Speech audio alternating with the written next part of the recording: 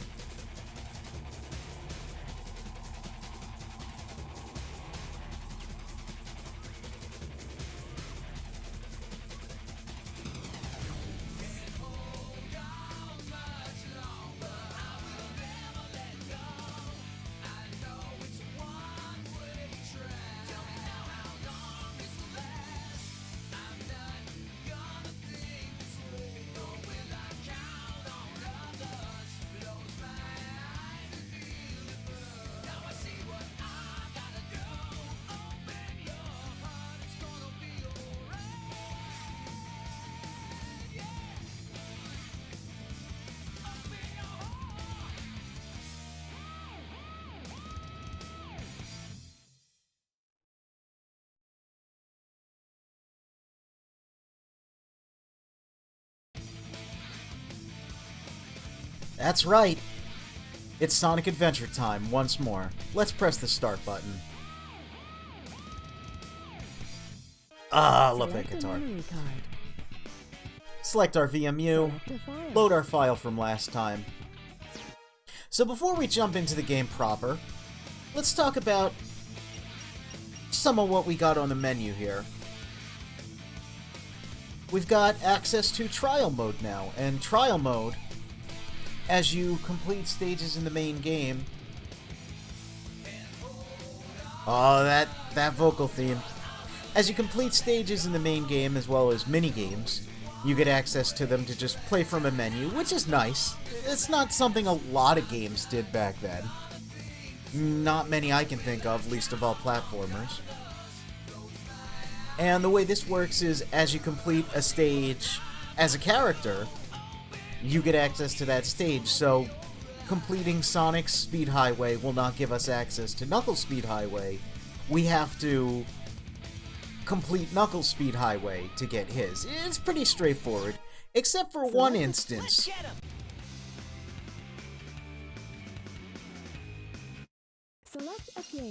Sand Hill is not accessible normally by Sonic, unless you use some glitches, which you can glitch into pretty much any stage in this game.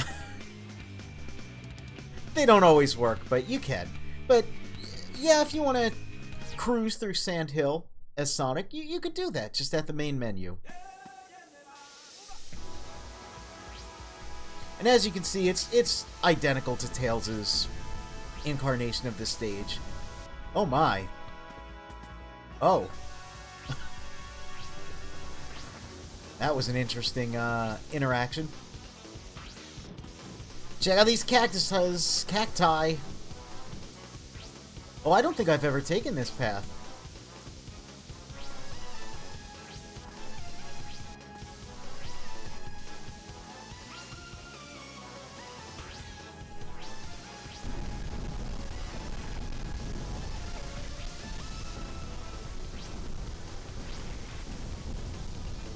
Unfortunately, other characters do not get access to these. Oh my god, this route. Oh, I don't like taking this side. Sonic is having issues. But yeah, Sonic Riders had not been invented yet, so only Sonic and Tails can legally sandboard.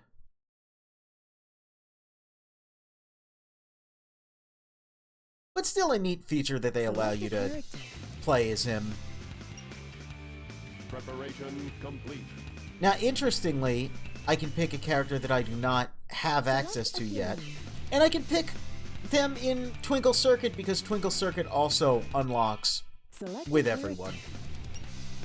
You might also have noticed we could do the Ice Cap Zone minigame, which is just the snowboarding segment of the stage.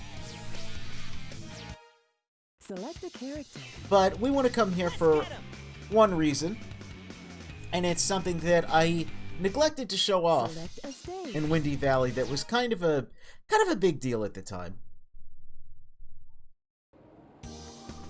But before that, let's go before the stage starts. Take a little step back. Yep, over here. And if we, if the camera wants to cooperate, it sometimes doesn't want to. No? Do we have to get it over here? There we go.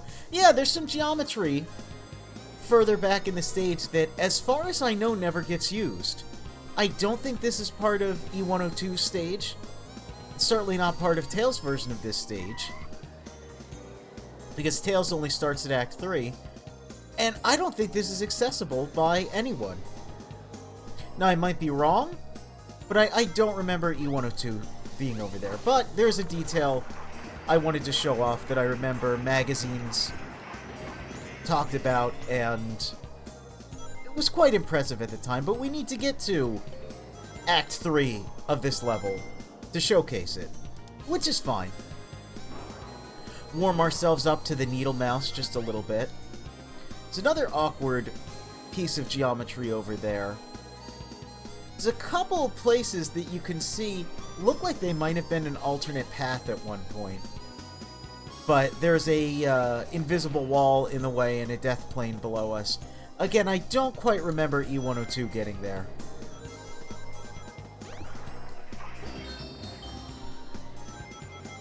So those might just go completely unused, but we'll see.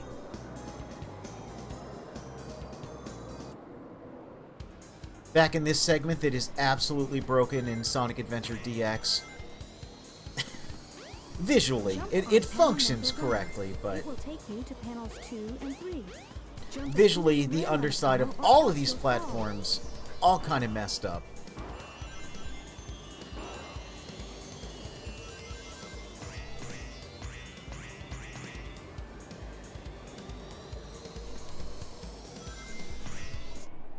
And here we are in Act 3, which I always quite liked this stage. And it's kind of, you know, a very straightforward run-around level. But something I remember magazines making a big deal out of, and was quite impressive at the time, is these dandelions. You might notice they're giving off sort of randomized fluff in the direction of the wind. Now, if we hang around here, the wind does eventually change direction. But what was especially impressive about these, you can see they're just giving off, you know, it seems like randomized amounts. But if we run into the dandelion, a whole ton of fluff comes off of it. It might be a little hard to see on stream, but I'd say, you know, give this a shot for yourself. It's very interesting.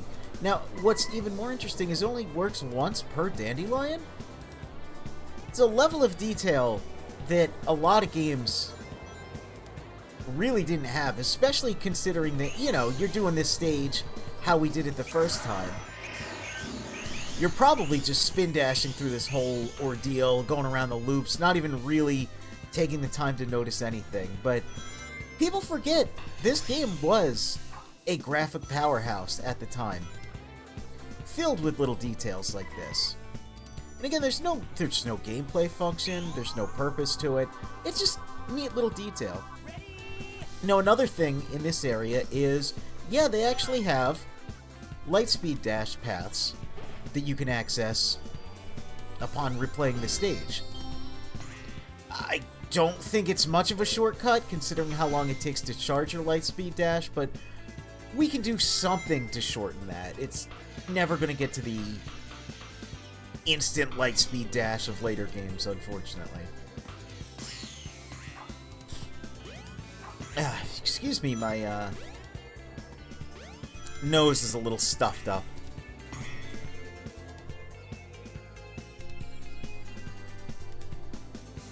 We're going to continue this stage for a couple reasons. One, because it's fun, one of my favorite stages in the game. And two,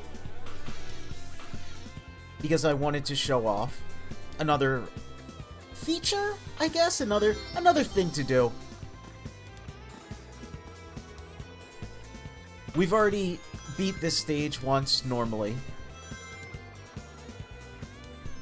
but after you beat a stage, you get some alternative objectives that you have to do in order, one of which is beat the level with a certain amount of rings, 50 I believe in this case.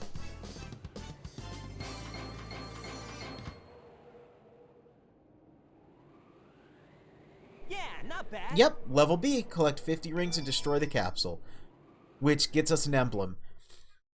The emblems do absolutely nothing. That is one thing that Sonic Adventure DX does have over the Dreamcast original, is you get a pretty cool bonus for completing all the objectives and getting all the emblems. We'll take a look at that in the future, but for now, let's continue with Sonic's Adventure through Sonic Adventure. Let's get him. And since it's been a while, we'll take a look. I'm Sonic the Hedgehog. I raced all over the Midnight Highway. Ooh, that sounds cool. But I couldn't find Amy anywhere. Amy is not around here. Where on earth are you, Amy?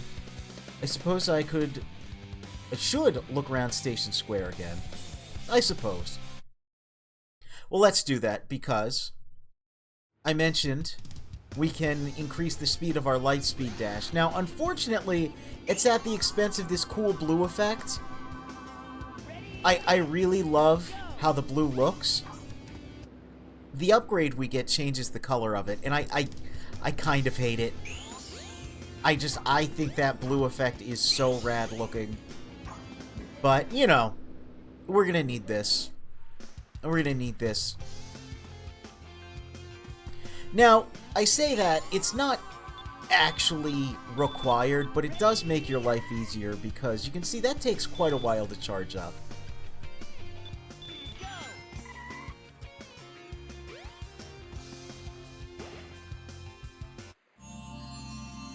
And here we have it. Our second upgrade. Crystal ring. This reduces the time needed to store power for the lightspeed dash.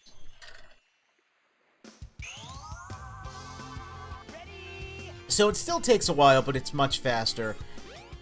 However, you can see it's very unfortunate. Our nice cool blue has been replaced by Mountain Dew Baja Blast and Citrus Fruit. Not quite as stylish. Go. As we bonk into the wall. Amy? Oh man, where can she be? Sonic! Help!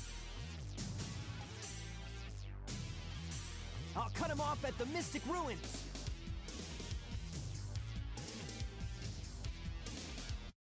So conveniently, Zero running through. You know what?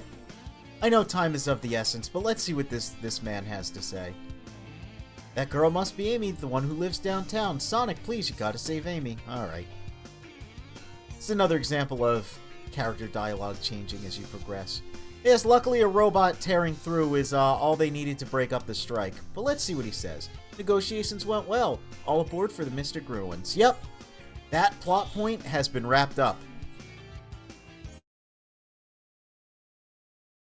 Sonic says unionize. Apparently. Let me go, you hunk of junk! I mean it! Hey there, Bolt Brain. You better give Amy to me or I'll squash ya. I always love that line read.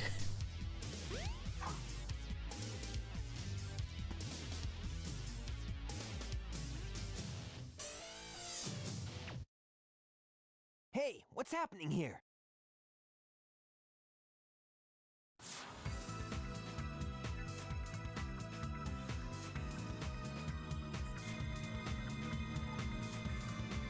Stop!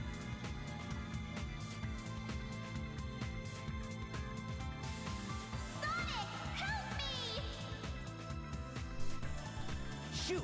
I've lost her again! So I'm not a big fan of the Amy gets captured continually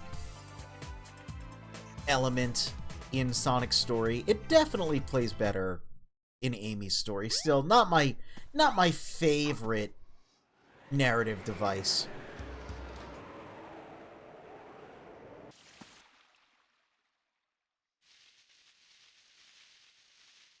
So I wanted to amend some mistakes I made last stream, and one of the things you might remember is me absolutely struggling to do the lightspeed attack against a bunch of bumper car enemies in Twinkle Circuit.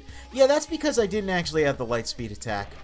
I completely forgot it's a separate upgrade.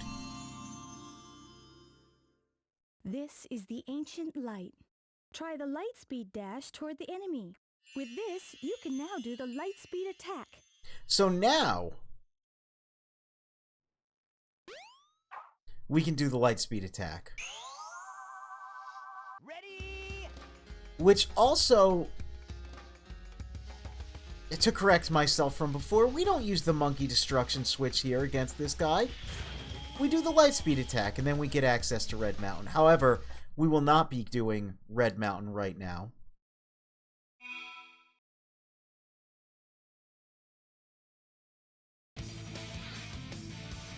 Instead,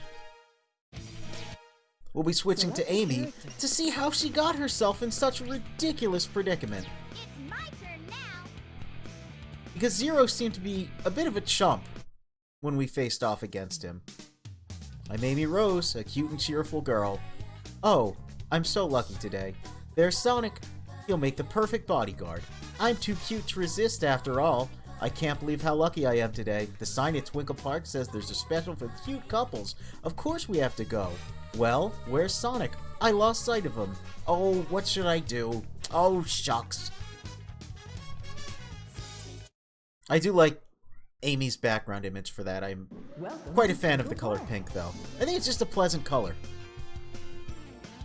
I know, you know, it's a bit unmanly, a little non-masculine, or perhaps it's, you know, more masculine to admit you like it. I don't really care about that. I just think it looks nice. Whew! I'm glad we finally lost that robot. Sonic must have gotten lost too.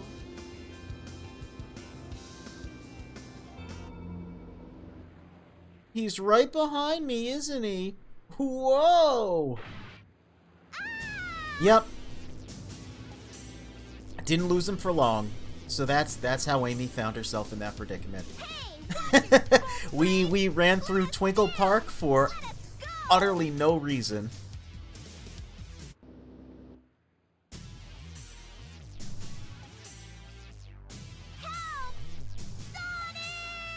But it is cool to see that from the other perspective. And now, we're in a new place.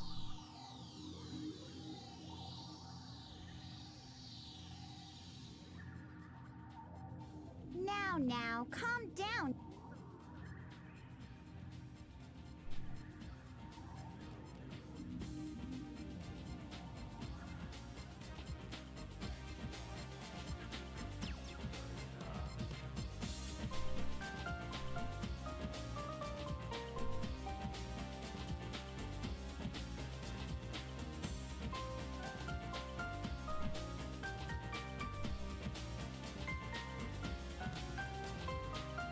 What do you want? Hand me the bird. Nope. Quietly hand over the bird. No, never. I love how polite he is. Why not? I don't need to tell you anything. You tell me why you want it, now! Does not compute. You don't even know? I know you might hurt us both. Please, Mr. Robot.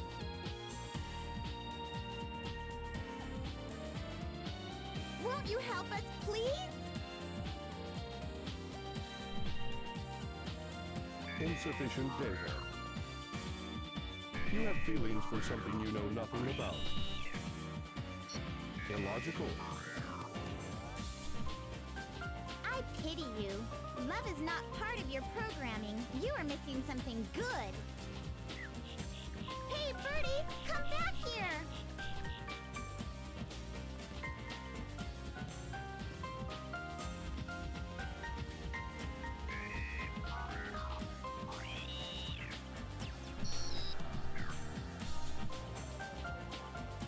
Go. Escape. Well, what?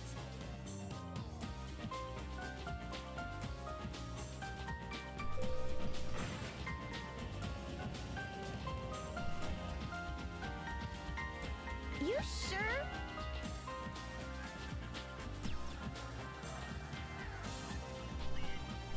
It's dangerous here. Hurry. We'll be at the Mystic Ruins base soon. You're really nice. You're different from the other robots. You've got a soft spot inside your metal frame. If you want, we can be friends, okay?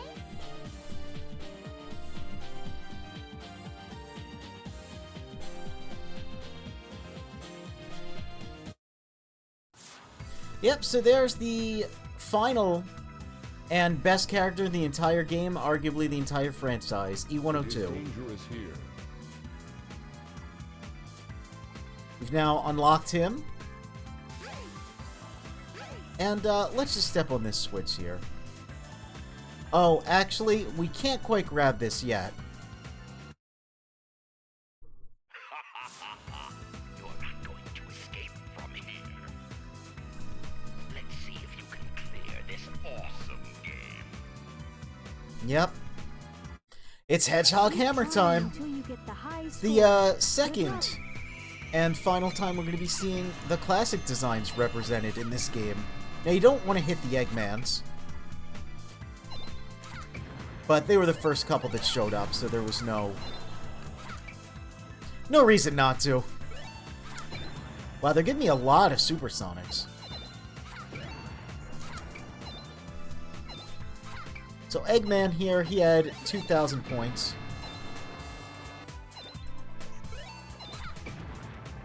We need to beat that. We need to clear his high score. I'm going to stop there. I can't believe this is happening!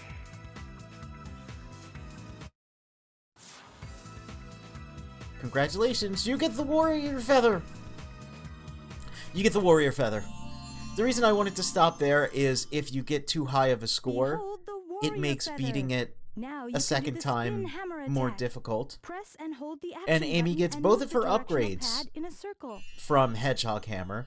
I think the second one I actually can't get yet, so I won't worry about it. But yeah, we get the spin attack now. Get too dizzy. Spin too much, you get dizzy. That's how that sentence was meant to work.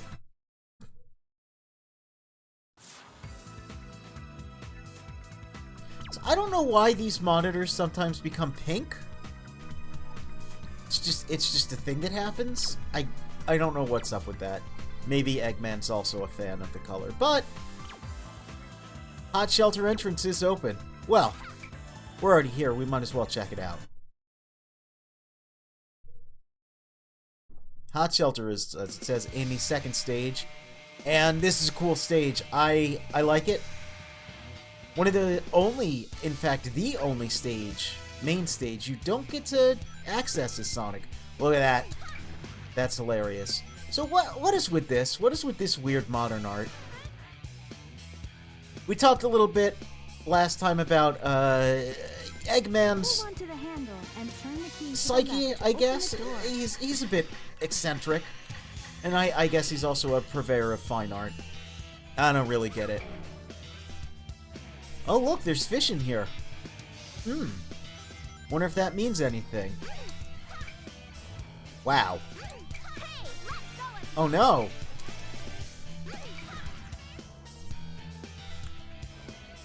Sure, we'll grab the otter. I went the longest time without knowing Amy got a second upgrade. Yeah, it's very strange, and it's also a little difficult, because if you get too high of a score your first time... Oh no. Beating the score becomes a lot more difficult. So it's really easy to completely miss it.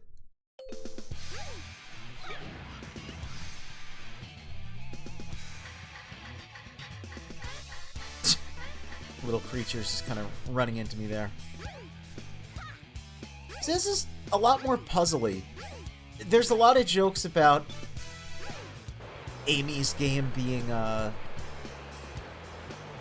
inspired by Resident Evil 3, which is not the case because it came out way before Resident Evil 3. But it does seem a little survival horror inspired, maybe Mr. X.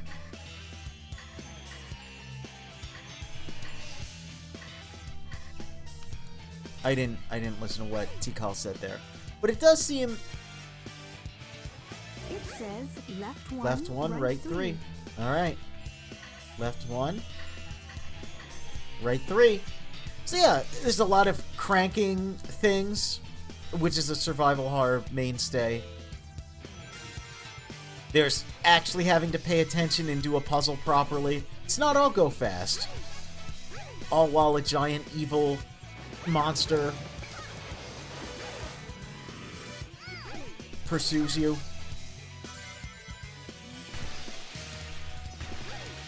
So we're meant to push this, but you absolutely don't have to.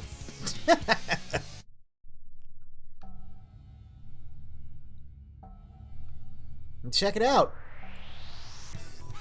Bathrooms exist. You can open up the stalls. Oh my god, there's a monkey.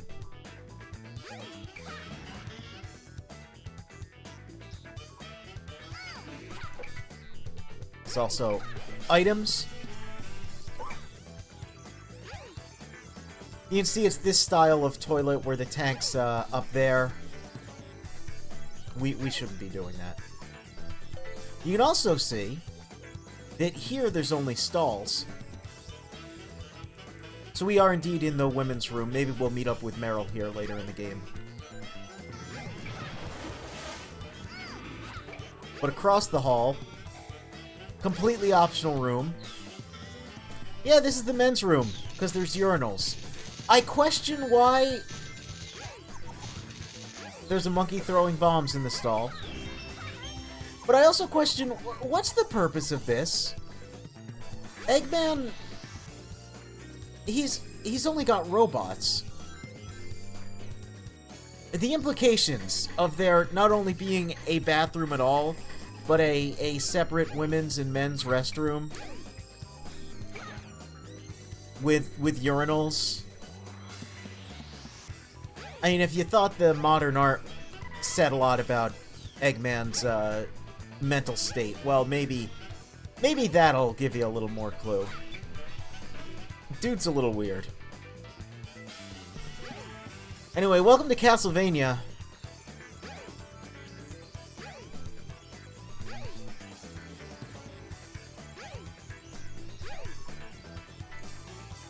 Hot Shelter is a very, very unique stage. I can see why Sonic doesn't have it, because it is very puzzle-based.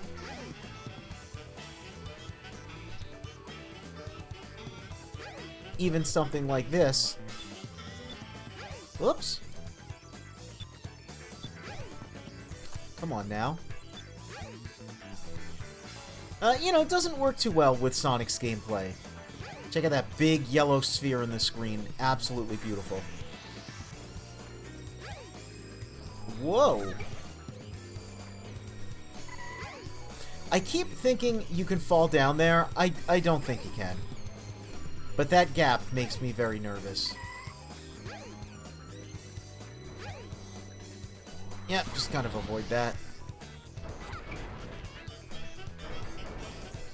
Even little details like these levers going nuts I really like.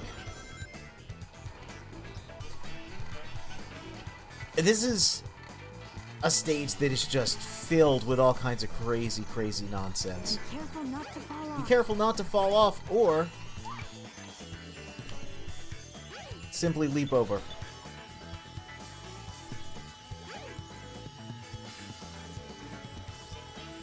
A lot of puzzles, a lot of elements to interact with. It's just a cool stage. I think it's a shame that only the back half characters get it. No Sonic, Knuckles, or Tails here. Because I think they probably could have thought up something to do in this level, but, Move the you know. handle and the lips should move. In a way, I think that makes it more unique, because you don't get any semblance of traditional Sonic gameplay here. And another puzzle. This was very difficult to me as a youngster because of my color blindness and the general lack in quality of old displays. There's no such thing as a well-color calibrated CRT from the 90s. It just didn't happen. But of course, absolute cakewalk now with this display. Oh no! There's Zero. Yeah, he just burst through. A very cool moment. Again, very reminiscent of Mr. X smashing the security camera as seen on the laptop in Resident Evil 2. This is the most powered up Amy can possibly be, right here. If you want to get a taste of what a Super Amy would be like, well, got the invincibility, got the speed shoe. Honestly, it's not that impressive. Get out of here. Give us that lemon drop.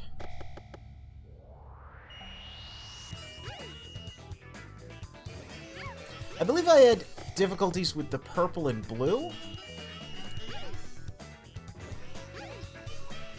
Again, it's very simple to tell the difference nowadays. I think I just had a bad TV setup. Oh, what's going on there? Get out of here. So if you hit Zero too many times... Oh, look at that! Look, he's also very Metal Gear inspired. He's got his exclamation points and question marks. Again, a little before... Or just about during the release of Metal Gear Solid 1, so that's kind of interesting. True, the older games did have that, but they weren't really as well known as Metal Gear Solid. Anyway, we got through.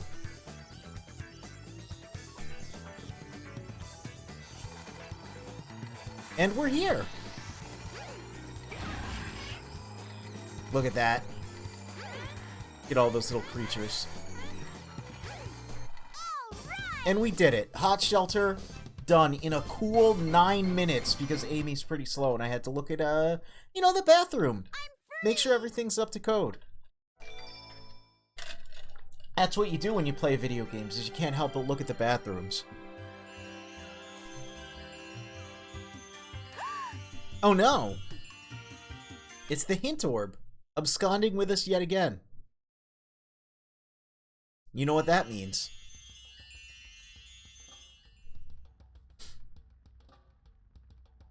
Huh? Yep, we're back in the past. What's this place? It's the past. That Amy face always sends me. She's so distressed. Anyway, now saving. I'm gonna make sure to complete this section because I've heard that it's very easy to soft lock yourself and get stuck here and basically have to play the whole game over. And I don't quite want to do that. So I believe I meant to exit this area through this very awkwardly textured door. It is really a shame you can't revisit here and just explore at your own leisure, or maybe have more to do here, because it's honestly one of the best looking areas in the game. Hey, look at this! Does this look familiar? This tunnel? It should, because look where it leads to. Oh my goodness. It's the Emerald Shrine. But this bridge is intact. The stair textures are going nuts. So everything's a little different. You know, there's still the large red mountain. Oh, excuse me. 1 second.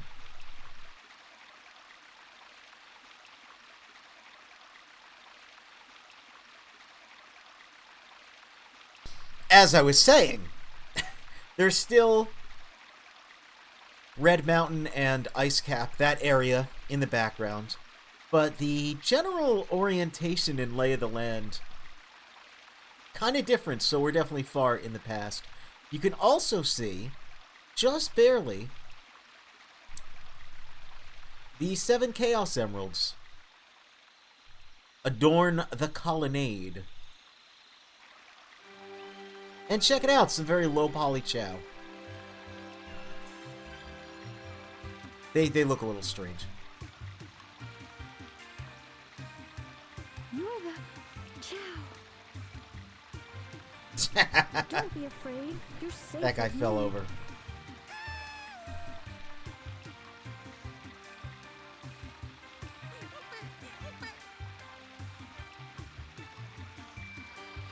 Everyone loves Xiao. You can't help but want to pick one up and pet him and tell him everything will be okay. But oh no. Well, the water doesn't like that. It's easy to kind of joke on these cutscenes for how jank they're put together, but that was really cool seeing that back in the day. Gee, what was that? I wonder if I'm dreaming. Oh my! I need to get out of this place! Yep, and somehow we've ended up in a funky pool? Well, that's a little odd.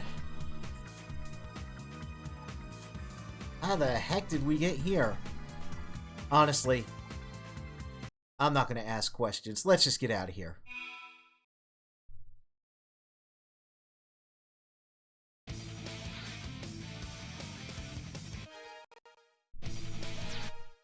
Select a character. Let's catch up with what Tails has been doing. Here it comes, Sonic! Last time he got accosted by a large purple cat. I'm Tails. I really need a Chaos Emerald to fly my new airplane. But this frog came and grabbed the emerald with its mouth and ran away. I chased after the frog, and just when I caught it, I got trapped in a mysterious ball of light. Where am I?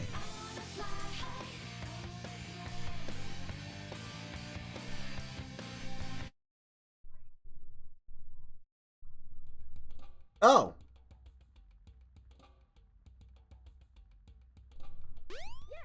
Interesting, it put us here.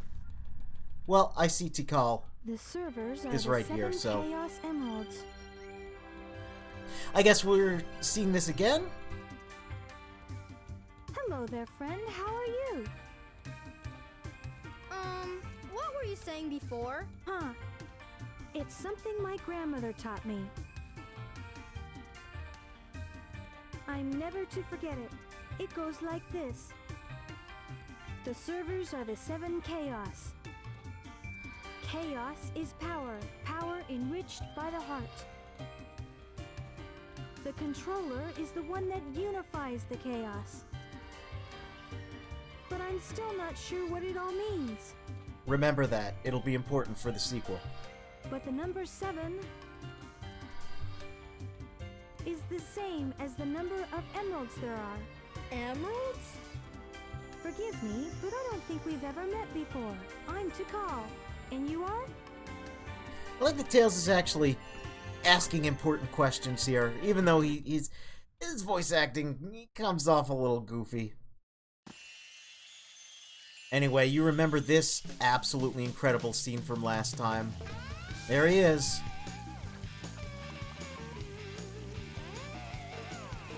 Whoa!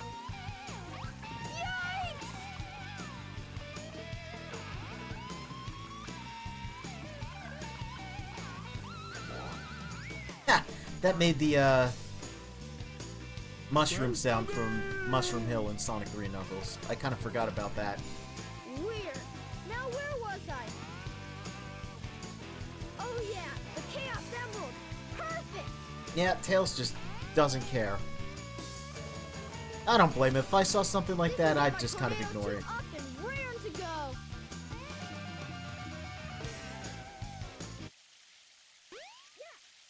Let's go back to our workshop with our newly acquired Chaos Emerald. And I love that detail of the lights turning on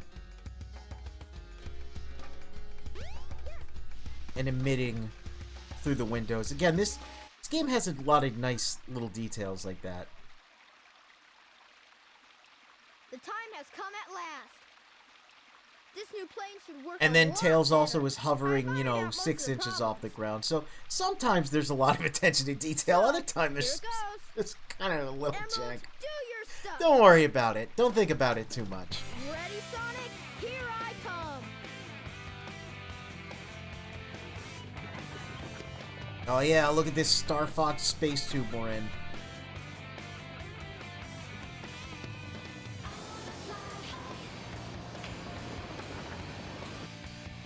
Tornado 2, clear for takeoff. Away we go.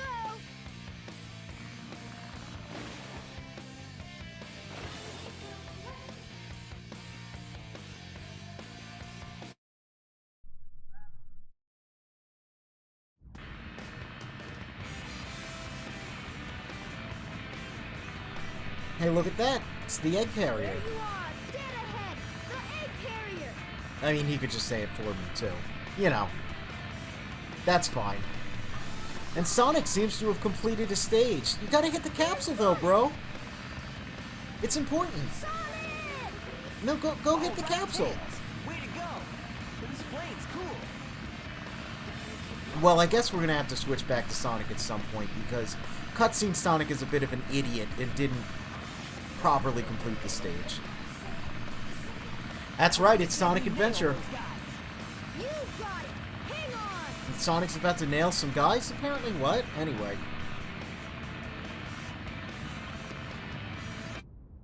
Check it out! It's Sky Chase Zone again. It's Sky Chase Zone again. It's a little different, maybe. Some people absolutely hate this. I like it. Again, I am a fan of these kind of games. I haven't played a ton of them, weirdly enough. You would think me liking this would mean I'm way into like Panzer Dragoon and Star Fox. And I've never actually played more than like 40 minutes of any of those games, but maybe I should. Maybe that's something I should remedy. I can never see the biplane without the sky is fair. It's blue and above everyone's head. Just like the sky, my heart is becoming clear. Oh, yeah. It's really strange. Something about this period in time and video games really liking red biplanes and islands exploding and mystical jewels flying away. The ending of Power Stone 2 is also very similar to that.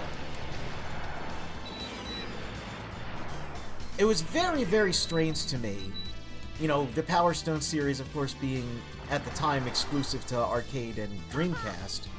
So when Power Stone 2 ends, Hope you know what you're doing. and it has you flying away in a biplane, a red biplane, And 7 colorful jewels fly off. By the way, we can do this now. This offers us the gameplay advantage of nothing. There's no difference. It's a cool scene, though, and I do like the transformation. I'm a sucker for transforming vehicles in Mecha. Yeah, it was very weird. You know, playing this game and then playing Power Stone 2, and then a year or so later, Devil May Cry 1 comes out and ends with, you know, no 7 magical, colorful gems, but still, Dante flies away in a red biplane as an island explodes, and I'm like, what's going on here? Is this... am I missing something? Is this a reference to some obscure anime that I don't know? Because usually when you see something a bunch of time in video games, it usually is a reference to an obscure anime that was really popular, not in the West. So we have no idea what the hell's going on. But, you know, everyone in the non-English speaking world is, like, pointing at their screen and doing PogChamp faces. I might die, by the way. I didn't realize I was so low on health. Crash 3 plane segments. I don't like those. I am not a fan of those.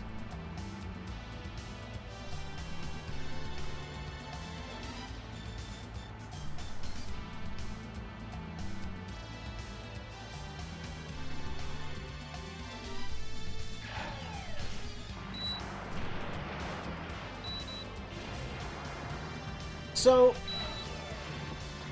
you might notice when the egg cannon opens up, you remember it shot us down last time. This time we're armed with knowledge and a slightly better plane, I guess. I don't know, again, there's no gameplay difference.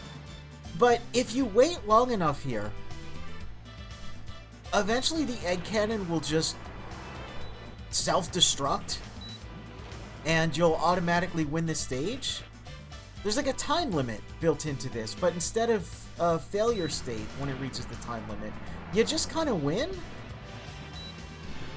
It's very odd, I'm not sure why.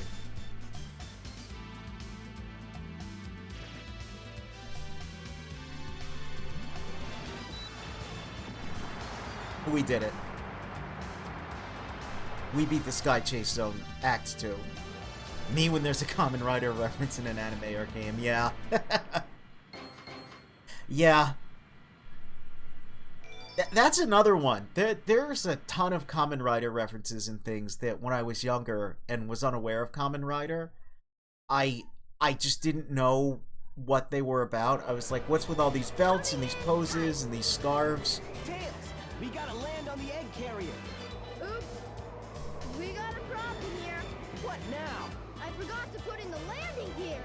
Whoa! Oh, I love that. Yep, so Tails, absolute genius, but still a little bit of a This dum-dum. thing is really huge. No time to gawk, Sonic. We gotta find Amy. You're right, pal. Let's get busy. Yep, so now we have united Amy, Sonic, Tails, and of course E102 on the egg carrier. So let's go take a peek at what Knuckles is up to. What's he doing? Last time we saw him. Well, let's let him explain. Last time we saw him. Okay, let's go. Dark type Pokemon being weak to bug and fighting types is a Kamen Rider reference. I never would have known that. But I would have known that I'm Knuckles the Echidna, but just call me Knuckles. Sonic and Tails have taken off to chase the egg carrier, but I can't go with them. I must restore the Master Emerald. Where's the next Emerald fragment? I should return to the Mystic Ruins and search deep in the jungle. Yes! 2 stone statues, the door to the past.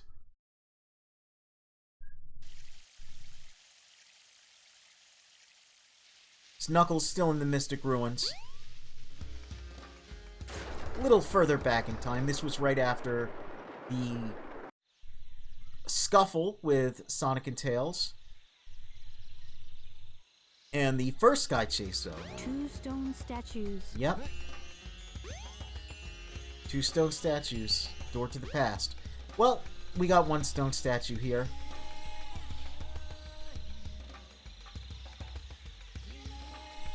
Keep in mind that little alcove.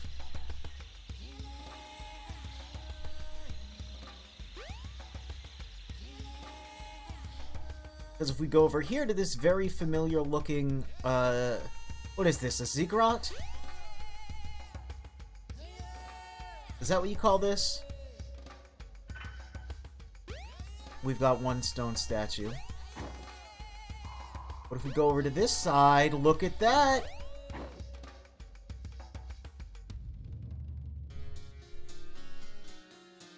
It's the snake face. But it's closed.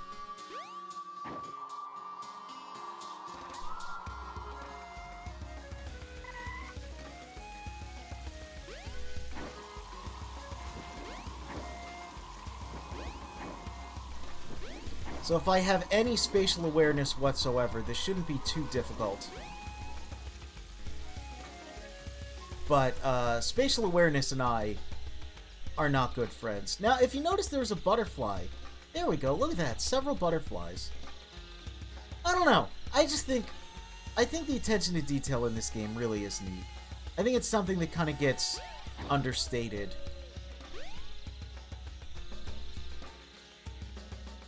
You know, people love to point at stuff like, you know, Metal Gear Solid and Ocarina of Time, other games from the era. By the way, it's a silver statue, it looks like a key.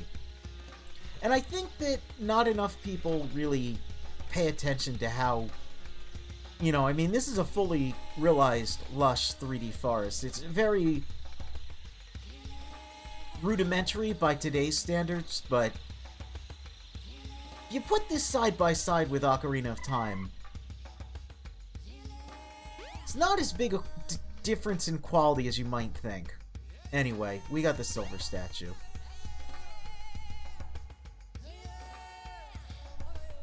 And check it out!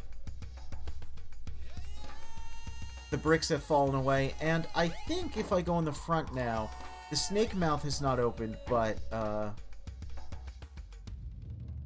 no, maybe that's only with Sonic. Well, we'll take a nice peek at the, Whoa. Hey there, Knucklehead. Take a peek at the entrance once we get here as Sonic. Before I go in there, however, let's take a look over here, out at the Mystic Ruins, how nice and natural and nothing obscuring the view it is. Just a nice, fresh place. Yep. Foliage and big river, nothing here that is suspicious or weird whatsoever. Boop. To Lost World, but thank goodness it's not Sonic Lost World.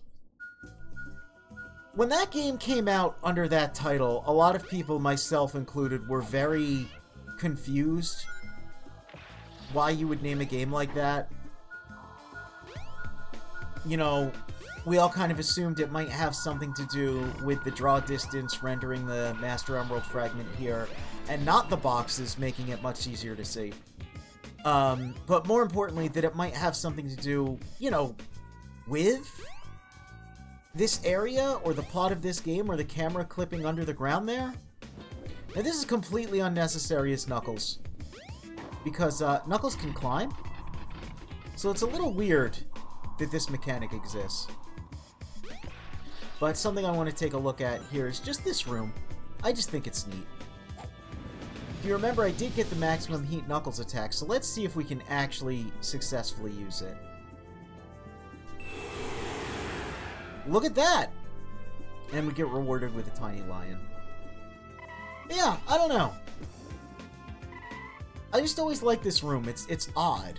You know, why is it like an indoor beach with a little hut? Now, there is a pretty insane glitch you can do. Slight spoilers, Knuckles is not the only character to have access to this level. There's a way to get into this tube, I believe from the top, and you can clip through it and access parts of this stage that the camera doesn't want me to see. Hello? That are only normally accessible by Sonic. Oh yeah, new enemy type. Sort of?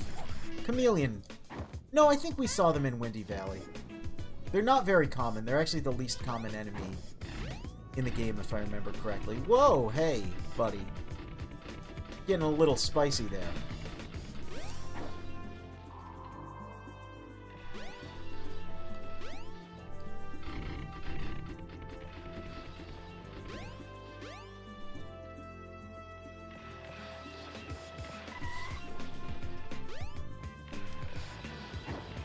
Oh, whoa, hey. Okay, for some reason the camera really has it out for me today. Did I see the Kiryu Sonic picture? I don't think I did. It's like some sort of new Goofy official crossover, or...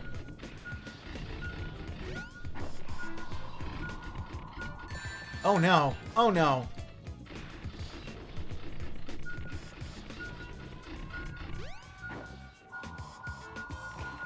No. Oh no. Wow, this stage is being a little tricky to me. But the good news is it's all on purpose, because I wanted to demonstrate if you are to perish in a Knuckles level, the emeralds actually don't change where they are. They are persistent.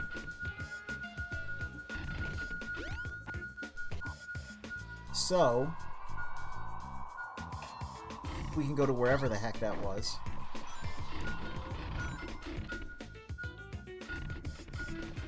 Yep, right up here. The emerald is in the exact same spot, and you can do that to cheese the timed missions. This is an interesting level for Knuckles. Again, it's very open, and it makes good use of his climbing and gliding ability. Again, it gives me just such Ocarina of Time level vibes.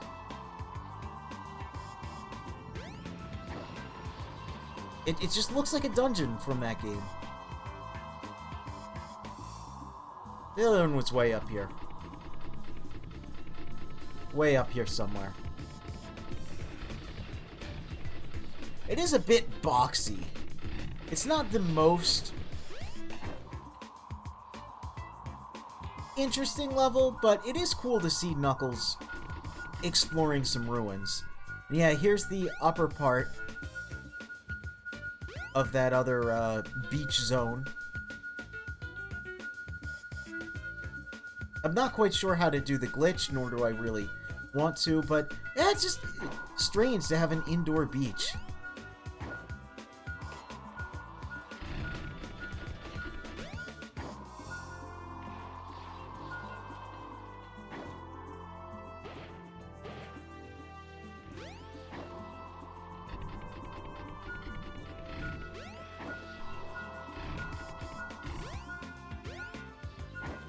Well, Knuckles did not want to climb that.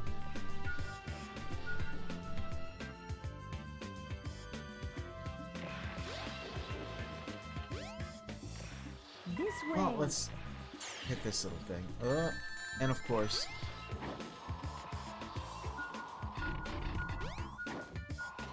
See, it's weird because these... you can climb on even when they're not active. I don't know. It's an odd stage. It's neat, but it's odd. Oh! Is the emerald, in fact, in this shaft?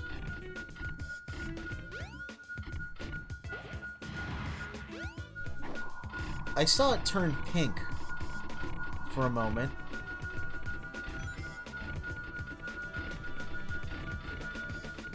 Oh, you know? You know what he forgot about? He forgot about the fact we can dig.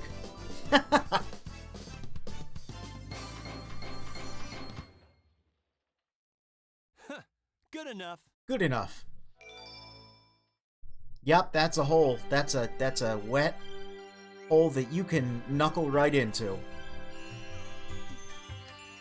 That's a voice clip of me that exists now. Do with it what you will, or don't. Please don't. But check it out, we're back here. Where am I? This is very strange. So, I mentioned it last time, several times, and I'm going to continue to mention it. This is the way to play the game. You move forward a little bit in progress with a character, and then you switch to the other characters as you're introduced, and try and keep them all together, because you notice a lot of things will happen at roughly the same time. And it just, I don't know, it works better than just rushing through the whole game as Sonic, and then Tails, and then Knuckles, and then you have the three weirdos on the back half. But as Knuckles, we actually get to come up here and look around the area a little more. We can take a peek at the Chaos Emeralds, which are absolutely massive. And at the time, people were curious if this was meant to represent the Super Emeralds from Sonic 3 and Knuckles, because this game takes so much of its plot from that, and, you know, builds and expands on it. And of course, even just this being an Emerald Shrine looks very similar to the one in Hidden Palace Zone of Sonic 3 and Knuckles. I don't know, maybe they just changed shape, man. They're Chaos Emeralds. You can climb up here, also. You can run all around this stuff. There's no reason to. It's just neat that you can. This is a very interesting to explore area that no one really takes the time to explore nowadays. But, you know, when this game first came out, and 3D was this super crazy thing, you know, it's neat. There's a lot to take in.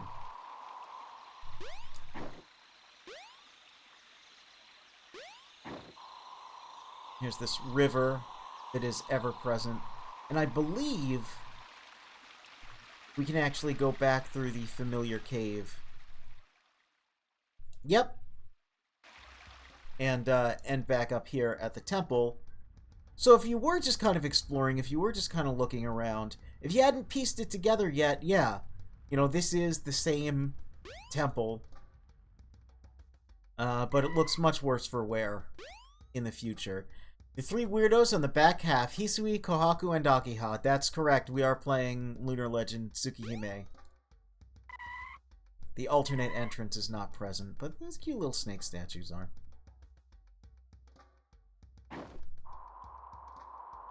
Anyway, let's go speak with Tikal.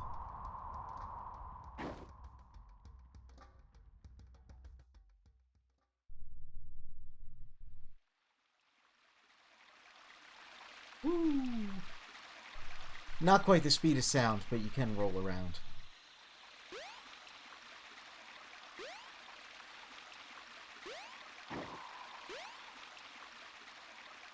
I beg of you, hear me now. My father is coming here soon, and I fear what may happen. You must take everyone away from here. Oh, please.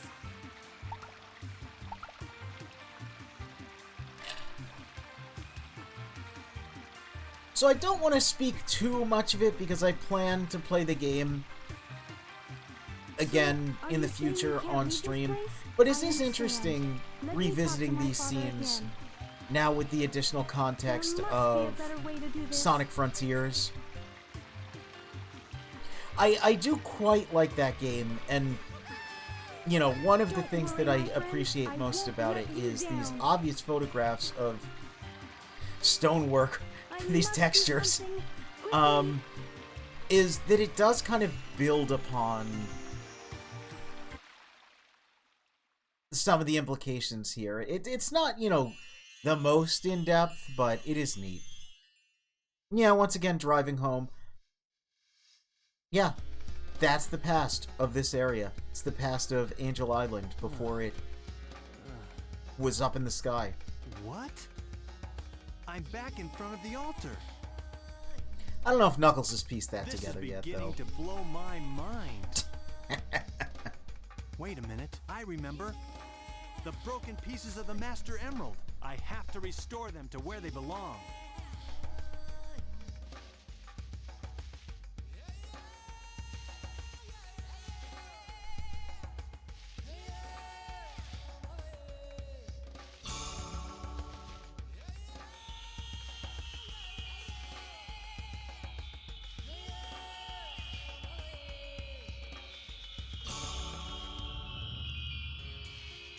We did not have that many shards to make up that much mass. It's still incomplete. I need to find the remaining pieces, wherever they are.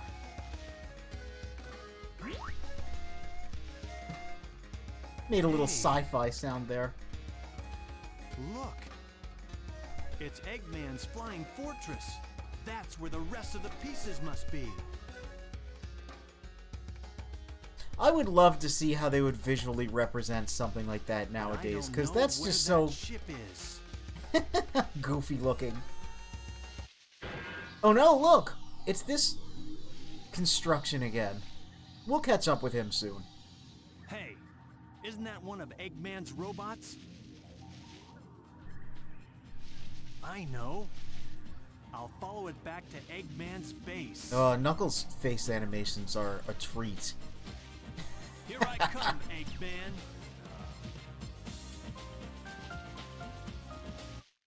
Alright. Let's follow him back to Eggman's base, wherever it could be. Certainly not in that beautiful, lush clearing overlooking the very pixelated, compressed river in the wooded ziggurat area.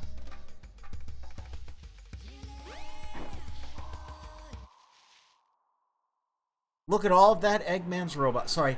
Look at all that Eggman's robot. Ah, it's not nice to make fun of a kid. He was doing his best. But he did sound like a little Poindexter, I will say that. But I also sounded like a Poindexter as a kid.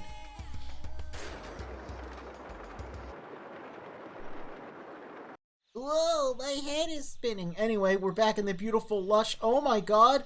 What's that gaudy construction in the background? That Eggman made in, I don't know, like 15 minutes? What were they thinking with these mouth movements? Yeah! Yeah! It's pretty special.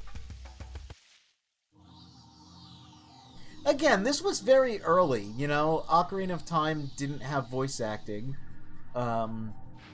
Resident Evil and Metal Gear Solid didn't have mouth movements. Just what I thought. Time to make a house call. There's that famous line.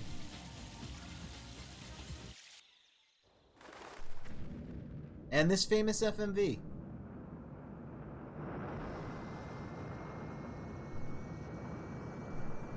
So this is now the second time the egg carrier has taken off.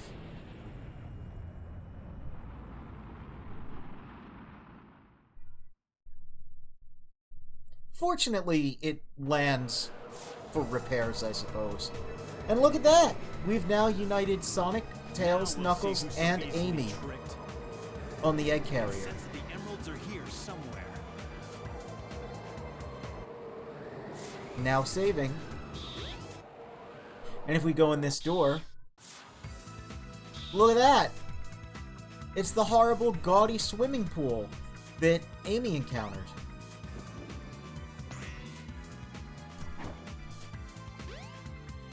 I believe...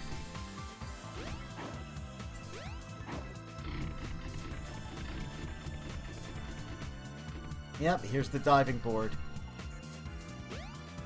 But more importantly, here's an emblem. We've got 30.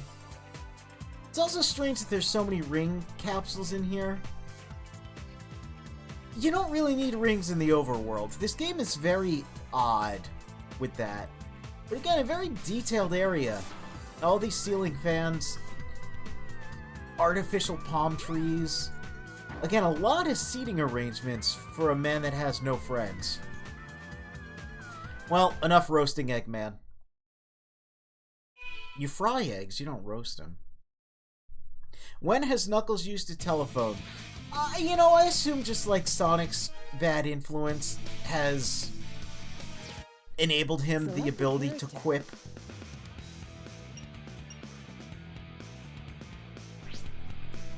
Hold on, Froggy. I'm coming.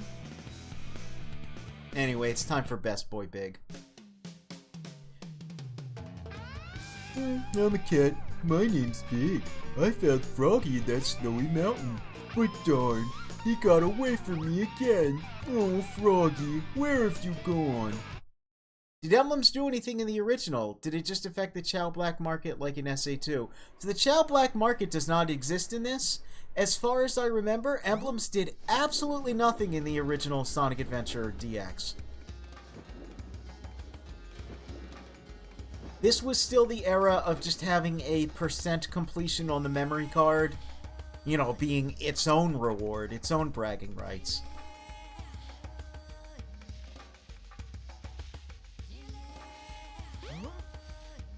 One thing that I will always give Sonic Adventure DX is, even though it's a janky, weird, buggy port, the emblems The train headed for Station actually Square serving will a be departing purpose and giving you a reward for getting several of them and also, you know, getting all of them. Definitely an improvement. Sorry, if I had only held on tighter. If I'd only held on tighter.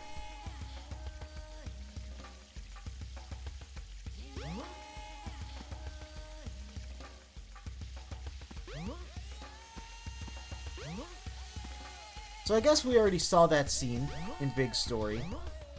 Because if I remember correctly, now we should head back to Station Square. Tikal, help me out. Go to Station Yep. Square. You may find something. We're the exploration party. When the strike ended, I saw a frog heading up to the station. Maybe he needed to catch a train. Oh, that's silly. So Froggy, with Chaos's tail, is acting very strangely. It's never really elaborated on, I guess maybe because of the attraction the emeralds have to each other. Maybe that part of Chaos is seeking out emeralds. Anyway, it's daytime. Hey! Look at that guy! It's Sonic the Needle Mouse. That robot. I'd better go after Amy. Ah, well now we know where in the timeline we are. Everything's coming together. Everything's coming up big house. Strike's over. That's great. Sigh. He doesn't want to go to work. He liked it.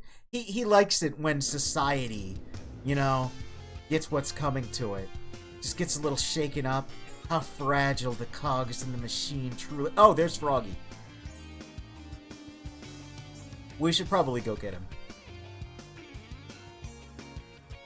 In DX, it unlocked old obscure Sonic games like Sonic Chaos and Triple Trouble. Yes. A lot of Game Gear games in Sonic Adventure DX. And then if you were to get all of the emblems, you unlocked Metal Sonic. But let's talk to Mr. Know-It-All. Let me give you some advice. The waters here are protected part of a preserve, you know? It means you can't fish here. Bet you didn't know that, did ya? What does he mean by this? I guess he just means that there's no, fish, and I've now committed a crime.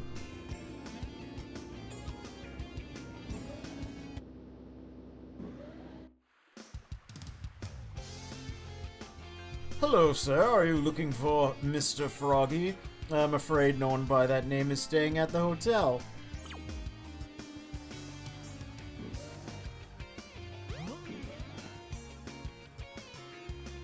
What's with this hotel? They shouldn't allow frogs to just hop all over the place. A frog? I saw him hopping off toward the beach. Alright, yeah, well, might as well. Ooh, might get a little sip of this first. Hey, hey. Having a great time here. Big in the big city. You can't tell a cat not to do a thing. It's true. It's true. Cats inherently love crime and mischief. Get out of here. His eyes are actually following things. You know, I make a lot of references to other games of the era, but it's interesting to see that Look at that. What are you eyeballing there, Big? Eyeballing that little creature? It's very interesting that head tracking from Resident Evil is one of those things that gets carried over to this. So yeah, we're in this part of Emerald Coast. Weirdly enough. However, it's kind of different. From what I understand, internally this functions as a monkey. And functions as a sort of Act 4. And you can see, even though it's the lighthouse area, none of the prior whale section is present, and there's a weird sandbar around everything. However, there's a little more here as well. This wasn't present in Sonic's playthrough. Look at these beautiful fish. We can't catch them, but they're quite nice. Oh my god, look! When you approach the fish, they swim away. Oh, someone call Activision.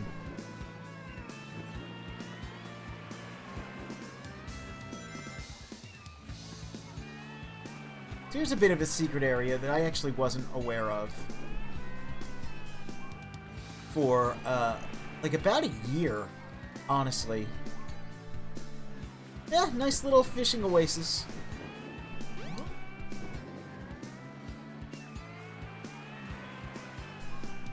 Now, if I remember correctly, the area you're in is the area that will have Froggy. So, if I just kind of look around a little bit, yeah, we got big chompy fish.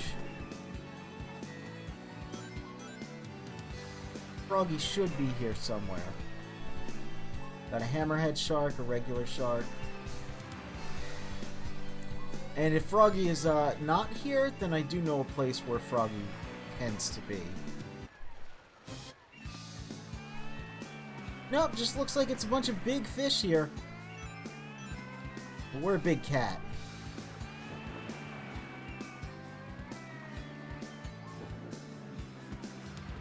We've got plenty of lives, so let's just restart. Yeah, neat little area. It's a good place to get larger fish if you're so inclined.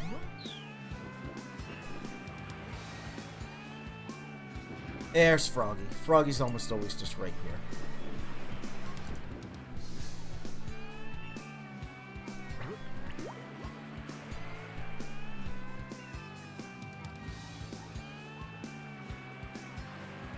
A fish with Big's face. I mean, that would be really strange, yes.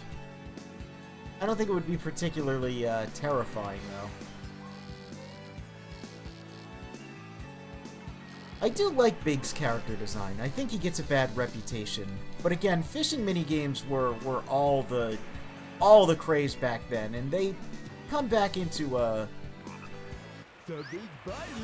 you know, people have a more popular opinion of them nowadays. Not too bad. Not too bad.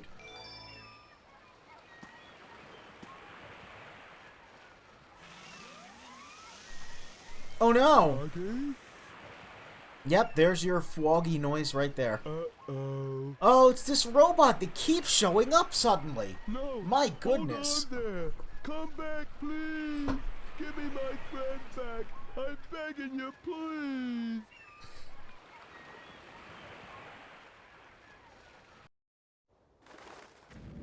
And look, it's this famous FMV again.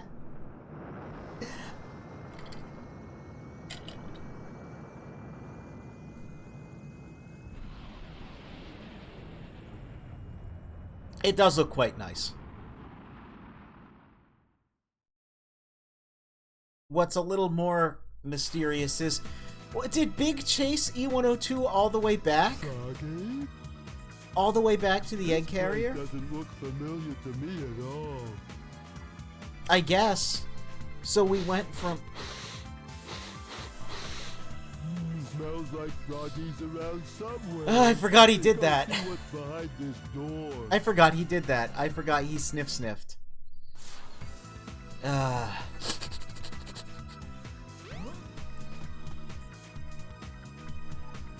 So we're in the egg carrier. And there's maid robots. Yep, that's right. Mecha Takako real.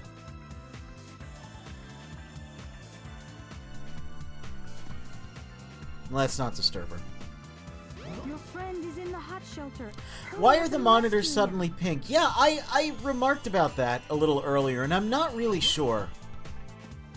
It's very strange. Since you've somehow become obsessed with jesters, whence pandemonium? So, although, by the way, we're in the hot shelter again, and we can look at Eggman's modern art. I will say this. I would not consider myself jester obsessed, but I do think I should play through the three Pandemonium games. For a couple reasons, one of which, the game did get a Sega Saturn release. I'll probably just play the PlayStation version, but there is a Sega connection. Number two, as we know, Gex has some relations with... kind of hungry. Big's kind of hungry. Gex is depicted as having relations with the female playable character from Pandemonium, so it fits into both the Sega and Gex categories. But also, the Japanese version of the first Pandemonium game is a completely redone, almost different game with its own, that's right, Gexual relationships. I wonder if Froggy's okay. With its own animated opening and its own unique character designs and everything.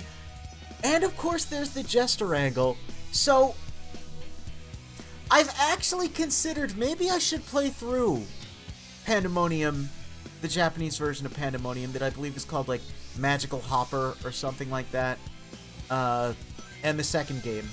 Because they're just 2.5D platformers. I think there's enough connections that it's not impossible. So remember, when we were here as Amy, I pointed out there being fish, including a pretty gnarly anglerfish. And is that an oarfish? Had oarfish been discovered yet?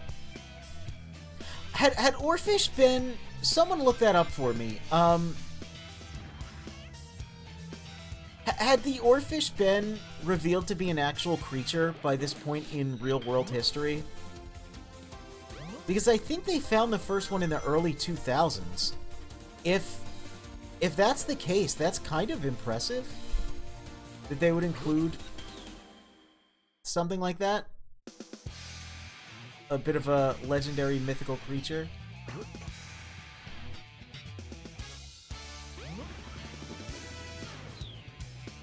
Is that meant to be a coelacanth? That looks more like an oarfish to me. Coelacanth has like a bit strange of a head.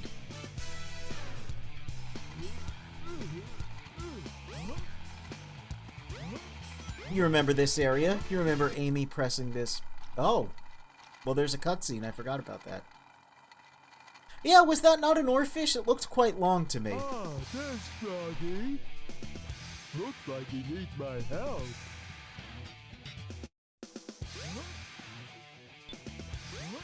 Coelacanth has the sort of armored head.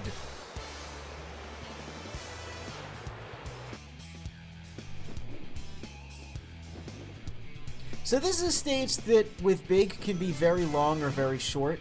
We're going to take the long path just because I like some of the excess areas. Let's see if I can find that creature here. Yep, there's Froggy.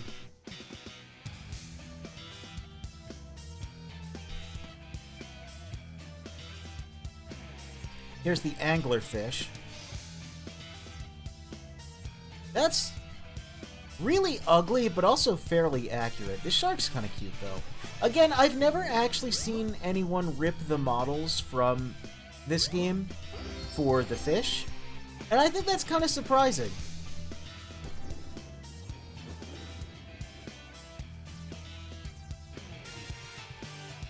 I don't know. Maybe I'm the only one interested in, obscure things such as that.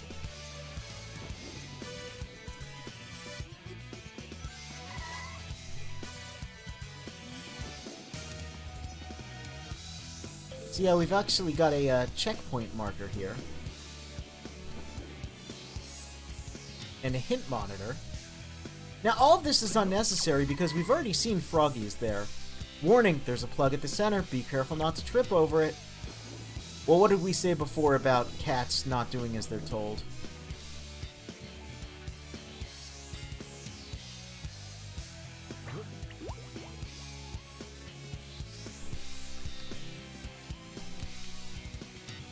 When's Killer Bass? I'm not entirely sure what that is. Is this some obscure ancient knowledge I am not privy to?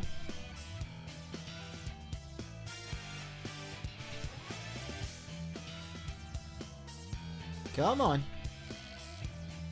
We just gotta... Oh. Oh. There we go! And we've drained the water here. Which grants us access to... Oh, not to this. Oh. Well, we can fall down here, I believe. No. No, we can't.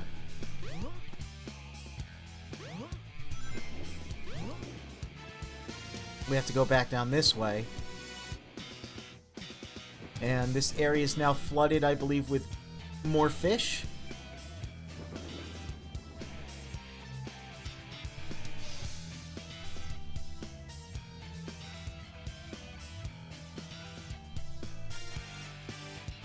But this door has been closed off. There's a couple more fish here. Let's restart.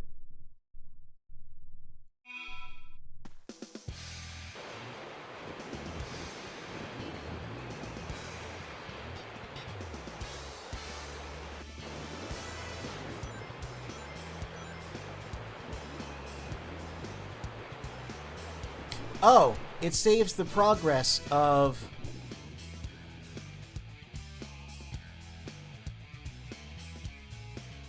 having uncorked the thing.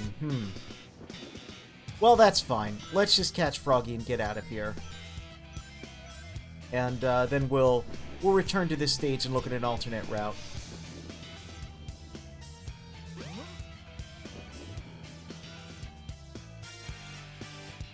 There he is. I don't really know what the purpose, aside from just spawning in a couple more fish, is. And it does create a bit of an existential, dreadful nightmare of a room. It's a horror Sega bass fishing for the PlayStation X. I guess the PS1. I've never heard of this game. Is this a real game, or is it something you dreamt up in a fever dream, or is it a cursed ROM hack sort of deal? Commercial release? I've never heard of this before. Come on, Froggy. I think it's all of the above, huh? Oh, Froggy, come on. Interesting. Froggy. Okay. He's having some difficulties here. Come on.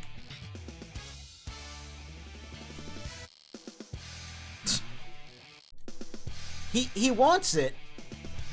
He wants it, but he's just not... He's not behaving. Well, I hope you like the Hot Shelter music. I do. I would like more if Froggy simply just took the lure, please.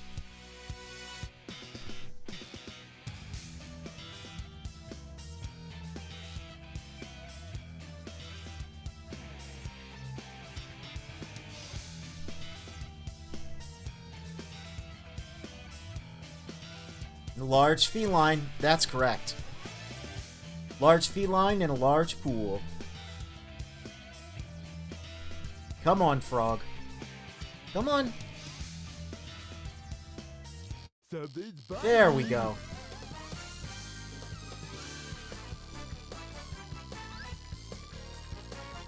Let's reel it in slowly.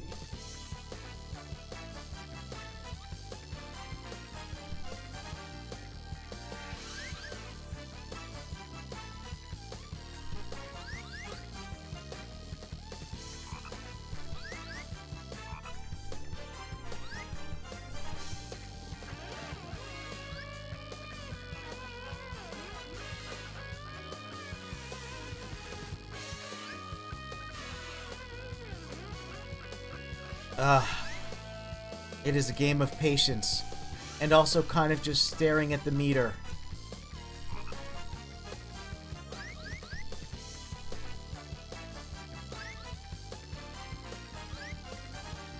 Now, as far as I know, they never time you on these missions, which is nice. Of course, if you're doing a speed run, it's a self-imposed time limit, so that's gotta be its own stress inducer. Oh no! Oh no!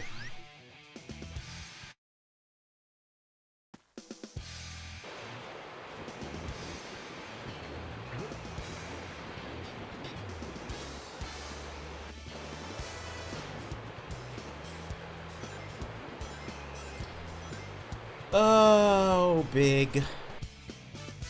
I do feel, perhaps, like maybe flooding this area was not my wisest of decisions.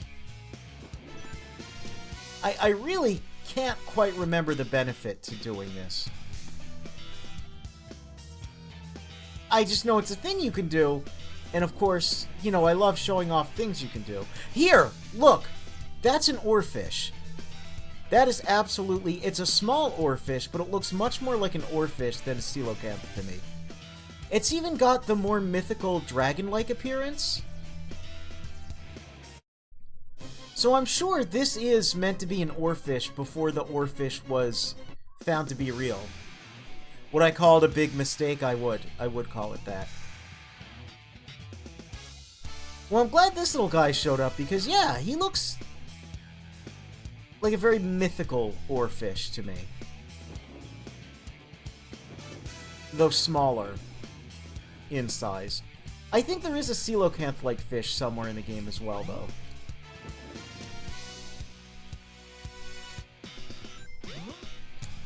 How did I do that jump? There we go. So what do we got here? We got two sharks, we got the oarfish. This... No, that's the hammerhead. There's a variety of fish. I do wish there was, like, I don't know, a compendium, or again, if people had simply ripped these models. I don't know.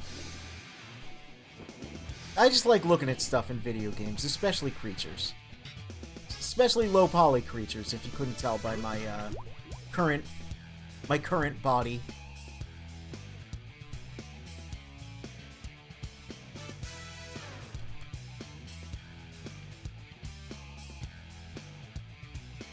Big swimming animation's pretty funny.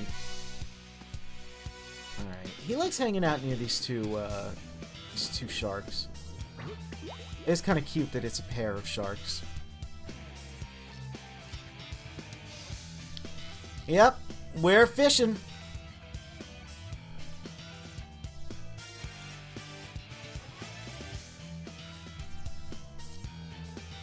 So there's a whole other segment to this level that I do want to show. Mayhaps I'll get the chance if I ever complete this. If Froggy ever wants to cooperate. Come on, little friend. He's doing it again. What?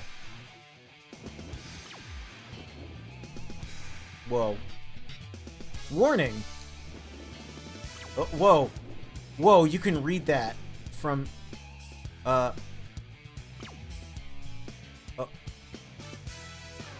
Every copy of Sonic Adventure is personalized. Every copy of... Okay.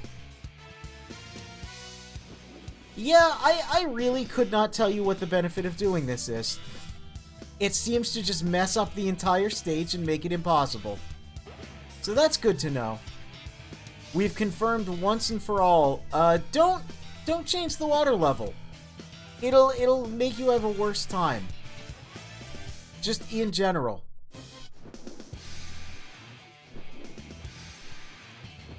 Well, see, that's good. That's good.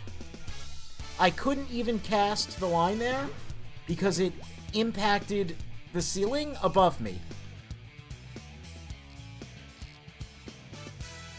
I remembered something that might allow me to do some very specific mental damage to you. When's Astal? See, I'm immune to the Astal mental damage. I do know that he showed up many times in the Archie comics. The Archie Sonic comics, just because one of the artists seemed to be a fan of his? I don't know why. I don't know how good that game was. I know it also has an unlicensed appearance of Mario hidden in it. Something's biting. I'm not against playing Astal. I just don't really know. Oh dear. I can't really remember what kind of game it is. I remember it being a platformer. I never really understood what Astal's design was meant to be.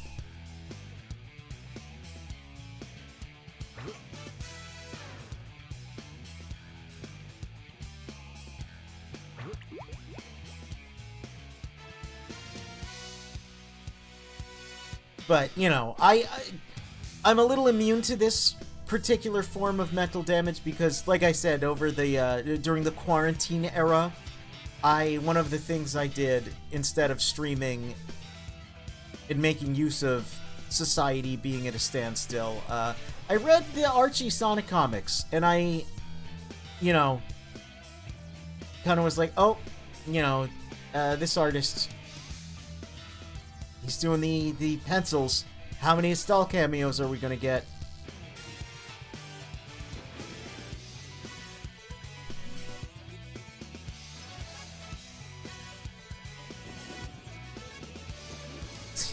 Yeah, is he meant to be like a dwarf or something? He's like a little caveman looking guy or something. Not quite like a caveman, but like, he's not like a regular man, and he's not a creature. I remember watching a playthrough some time ago in the early days of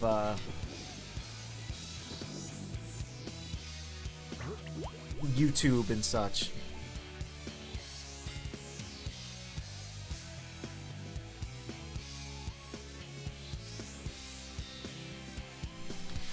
This level has become the central city of Sonic Adventure. I'm really curious as to why everything just refuses to cooperate. Remember how easy Emerald Coast was? Remember that? That was nice.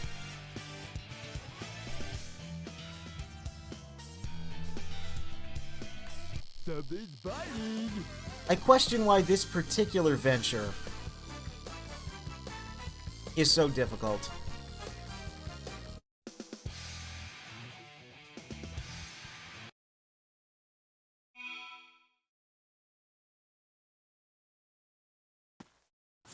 So, a feature of the game, you can hit quit to exit a stage and just re-enter that stage. Isn't that neat? Isn't that a cool thing you can do? Let's go to Hot Shelter for the first time and fish for and catch Froggy. Let's just do that, shall we?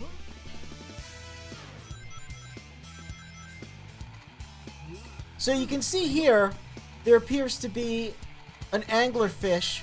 There's our coelacanth right there in the center. And yes, up there is indeed a mythical oarfish. And now that I look at that, yes, that is definitely, that one is absolutely a coelacanth. He's got the very notorious head shape.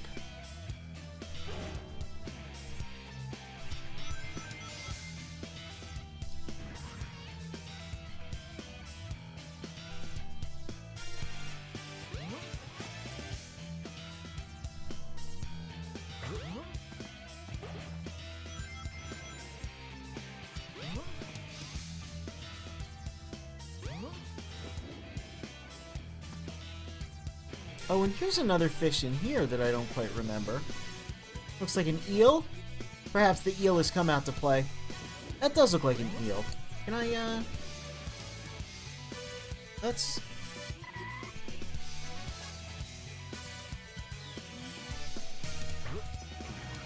There we go. Let's see if we can take a look at this eel.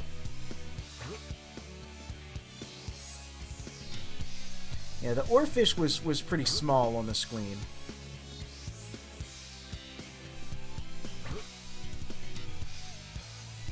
Now my fishing mechanics just are not working one bit, and I'm not sure what's up with that.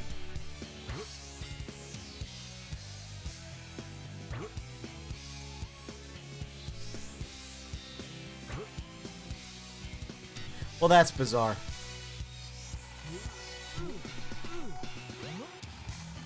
Okay, so we want to drain the water of this level. We don't get that cutscene anymore. That door closes. So, the way we get to the alternate fishing area has to be done before we press that button. That's interesting. That's good to know.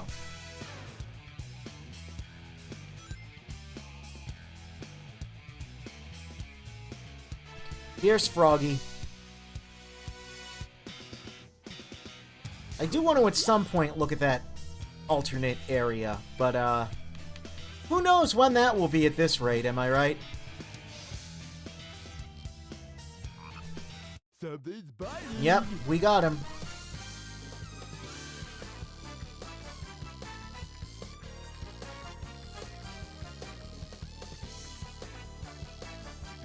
Always gotta be one level that gives you the issues, you know? Always one. No, he's pulling away. We don't want that. We would like to get the frog, please. Come on, I only need it within like 4 or 5 M. Yeah, we're right there. We just reach out and grab that little guy. Come on. Oh, 3. There we go. It's 3. We did it. Hey, we did it. We got Froggy.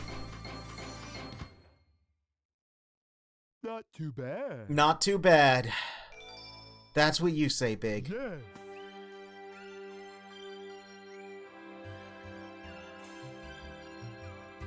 He loves it.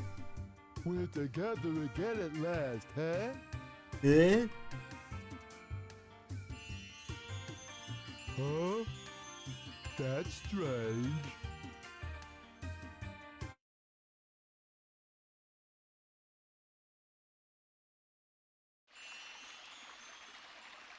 And look! Where am I? Now Big Froggy?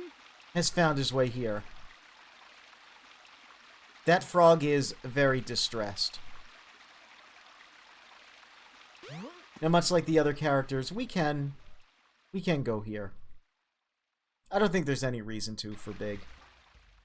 I don't think there's any secret lore power-ups or anything to that nature. Would be strange if there was, because that would mean they're missable.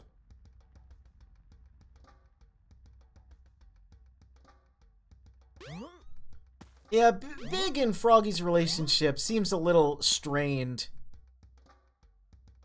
But Froggy is being possessed by chaos and is trying to reunite with his original body. They don't really explain how or why this occurs. The frog eats a Chaos Emerald and somehow gains Chaos's tail. Just watch, I'll get them all. Hit them when they least expect it, that's my motto. Life is always changing and is never permanent, but our prosperity will never end. Oh, this silly guy. Oh. Full steam ahead. Miracles come from within. A good offense is the best defense. Move it, move it. Everyone stand back. I think they're 4 a.m. Yes, you'll see once Froggy's no longer possessed. He's just a little buddy. He's just a little guy. I think a lot of people also kind of miss that. Nothing bad ever happens to the echidnas.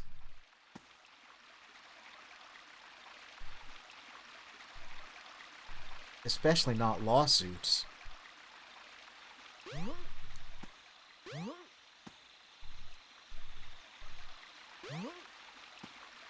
Wow. That.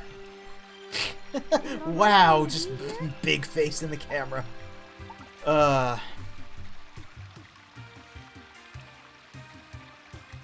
do you trust me? So these are the 7 emeralds.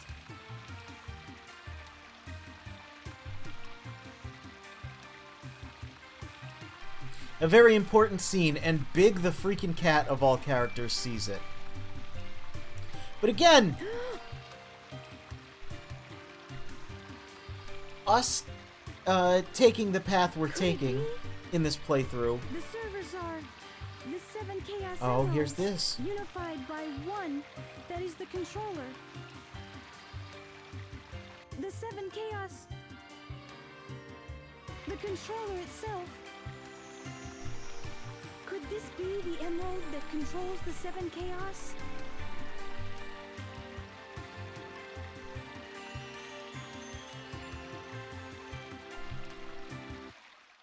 Yeah, assembling all the characters in sort of the same place, trying to keep them together. The scenes in the past make a lot more sense and actually form I a don't like the looks of narrative this place. instead of seem completely arbitrary. I really don't think the intention for this game was for you to play through all of one Something story happens now. after the other. There's no point to my rescuing you. I don't know who would bother to save us both. We better get going, buddy! Yep, we better get going, buddy. Alert has been canceled. Resuming monorail operations. And we will get going to a different character. Because we've assembled almost everyone on the egg carrier. But there is a character we haven't played as yet. Select a character. And that's E102.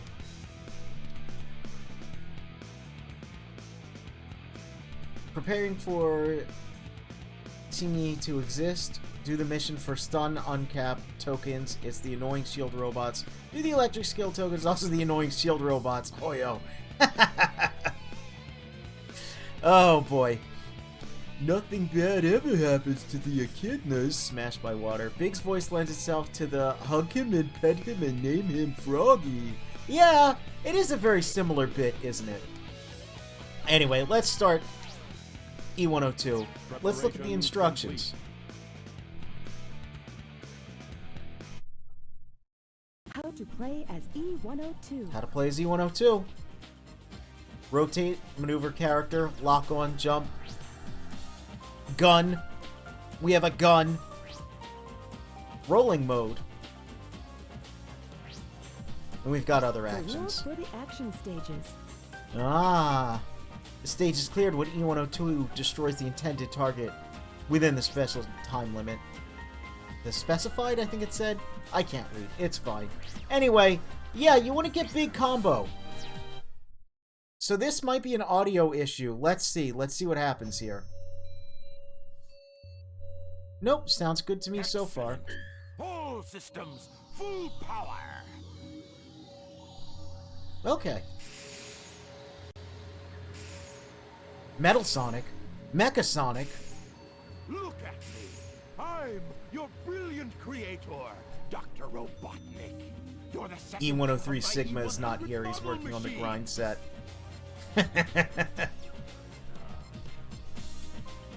Time to run around and blow things up. I'm sure this story won't be thought-provoking or emotional. It's true. I've been looking forward to this kind of all week. I really like E102. That's right. You will now obey only me. His gameplay's cool. His story's cool. You get a lot of scenes that other characters don't get to see. And we start here. Where the hell is here? We'll find out. Let's take a look at the... Well, let's take a look at the more obvious one first. We've seen this asset prior in the game. This is the Metal Sonic. from Sonic CD. He appeared briefly in Amy's story in a flashback to Sonic CD, but yeah, no, he's here, undergoing repairs, I guess. Surely he won't cause any problems in the future. And then over here is a previously unseen version of Mecha Sonic. I'm not going to talk about the Archie comics here, don't worry about that. Not this time, anyway. We talk about them for other things, but not for this guy. This is Mecha Sonic, one and the same-ish from Sonic 2 and Sonic 3 and Knuckles, upgraded again. You could think of this as Mecha Sonic Mark III. And if you look very carefully at the torso, you can tell that this is meant to indeed be Mecha Sonic. Because that texture is just straight up a recreation of Mecha Godzilla. So yeah, there's your obscure reference.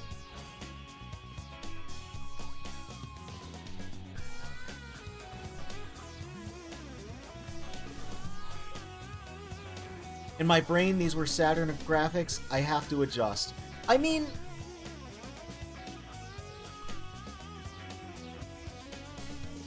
Metal looks a little Sega Saturn-y in that tube, I'm not gonna lie. The shooting range is through this door. Your big brother, E101 Beta, is there practicing.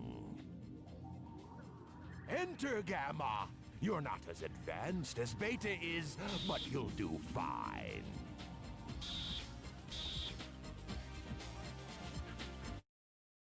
Final egg, first stage. Well, that's a little strange. Check out these goofy goobers. Not quite Tailstall from Sonic R, but, you know, close enough to a Sonic R family reunion. So yeah, this gameplay, we'll be seeing this again in a future game. Again, I think it's fun. Some people don't like it. I like it. Anyway, this is the shortest stage in the universe.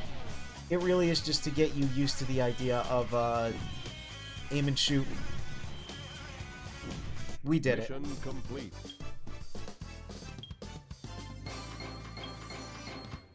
Where's Mecha Astal? I don't think that exists. I don't think we'll be seeing Astal in this stream. Not today, at least.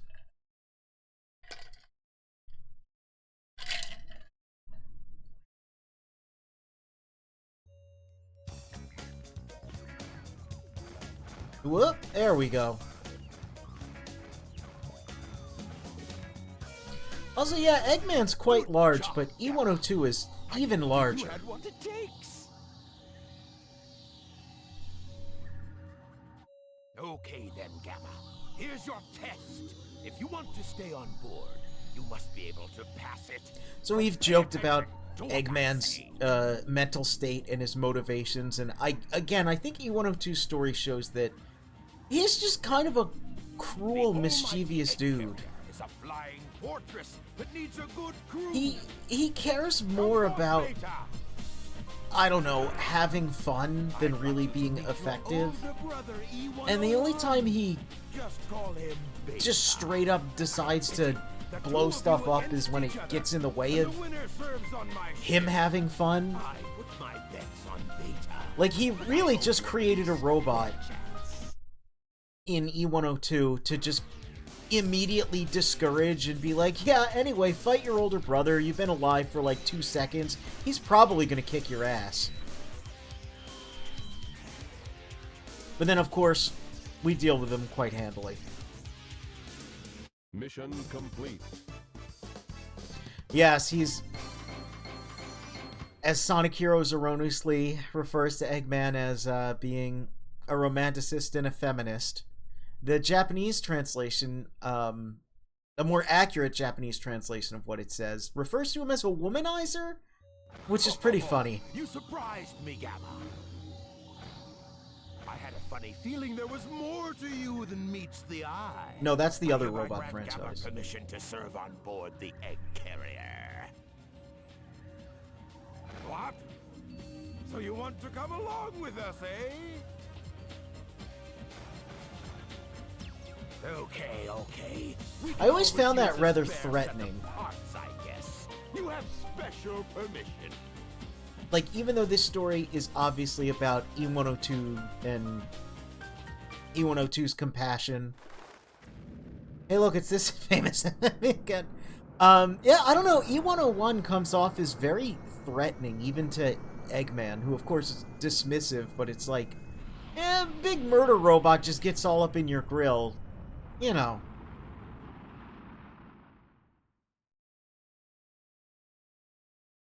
Hard to say no. This piece of music that gets used exactly here and nowhere else. Hey, look, the Power Rangers are all assembled now.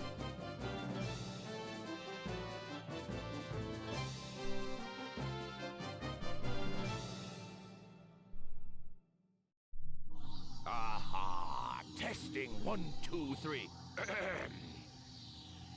You, the elite egg carrier crew, are here today to hear a very special announcement. Behold, it's a tailed frog. Very unique. Very unique. This frog is absolutely vital. See, this is how Big fits in. I command you to locate this frog immediately. You hear me? And this is why we're playing it like an insane person and jumping around between characters, because again, I think that was the intention. People played video games differently back then, especially since most people playing video games back then were children, and not people who are like 30 or 40 years old. You should make some cute girl robots, like Idolmaster references. Yeah, I could agree with that. I mean, there is Mecha Takako. There was the robot made. Anyway, so here's some lore here. You can tell they're on strike. Can't get through here. So let's talk to one of these guys. Oh, are you a customer? We're on strike. We're protesting for better working conditions. It's probably going to be a long battle. Let's talk to this guy. We'll fight till we drop. What? Did the government send you agents out to suppress us? Well, don't bother. We won't give in to threats and violence. Yeah. So this is simply Sonic Adventure 1. Sonic Adventure 2 had not existed yet. But that line of dialogue is really interesting to me because, assuming this is the United Federation, I'm sure it is, it seems very America adjacent. The idea that this guy sees a giant robot with a gun for an arm and assumes it must be a government agent out to silence the protests. Pretty sure the United Federation is a police state. Pretty sure gun, really just, you know, hasn't stopped being truly, truly terrible in 50 years. And, you know, though the Ark incident was covered up, Gun sending out a bunch of military robots in Sonic Adventure 2, that's not treated as being too straight. Oh, here's that cool kid. What's he got to say? Central Station by the sea, Twinkle Park, fun for all seasons, in a hotel with a pool near a casino. Talk about a fantastic vacation spot. Told you he's the coolest guy in the whole game. Yeah, I don't know. I think it's just very interesting. This piece of dialogue with this character kind of paints a picture that the events we would be seeing in Sonic Adventure 2 aren't too uncommon here. United Federation is a mechanized police state. Stand up and fight for your rights now. Wow, it's a robot. What? A frog?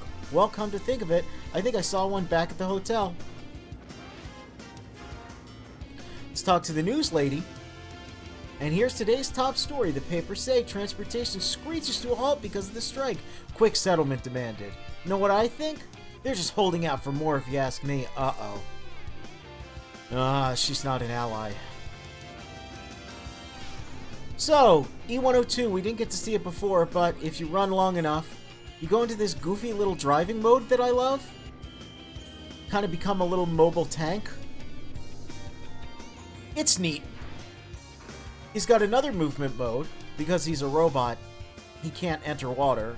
So, turns into this weird little hover mode. It's neat. I really wish you could switch between his 3 modes with, like, a button. And they did a little more with that, but it's neat. He's a very unique character. Here's this guy going through a very slow mental breakdown. Arg! Please don't kill me. What? A frog? I saw him going into that hotel, yeah. Yeah. I think the government sends killbots after unruly citizens in the United Federation. I think this is all part of a big old conspiracy. Gun would never send out a murder bot. They'd send 4 guys out to the top of an elevator with their knives to stab Shadow. Kill the scab. I wish I could switch between modes with a button. Buddy, do I have a game for your list? It's time to add Future Cop LAPD. I am aware of that game. What? The frog again? You're the second person asking about a frog. Remember? Remember when we did that 7 hours ago as Big? Right before we went into the innocent hot shelter stage and wasted a whole bunch of time? Froggy? I saw him hopping toward the beach. Big Cat was looking for him too. Mr. Know-It-All, let me clue you in. You shouldn't just go button mashing. Press the action button as fast as you can. Hold it down, aim, and then let go. If you aim at several targets at once, you'll earn extra time too. Did you know that? So yeah, you can...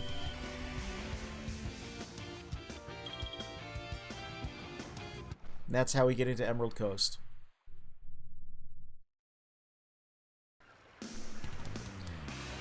And starts off just like Sonic's, but of course we've got a million things to target.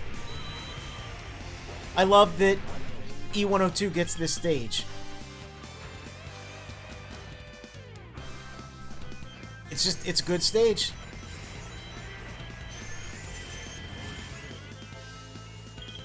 Draw distance could be better.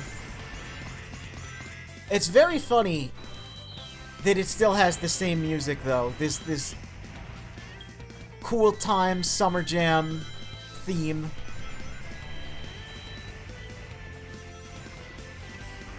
Oh no, the loop-de-loop is blocked off. Well, we'll have to go to this new little area here.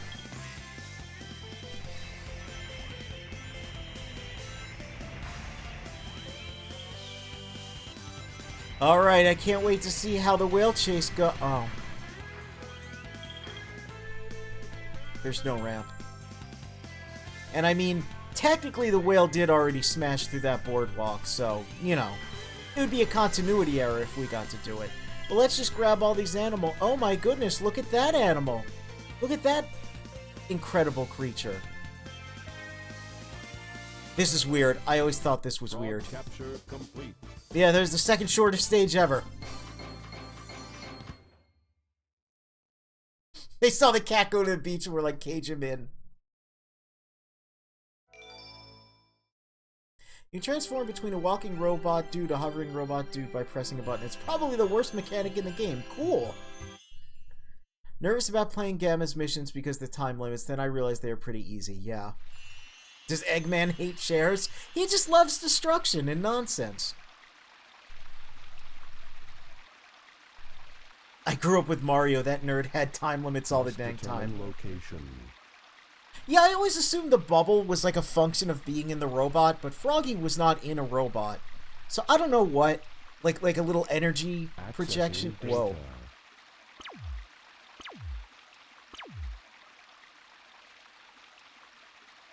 Energy projection field or something. But no, that's just what animals do. They levitate, and they have psychokinesis. I love that. This presents a problem. So, as always, we could go back there, but we're gonna go here. Mode change.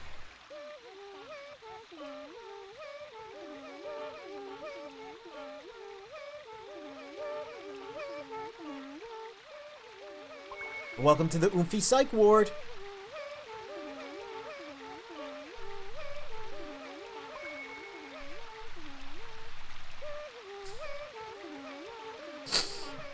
I'm glad I'm not the only one who thought that.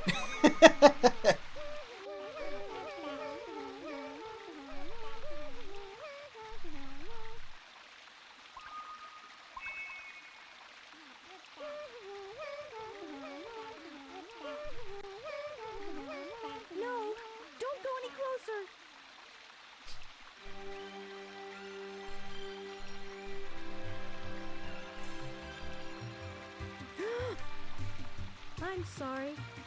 I see you must not be one of them, huh?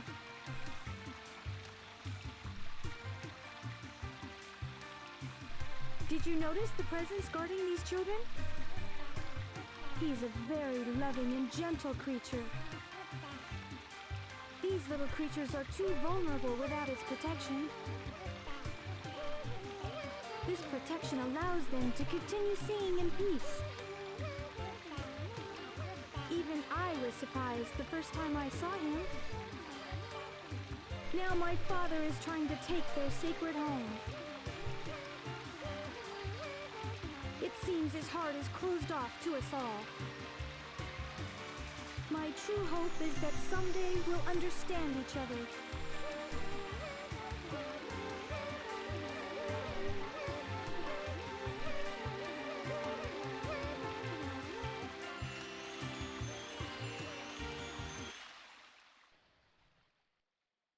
This frog's the one we want. Oh, Jesus. Here's the real one.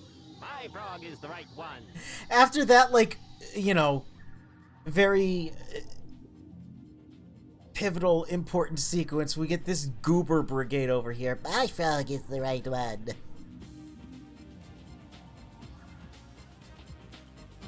Ah, dummies, dummies, dummies, dummies! None of you got the right one.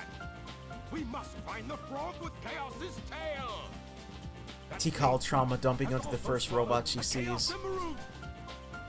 Could she even comprehend what a robot is? Like, if you've never even heard of robots in fiction, and you see something like this, like, what would happen to your brain? Would you, like, accept it, or be completely baffled? All you worthless hunks of junk, be gone! So the first time I played this, I thought that that was just like a death laser. Like he was literally, like, just murdering them. You will get a new assignment. This one's easy. Either way, though, Go to the room through that last door. I think E102's story really best shows You'll find a girl. Eggman's character and Get me that bird. Now, go! the level of just, like, cruelty, but also, like, to him it's fun. He comes off as a very kind of awful human. Even though he loves his big, whimsical, goofy machines and his clown parks and his wacky puzzle environments, he's kind of terrible.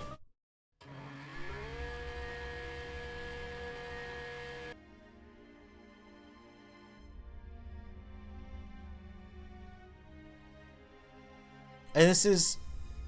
It's also a prime example of a, you know... Boy, it's a good thing it's the Samurai Jack thing, right? Of, it's a good thing this is all robots, huh? Because if this wasn't robots, you know, if this was beings, this would all be really, really disgusting and terrible. Beta.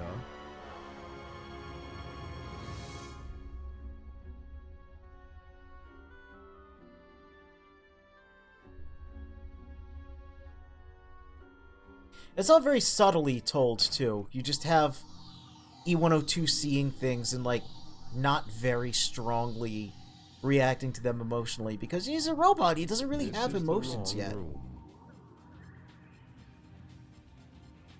But he's definitely being affected in some way.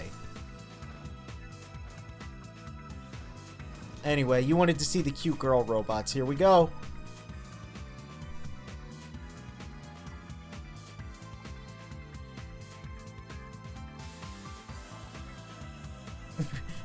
You wouldn't share your daddy issues with a big, strong, tall, cool robot with a gun like this? I would. What a terrible man. Why isn't he the protagonist? Yeah, totally awful and cruel and heartless. They'll never let you play as him in the next game.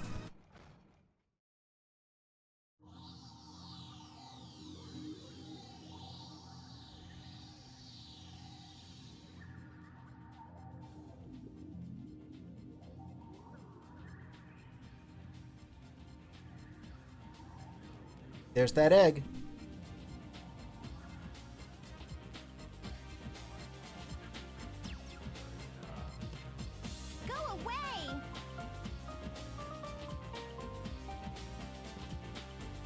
Give me the bird. I'd love to, but the census won't let me. Ha-cha-cha-cha-cha. Resistance is futile. Give me the bird. Also, I didn't really pick up at it on the time, but resistance is futile and illogical. Did they write some Star Trek references into his dialogue? Is that what we're experiencing here? Data unavailable. Not Data, another Star Trek reference. Even know? I bet you'd be mean to him, you bully. Arrested for egg crimes. Why not help us out instead? This isn't ill bleed yet.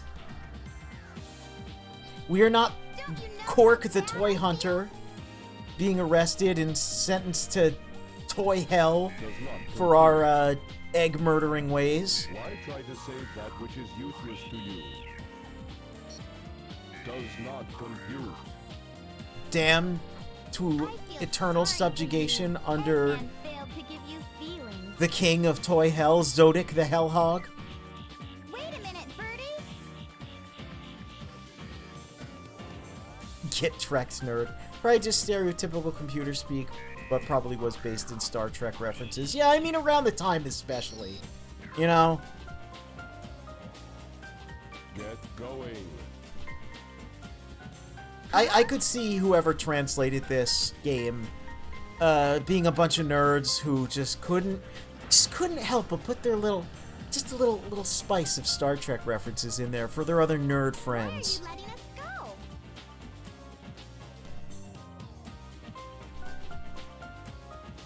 go? It is dangerous here. Hurry. We'll be arriving at the Mystic Ruins base soon.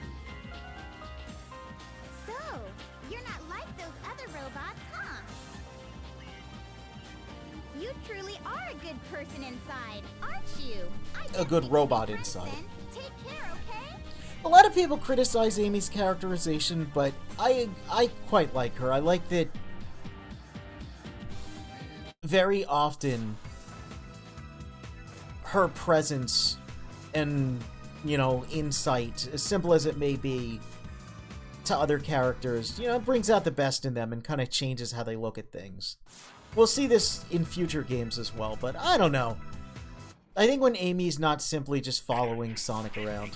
1, 2, 3. Gamma, get ready for battle instructions.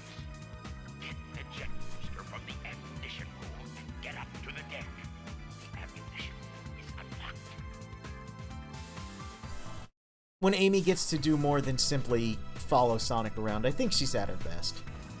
Also, we can, oh, I guess we can't target it yet.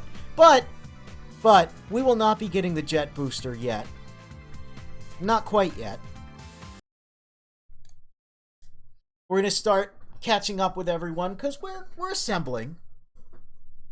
We're assembling the squad together. We're now officially all on the egg carrier at the same time.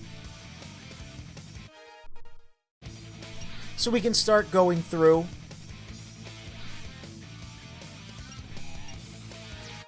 Options. and progressing the story. But first, let's take a very small break. Very small Sounds break. Test. You can listen to various music tracks.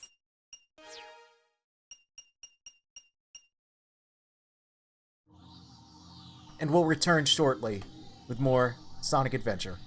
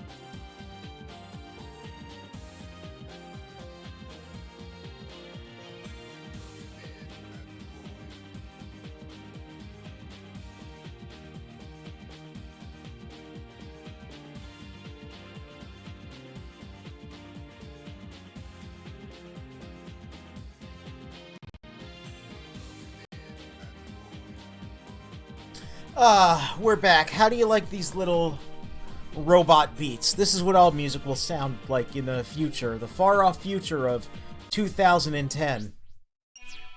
Options. Select a character. So, what options do we have here? Well, everyone's kind of in the same point in time. But it is called Sonic Adventure, I suppose. Let's get him! So let's get him.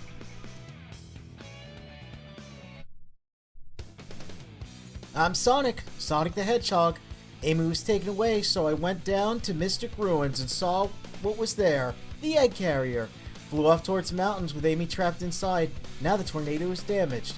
Oh, what should I do? Well, I still have my super fast feet. I'll chase after the egg carrier and catch up with it on the other side of this mountain. That's right, we actually did not get Sonic to the egg carrier yet.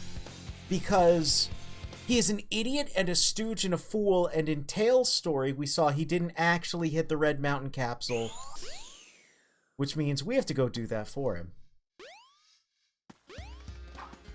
So we're gonna get a couple Sonic stages in a row. Which is good and intentional.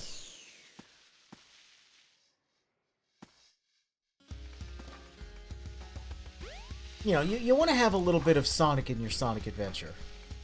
You don't want to just be doing stealth missions and fishing and shooting galleries and destroying this monkey.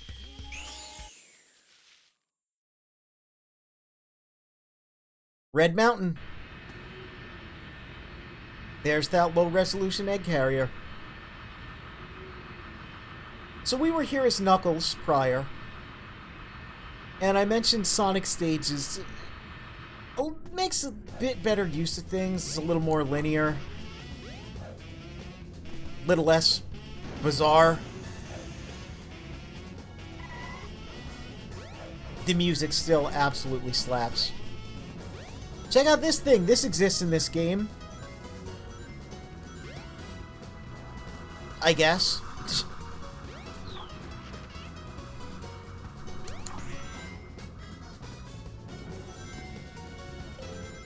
Some rockets require you to push a switch. Oh, jeez. My jump didn't jump there. You know, that old problem.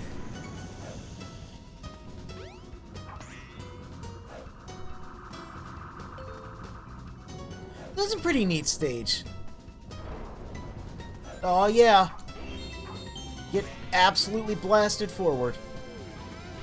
There's a lot of mechanics and gimmicks and platforms and weird elements that only show up in this stage. It's like someone really liked it. And again, I think it's a good stage. It's just kind of like strange that you don't see many, if any, of these elements in other stages. It's very Genesis Sonic in that way. But of course, here's jump on panel number 1. It'll take you panels 2 and 3. Jump as soon as you land on panel or else you'll fall. Homing attack chains. All the classics. All the fun, good Sonic stuff that we haven't seen in a while here because we've been too busy, you know, looking for frogs and having robots develop emotions and undergo existential crises and all that. Nuts to that, yo, I just want to go fast. I just want to be cool and wear sneakers and eat chili dogs. You know, Tails over here overcoming huge, you know, obstacles in his character growth, making personal strides towards his technology and perpetual energy engines and all that. Nah, we don't care. We're just running around having a good time to save, I guess, Amy, I guess. We mostly want to beat up a robot, though.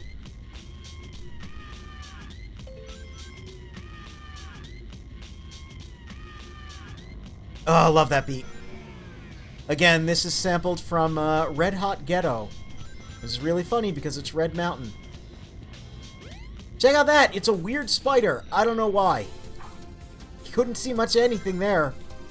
Don't worry about it. Just run up the wall. Just keep going fast. Not going to see anything like this again until Flame Core. Is this meant to be Lava Reef, by the way? Because it seems very Lava Reef-esque. Aside from these tombstones with like a cross motif, I guess Jesus existed. Odd to think about.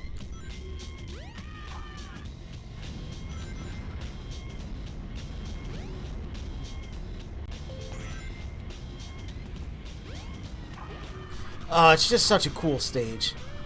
Lethal Lava Land could never.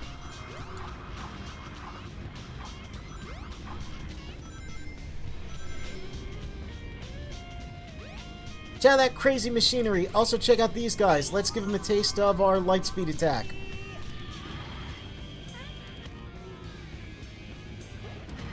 There we go.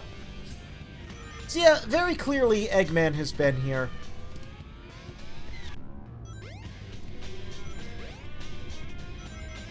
The other thing that's been here is, I don't know, Forsaken Souls of prisoners? What is with that? What does this mean? Sonic Adventure DX refers to that area in one of the missions as, like, the prison of hell or something? Yeah, a casual mention of hell in a Sonic game. I guess Jesus did exist. Anyway, these really confused me as a kid. It's very clear that they're meant to invoke skulls with a cross on top. And, you know, the candles are like burning eyes. I thought they were dancing cowboys for the longest time. I thought they were cowboys with hands on their hips just shaking around. I was really confused by that, but I mean, we just had, like, ghost prisoners not, like, 2 minutes ago, so, Oh, and right here, too. And we fall right into the soup.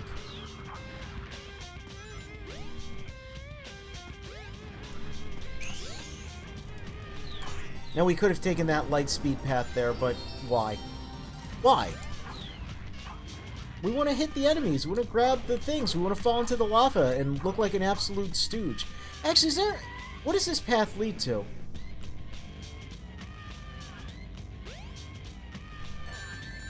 Oh, it leads to me getting hit. Is this a path that leads from rather than to? Whoa.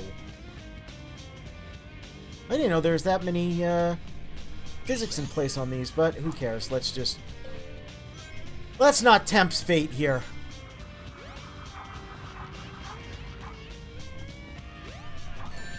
Whoops. Well, we tempted fate. These hammers are back. And yeah, look at these. The hell is this? They're not robots. I can't destroy them. They're just strange creatures here. But now that we're in control of Sonic, let's make him not be an idiot and actually land on the capsule. Yes. What are these ring things and what are their crimes? Where's my lore video? I think we need to ask Mr. Ian Flynn on Twitter if he... Don't ask him. Don't bother him. He has to deal with enough. But I would like to know if he has a headcanon about that. Like, I'd love to have a casual conversation with him about, hey, bro, what up with those ghosts, yeah? Hey, Sonic. Isn't that weird? Tails, I'm glad you're okay. See? We actually broke the capsule, so Sonic can finally make his way to the egg carrier. He's not an idiot anymore. He's not a stooge. But that does mean we have to do Sky Chase Zone Act 2 again. Roger. I'm fine with that. Again, some people really hate Sky Chase Zone, and I don't really understand why.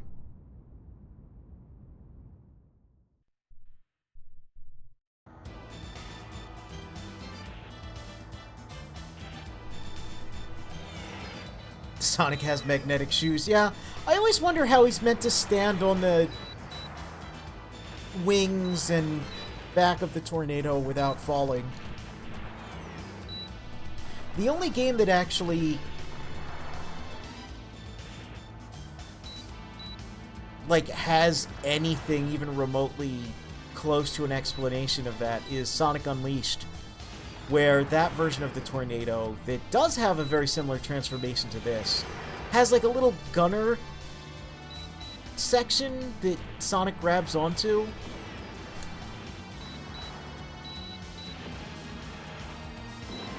But it's also a bit of a continuity error because in Shadow the Hedgehog, you know, Sonic took one look at the guns Shadow was wielding and said he wouldn't be caught dead with one.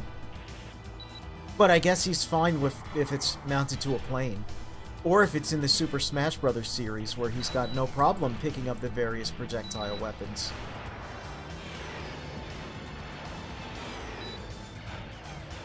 And he's certainly got no problem wielding a sword. We've seen him do that a couple times. He just meant that particular gun was uncool. I'd buy it. So far, so good. Hope you know what you're doing. You bet. Watch this. Transforming now. Whoa! Let's do it. Sound effects straight out of the Jetsons. Yeah, I will agree with the criticism, though, that it is odd this does nothing. However, again, that was not something I thought of when I was a kid. I was just like, wow, cool. The upgraded tornado can transform into a cool space plane. I want them to make a toy of that. Oh, wait, that's what I was thinking earlier today.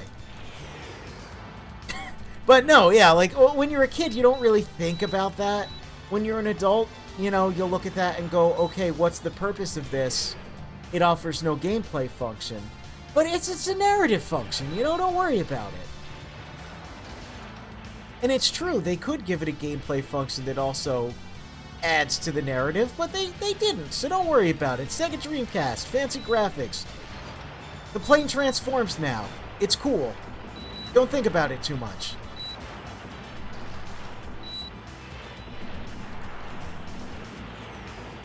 Why didn't you use that mode right away? We could already be there, Tails, you fuck up. Well, yeah, like, if the idea is it's supposed to be faster, number one, that's not really conveyed well. But, yeah, you know, it's like, why wouldn't you just simply transform it to begin with? But, you know, I think Sonic maybe is just a bad influence. Tails also, you know, he likes to be a little showy. So he's like, we can only resort to transforming in a pinch situation.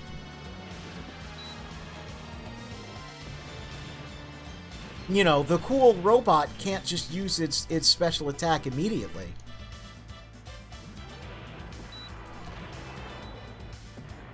You know he's gonna do it by the end of the episode, but it's like, what leads up to the special attack is the important thing. You know, the transformation, the combination, etc., etc. There has to be build-up anyway. We did it.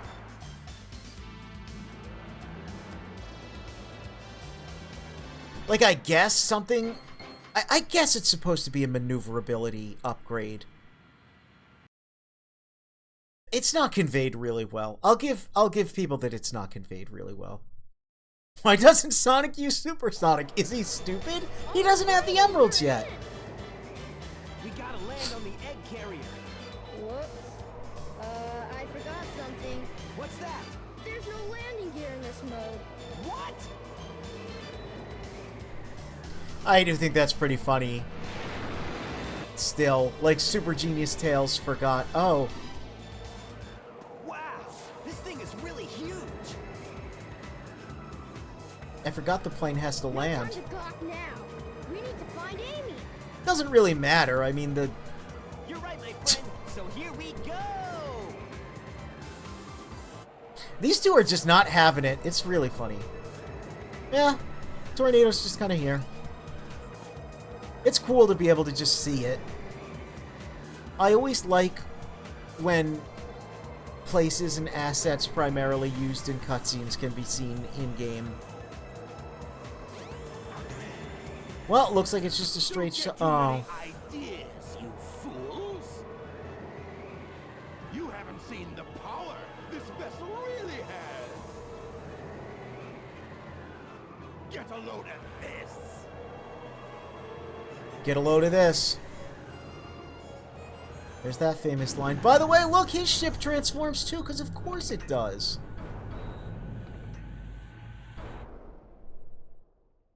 Oh, wow! It's changed shape. Did you see that? makes it harder for us to get to the bridge. I hate it when he doesn't listen.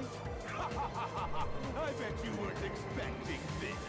The only way you can get to me is through the sky deck. Find out if you can figure this one out. Oh no! I hope it's not that door right there that leads to a really cool level. Show you. Bring it on.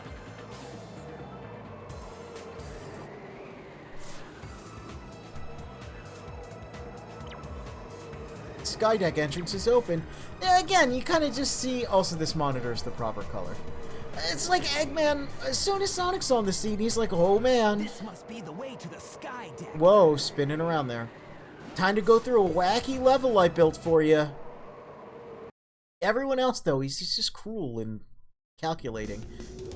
Here's our equivalent of like a Wing Fortress Flying Battery Zone. It's pretty alright. Music kicks ass. There's this weird mechanic that's never used anywhere.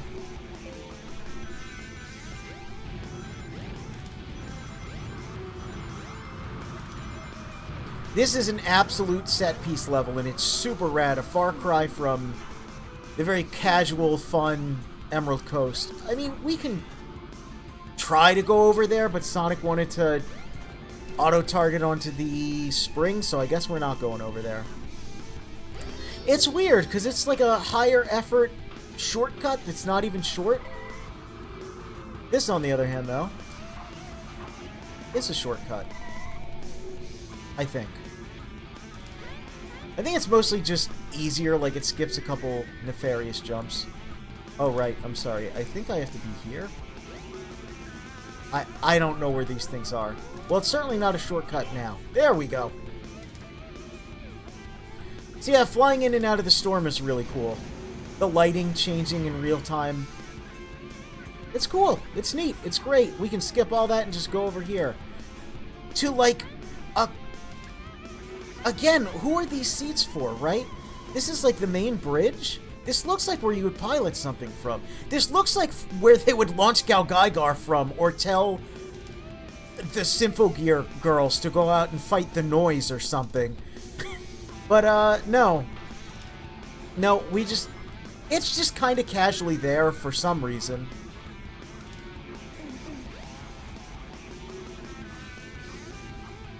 Oh my god, it breaks! That's crazy. We can climb up it, though. And we can go backwards, because we're just cool like that.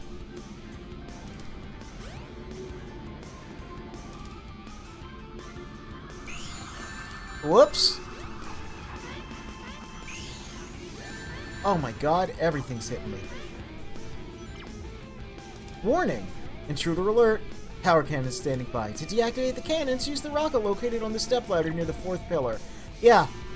Just, you know, typical warnings.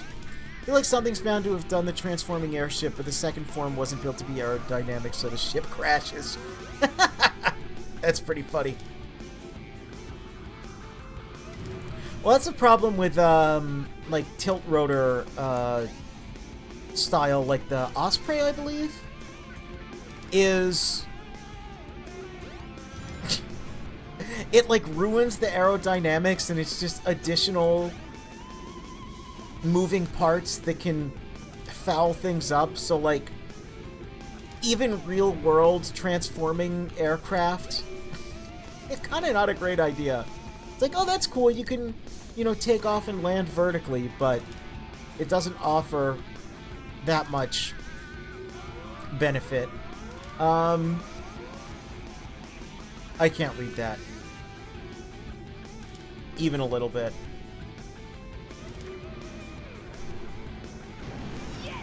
We did it. We destroyed the main cannon, and now we're on the wing, I guess?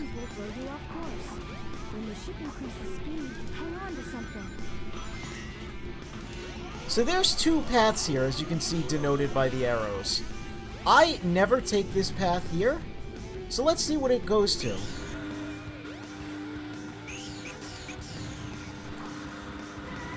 Lot of turrets, lot of enemies.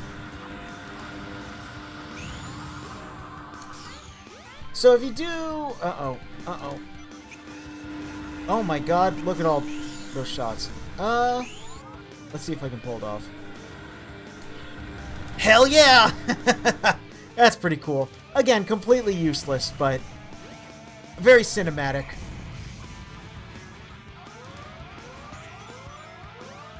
Got fighter jets taking off. Oh, we want to hit that.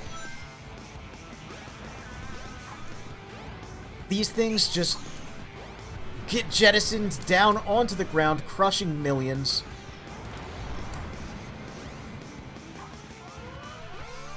And of course, now we got the biggest turret of all, just right here. But just as fragile. Now we're in a whole new other place with wacky stuff falling out of here. Phalanx shooting all over the place.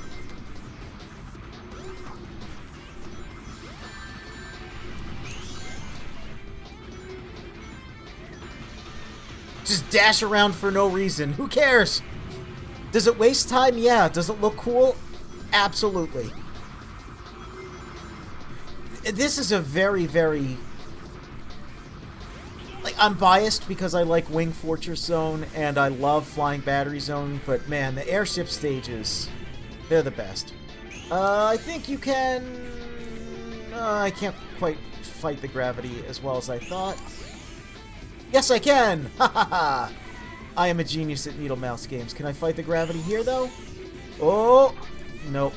Nope, and now I get awkwardly stuck. It's fine.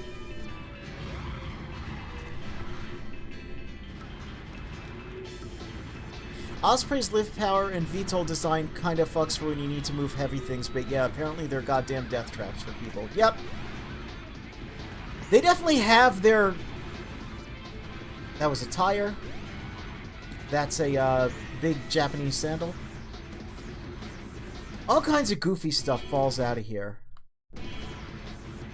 And there's also a tree falling in the background. There's that sandal again. I don't know what that was. Hold on. There's the tire.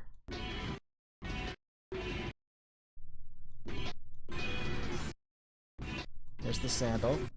That thing, what was that? Oh, I think it's a globe. It is a globe. I wonder if the continents match up to Sonic Unleashed.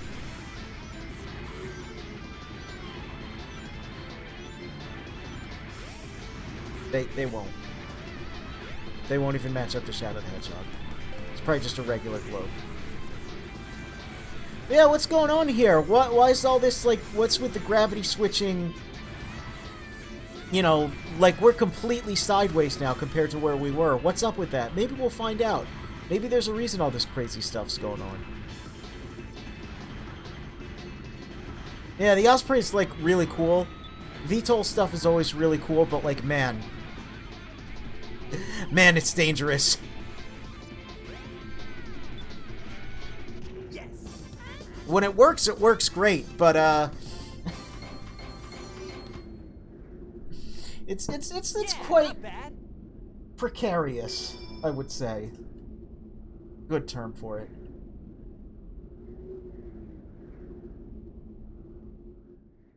Hey, we did it. We did the sky deck. We got through. Is that it? It might be, but let's check out the bridge. Even though we saw what looks like the bridge before. Well, we beat Skydeck as Sonic, but as you can see, Tails is with us. So, of course, we gotta check out his trek through the stage. Here I come, Sonic! See how different it is. See how truncated it is. We know where you are, Tails. It's fine. You're on the egg carrier. Those specular highlights on the egg carrier. On that pre-render there. Very shiny. Don't get any ideas, Sonic. Yep. You have no idea what this vessel can do. It can change into a shape that, as far as we know, offers no tactical advantage whatsoever. I'll give you a little sample. It seems to just simply be a, you know, airship mode and a wacky fun level for Sonic mode. Yeah, the way those wings, unless there's a very powerful... Did you see that? vertical thrust going on here that allows the ship to hover, which we have seen it do. Listen to me. If this thing was moving forward even slightly, those wings would be shredded trying to make that transformation. Even if it was like a quarter or a tenth of the size. I dare you! He's going a little nuts. Watch me. Bring it on, Eggman.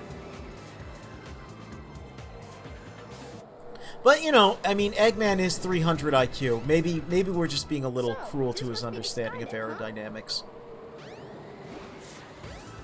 Physics do seem to work in their own unique ways in Sonic games. Why did Eggman put speed boosts and ring bubbles here? Is he... Come on, Tails. Come on, Tails. So you can really, really cheat in this stage. You can also really have the camera do whatever the hell it wants and succumb to hubris sometimes. What? Huh?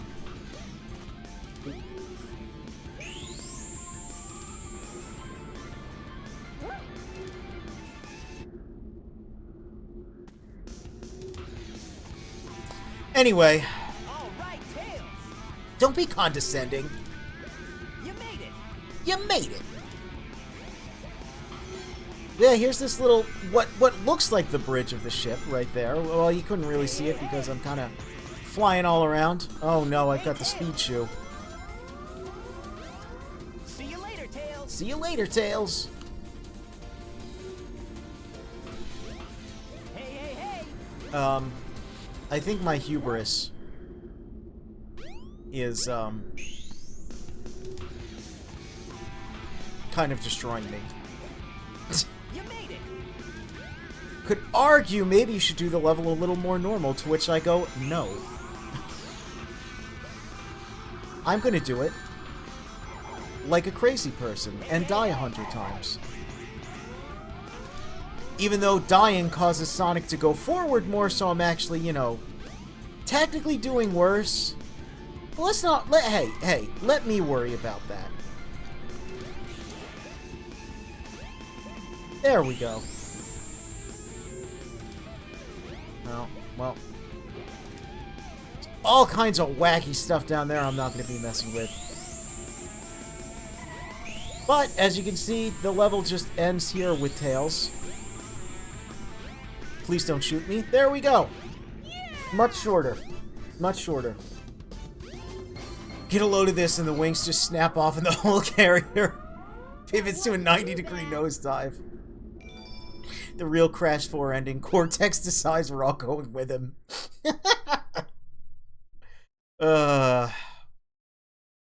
Wouldn't be the first time a member of the Robotnik family simply decided crashing a large object into the Sonic, Earth we should itself check out was the a good bridge. idea. Yep.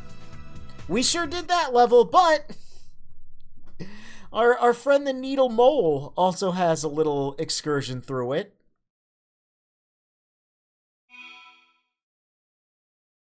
So let's switch to Knuckles. It's all about comparing and contrasting. Okay. And I'm a crazy person, and I actually think this is more fun, even though I have to go through like 10 times as many menus. A speed run would not work like this simply because of loading times and menuing. This is where you decide to put me? Here?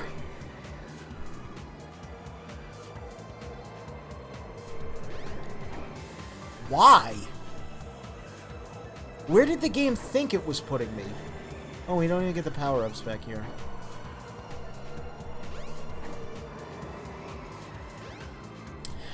Weird flex, but okay.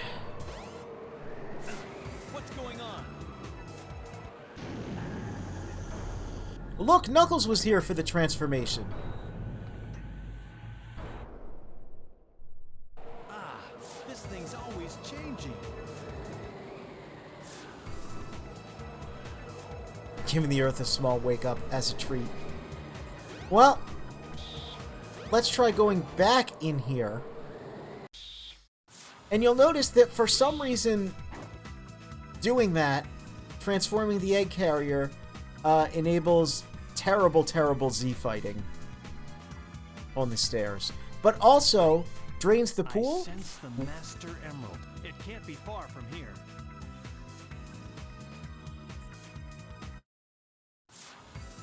I don't know why he clung to the wall there. Yeah, drains the pool, and we know what this kind of door leads to. It leads to the sky deck. Hey, look, it's this area, and look at this crazy joystick. That's right. Either push or pull the lever to control the ship's tilt. Knuckles was the one pushing this around, causing all the shenanigans.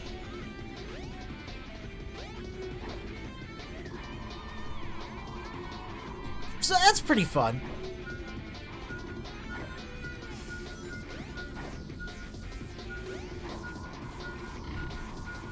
Oh.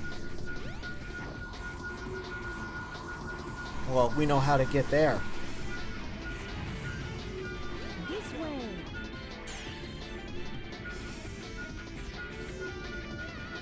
Yeah, I think it's neat that Sonic essentially gets all of the sections of the stage. Tails gets the first section, and then Knuckles gets the last section. Those bullets are far too much. A little detail in here also. That's nuts. There's all kinds of detail in these stages. Detail that just does not need to be here. Oh. Oh, look. We don't have the strength to push this. Even though... Wow. Even though Knuckles is rougher than the rest of them. So we gotta go up. Back up to the, little control stick here. Oh, wait. Hold on.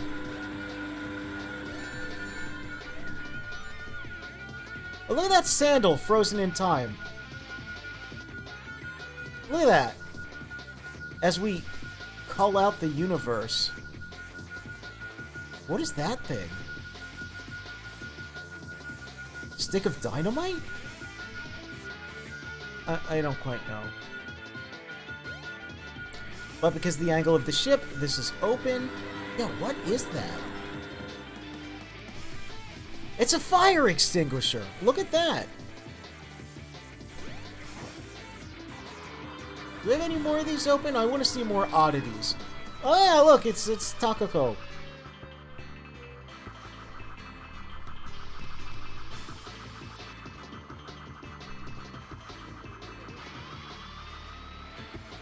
What's that, is it the Zeong I'm thinking of?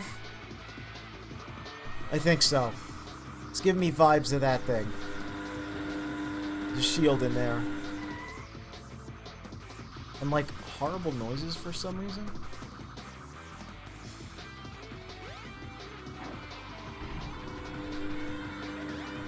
I can't climb that, and I'm not sure why. The one with no legs. Not the one with the... Not the big Zam. With the big leg.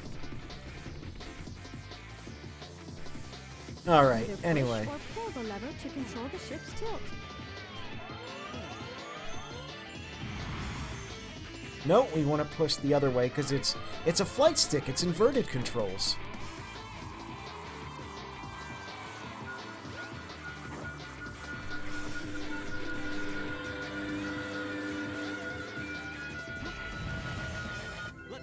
We did it.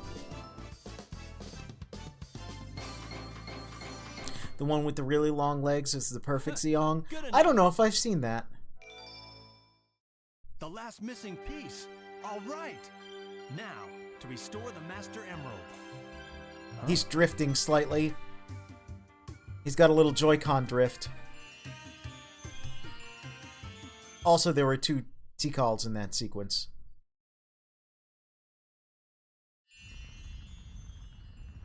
Oh no! Oh no, not again. Things have taken a What is turn the for the meaning of worse. this? It used to be so peaceful and so beautiful here, but now it seems like hell itself has taken over. Now, I don't think we can actually go back at this point. No, the loading zone has actually been blocked off. Oh no! The shrine's on fire. Hey, what happened here? I couldn't stop them. They came, and my father. I had no idea how bad this would turn out. Now get ready for the screenshots. I'm shocked. He's gonna say it. Look! It's the emerald! Wait! I thought he said, oh no there. Huh.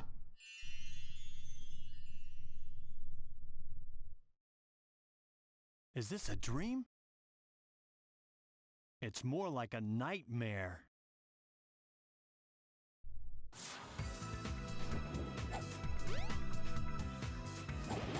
That orb is going Are nuts. in front of the ship fighting. Help them. Oh, they are. So there's a couple ways I could go here. Everyone's kind of in the same place at the same time.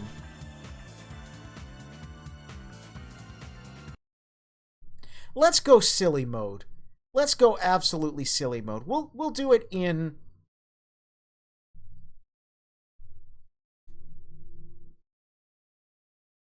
chronological-ish order. To the best of my understanding. Select a character. We shouldn't have built the shrine out of flammable stone. Silly maxing. Yeah, we're gonna do some silly maxing. So...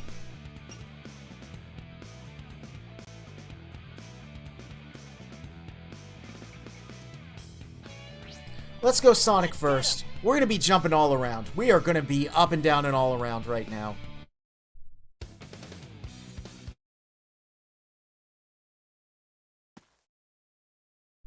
Yep. Is that it? That's Might it. be. But let's check out Let's the check bridge. out the bridge. Just hop up on this whirling teacup ride. Every time Eggman needs to go outside, he does that. He vomits everywhere. It's quite disgusting.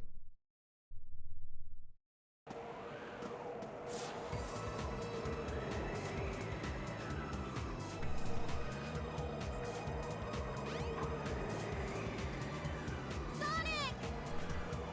Ha! They're too late. Not the birdie!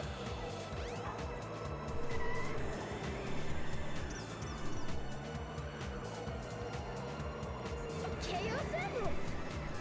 No way! Yep, the bird just had that somewhere. All of you, this is all I really need. Gamma! What is your wish? Oh no. Robotnik? It's that robot.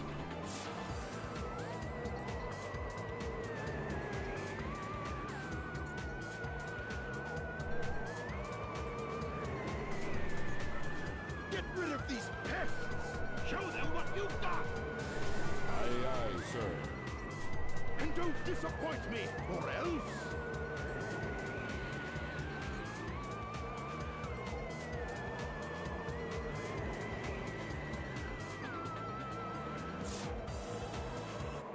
Alright, get ready for a battle of epic proportion. He can't hit me. I think it is actually a very cool element of this fight that he locks onto us and then shoots us immediately. But, yeah, it's like, oh look, we're too fast. If we just keep moving, we outrun him. Resistance is futile. Resistance is futile, he said it again. Get that theme music just absolutely blasting.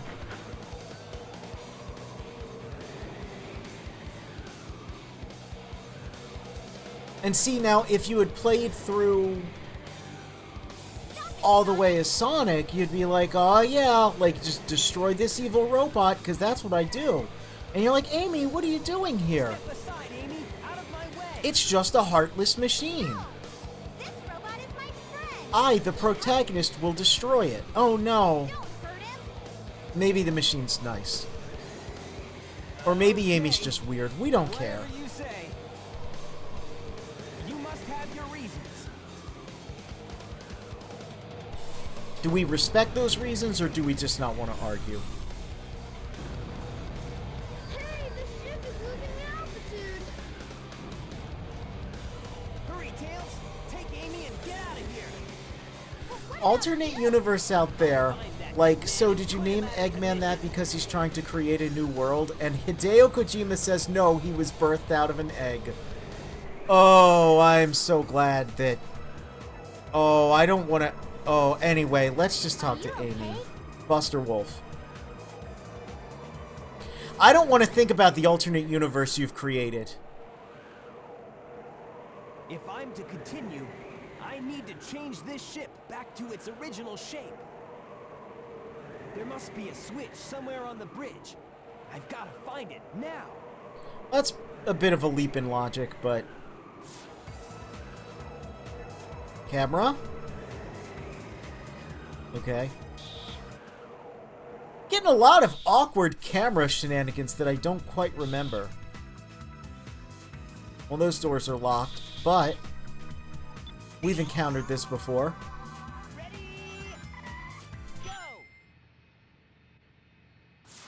Hey, remember Shadow the Hedgehog when I mentioned there was a Eggman chair on a big track? Yep, here we go. It's all paying off. Oh yeah, also a little laser gun comes out. So I guess that's how he aims the egg cannon. Anyway, let's press this button. Yeah, just a big transform button under his chair. I guess. Emergency alert has been cancelled. Resuming monorail operation. It's a little bizarre. There's another room I do like, though. I really like the Eggman rooms. There's just so many literal moving parts and weird things. You don't want to think about Big the Cat with Quiet's mocap? No, I don't want to think about that. There were other things I didn't want to think about, but now I want to think even less about that. But I do want to think about Big the Cat, who we will be switching to now, because it plays into the boss we'll be fighting as Sonic. Actually, they call him Eggman because he's homosexual. This is why I don't want to think about a Sonic game written and directed by Hideo Kojima.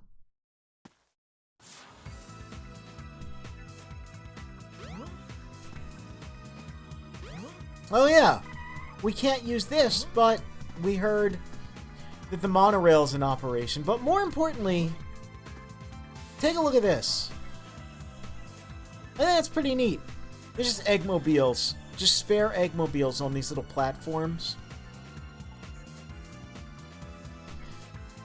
I really thought there was going to be a sequence where you had to ride one, because again, this game takes so much from Sonic 3 and Knuckles, that I remember seeing those and being like, oh boy, I can't wait to ride in a little Eggmobile like Sonic 3 and Knuckles in a little sequence.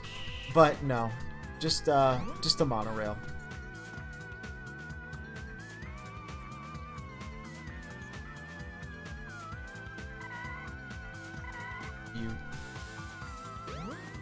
There we go.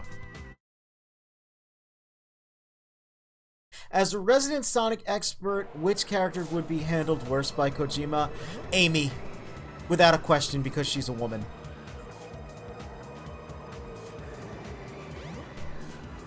Without a doubt.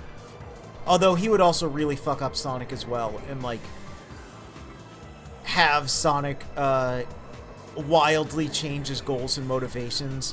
He would start off as a simple, understandable character who would want to just be free and adventurous, and then turn into like some horrible amalgam of bad ideas. Anyway, look, it's Chaos 4.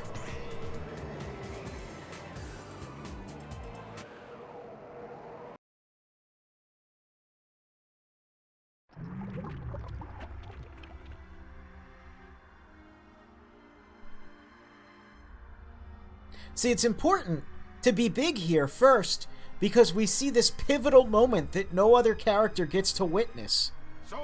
I see you're trying to escape. I'm right on time. Chaos, grab him. Get that frog. And don't forget the Chaos Emerald.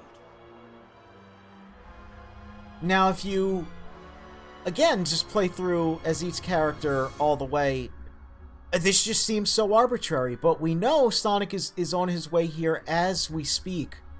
So the monorail's only in operation when you press the button. So it makes sense. See, it's like poetry. It rhymes. That texture in the background is super incorrect. Look, it's Chaos 6! And now for the frog. Actually, all the textures in the background Frog are is incorrect. possessed by your tail. Once you get your tail, Big is you'll be complete freaking and out. ultra strong.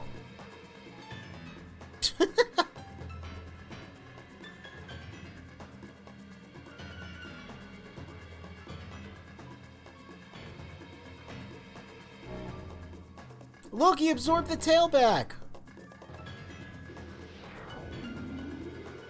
Only Big gets to see this pivotal moment. For some reason. And it's good to do it in, like, oh, here's the rock music, you know who's here. Unbelievable! Look what happened! Took your sweet time going across that Chaos little has short bridge, huh? transformed again.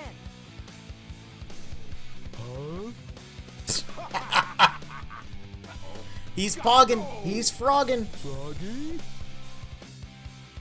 I'll save you. Oh no! Hurry, Pally. Frogs So, he's hate your being friend, trapped eh? in water. No sweat. I'll get him back.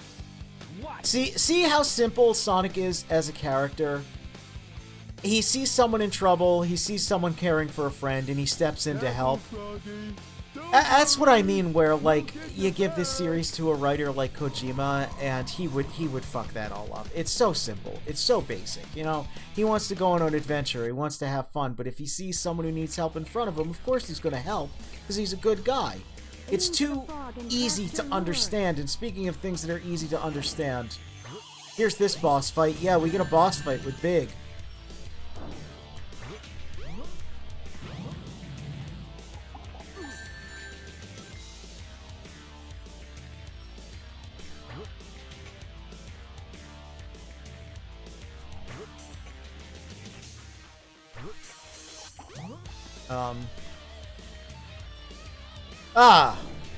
Maybe? No. This is not a complicated boss. There we go. There we go. Had one of those Discord exchanges that made me think the universal heat death is the most moral and ethical thing we could experience. Quote, any content goblins in the chat. Content goblins? Yeah, you know, people who like movies, music, games, that kind of stuff. Content goblins. So human beings? So just humans.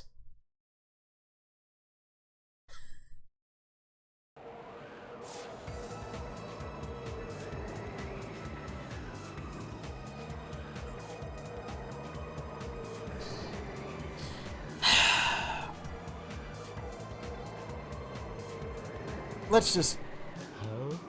What? Hey, maybe we could use this. But I don't know the first thing about it. Oh well, I'll give it a try anyway. Let's just enjoy this hilarious cat and his funny frog friend on their whimsical adventure. By the way, we beat the game. That's the last thing you do. I don't know why they don't just go from the Chaos 6 fight to a cutscene immediately. I don't know why I need to take 2 steps towards the tornado, but I do. And now that Froggy is no longer possessed, he and Big are having a nice time. We got their cool theme music. They're living it up. You know, just enjoying nature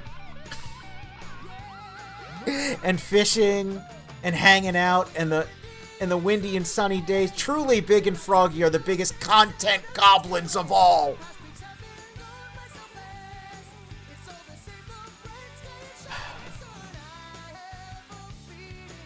Anyway, I do like that it shows them actually being friends. That they're just a bunch of goofy little goobers.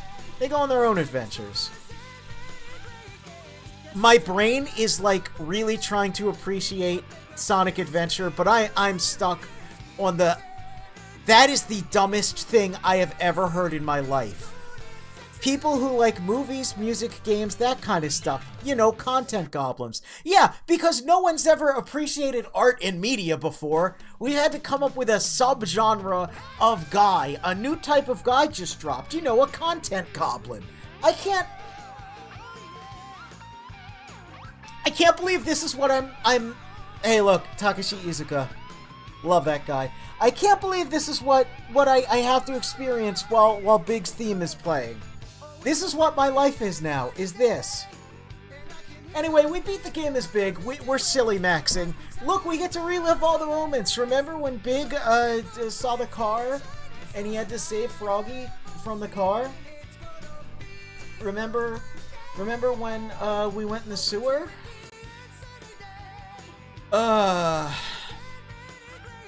Look, remember Twinkle Park? Big fan of the dichotomy of either being a content goblin or being the single most boring human being who could only hypothetically exist. No, I'm not a content goblin. I literally hate all things. Alright, but counter-argument. Look at Kojima and tell me the content goblin doesn't work. Listen. Well, what was that, that clip someone sent me where they're talking about talking to a guy and they were like talking about the movie Memento, I think, and they're like, yeah, remember the part where this, remember the part where that, and they kept waiting for it to lead up to something and it never did. That really is the most accurate portrayal of how Kojima uses taking in content. You know, he just really wants you to know. Content goblin D's nuts, yep. I hate that this is... Why did you have to bring that up? Why? I had things to talk about with Big, you know, I had a whole speech planned about how I really like Big as a design, and I think the inclusion of a fishing mechanic actually makes a lot of sense, and if you play the game in an order similar to how I played it, you would be getting the best experience because, oh look, there's that area in Hot Shelter I didn't get to. You know, you would be playing it more akin to something like an RPG or Zelda game where you would, you know, run around and if there were some better way to switch characters than quitting and returning to the main menu, I think it would vastly improve this overall experience and people's opinion of Big. But instead, you bring up content goblins, and now my brain just won't let go of it. So I should just suffer alone? Would Sonic approve of that?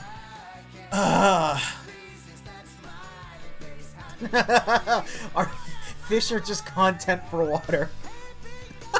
Water contains fish. Big has never gobbled a content before. Oh my god. Look, he's catching a fish. Isn't that hilarious? I really didn't think I'd be having this. Hey, that's taking place in the daytime instead of the nighttime. Shadow? Whoa. Did you see that in the credits? Anyway, hey, we beat Sonic Adventure with a single character, freaking Big of all people. Oh my god, Content Goblin. Well, hey, all you Content Goblins watching, hungry for more. We're gonna continue. We're gonna go continue. Oh, look at that! Look at that cute picture. Look at that. They're having a good time. They're in their hut. They just get to be friends and chill. That's nice. They won't get into any shenanigans again in the future, I'm sure. Presented by Sega. Generally thinking of messaging my D&D DM. I already have my character finalized, but I might have to convince him to let me play a goblin named Content. Is that like a pimp named Slickback?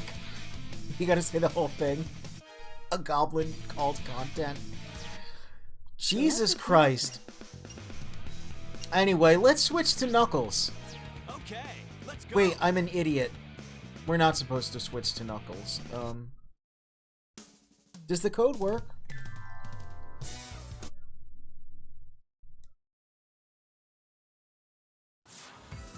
Okay, I can't do the soft reset. The goblins have gobbled my brain, and I forgot that I did not want to switch to Knuckles. I actually wanted to switch to Sonic. Let's get him. Is the real content goblin Froggy, considering half the content of the game revolves around him gobbling? Yes. Yes. Froggy the content goblin.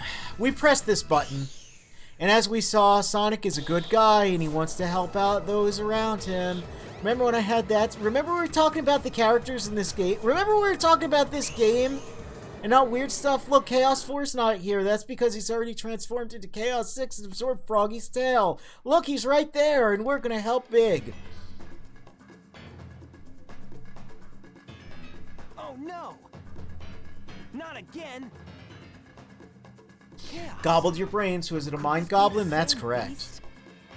Oh yes! Attack Sonic now! Froggy? I must say Froggy! If He he's your just friend, popped out of the I'll help you. water there. Just leave it to me. Now I have 6 of the Chaos Emeralds. There's only one more left to find. I even found Chaos's missing tail. You won't get away with this, you madman! I will.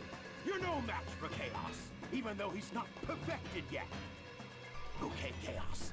Destroy them all immediately. So here's Sonic the Hedgehog and Big the Cat's tag team against Chaos 6, and actually Froggy's out of there, so I guess in that transition screen. Oh my god. I didn't mean to grab that. I'm actually not sure how I even grabbed that.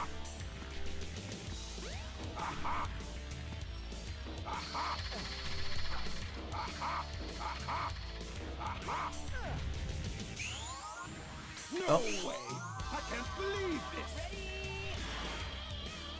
So using the light speed attack against this boss is highly recommended because you can hit him multiple times and he's already down to half health. See, these little capsules right here are content, and we have to force him to gobble it up, and then we kill him in 2 hits because he's very easy. He normally takes 4 hits, but yeah, you can get in 2 at a time, sometimes more, with the light speed attack.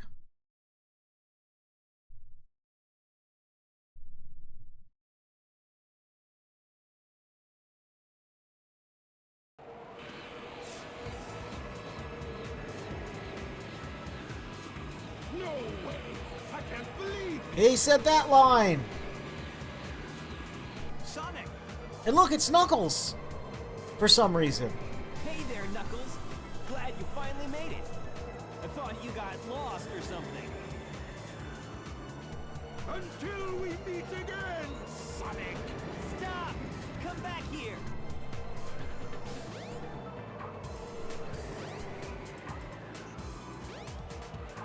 Yeah, so Sonic's a little unhinged. He just jumps off of a plane.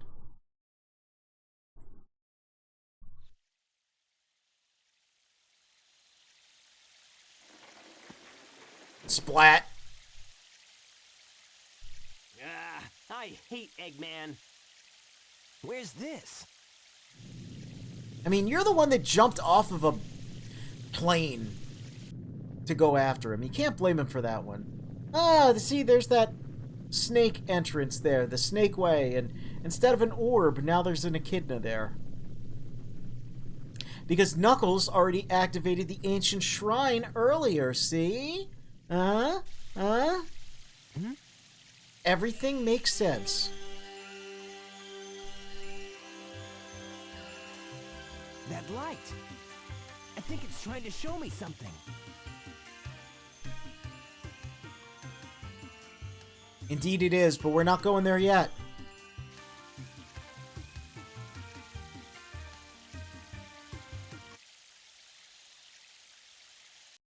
Because we saw Knuckles showed up there at the end of the Chaos 6 boss fight. So now, Select a character. we're gonna switch to Knuckles and see what he does there. If he also has to fight the Content Goblin. This psychic Corrin thought he was gonna do psychic damage with the Astal and the Pandemonium references, but what he neglected to remember is that I'm a freak of nature. And believe you me, I already thought of all of these connections and planned ways to mold them into my little incredibly scuffed, janky live Let's Play format that we're doing here. You know, I thought about these things, so I was immune to that. Shut up, Knuckles. I was immune to that psychic damage. But Content Goblin has absolutely destroyed me. Absolutely mentally upended me. For all my Skullface rants, you know, for all my Knuckles sounded like he was drowning there for some reason. Nothing has taken me aback this much since Gazusi, and I think that's pretty impressive. So we saw their Chaos transformed into Chaos 6. And look, there's some damage to the environment. Sonic has defeated the Content Goblin. And Knuckles shows up. Hey, Sonic! And there's rings in the background. I wonder what that could mean. There you are, Knuckles. About time. See, my daily life is more of an existential dread than anything any other person could construe. A freak of nature, aka a jester enthusiast. What is happening? We were going so well until Content Goblin. Angel Island and the Master Emerald. Yeah, so It can't be. Sonic actually didn't do a very good job of defeating Chaos 6. The first time. He's an insatiable goblin for content.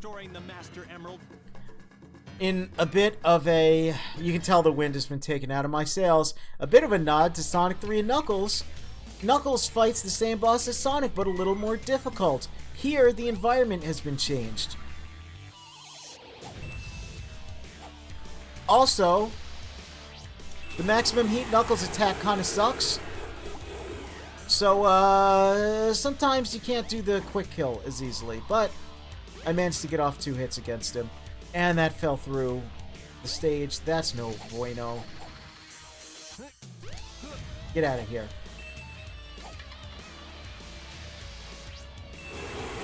We did it! Is that all you got? We defeated Chaos 6. For real this time, maybe. As Knuckles. The guy. Who has a better track record, Sonic or Dante, when it comes to didn't actually do a good job? You know, I mean, they're kind of the same person in a lot of ways. What's left now is to return the Master Emerald safely to They just want to have fun and goof around, and they don't really care if they actually beat the boss or not.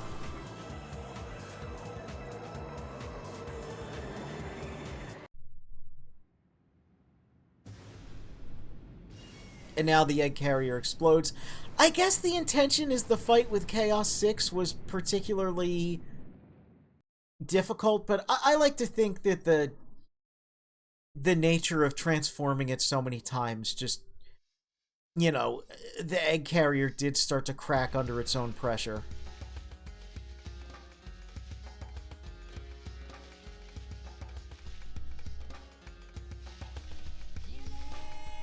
It's more funny that way, you know? And the day was saved by the supporting cast. It's true. I genuinely do like this game a lot, and I think the way it tells its story is great. And I think I keep saying it, because my hope is one day in, like, I don't know, maybe a couple months, maybe a year, someone who I've never heard of comments on, like, my Twitter or the YouTube uploads of these and just says, hey, I played Sonic Adventure the way you played it.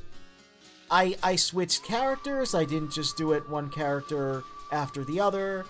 I tried to, follow the story like this, and it was a much more fun experience. That's what I would like a lot. Anyway, here's the big pre-render Angel Island levitating back into the sky. Because I think the story is told much better if you switch around and you see what everyone's place in the story is as they're doing it. I wish there was a faster way to switch characters and switch stories. But again, if I'm thinking of this, like when I was a kid, and I was dumb and bad at video games, and I had to go to school. Be on this floating island forever. Let's have this monologue. Guarding the Master Emerald again. I may not know the whole story behind this, but perhaps it's better that way. I'm at peace once more.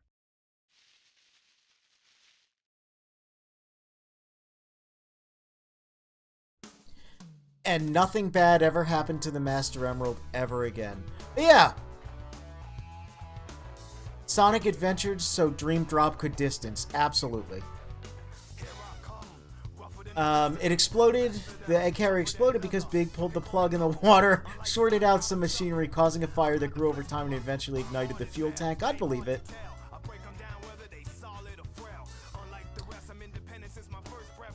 Hey, we did it! We beat 2 characters also. What the hell was I talking about? Oh, yeah. Yeah. The way, playing this game through in a way that allows you to switch around and see that the supporting cast actually does quite a bit.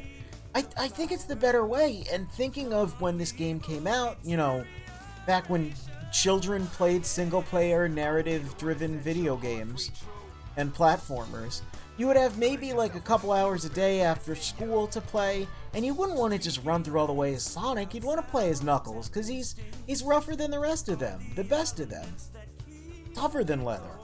So you'd play a bit as Sonic, and then you'd be like, oh, now I want to play as Knuckles. Well, I gotta see what Tails is up to. So you'd play it in a way that is sort of jumping back and forth. That's why it saves so often, and why you can just, they let you know as soon as you encounter a character, you can play as them. I think the whole game works better that way. I think, again, I know the Dreamcast version is the much better version to play, and I think playing it in a way that's more how it's intended, more exploration based, more taking time to look at the little details, switching back and forth between characters, being curious, remember that? Remember being curious about a game, wanting to learn it on its own merits and by its own rules, instead of just jumping into every game thinking that you're a pro gamer, having to, get all the Chivos and beat it on the high... remember when video games, we used to have fun playing them?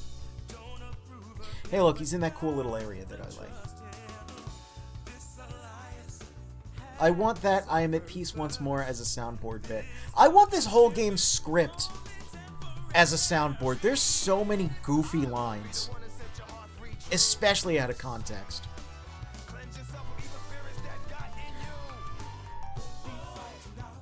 The Master Emerald's in captivity, the Knuckles is at peace. Knuckles' life motto of, I may not understand it, it may be better that way. Yeah.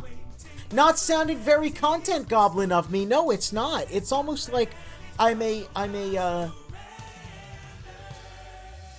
what's the, isn't there like a special term for like people who do like the chocolate tasting and the wine tasting, where you're like, the whole point is not to like actually, like, you put the wine in your mouth and you swash it around and you spit it into a big gross spit bucket, and you're like, yes, undertones of blah blah blah, and the whole point is that you're actually trying to, it's a very hoity-toity thing, but the reality is people who, consume, be it chocolate or wine like that, they're getting an appreciation for it that most people don't have, because they're so used to just simply consuming and moving on to the next thing.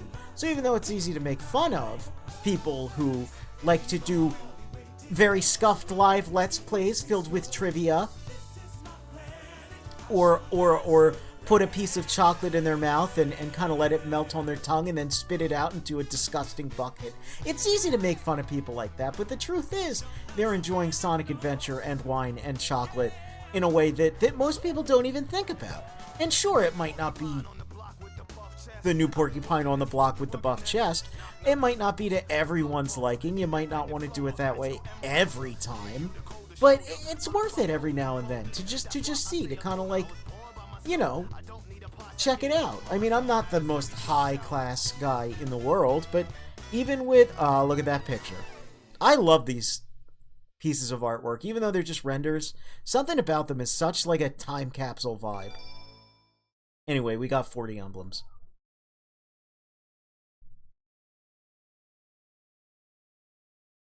What I'm saying is, it's Sonic Adventure for the Sega Dreamcast, baby! Let's go! Time to do the same sequence, basically, again as Tails. Well, actually, no. Let's not do it as Tails. Let's go to E102. Preparation complete.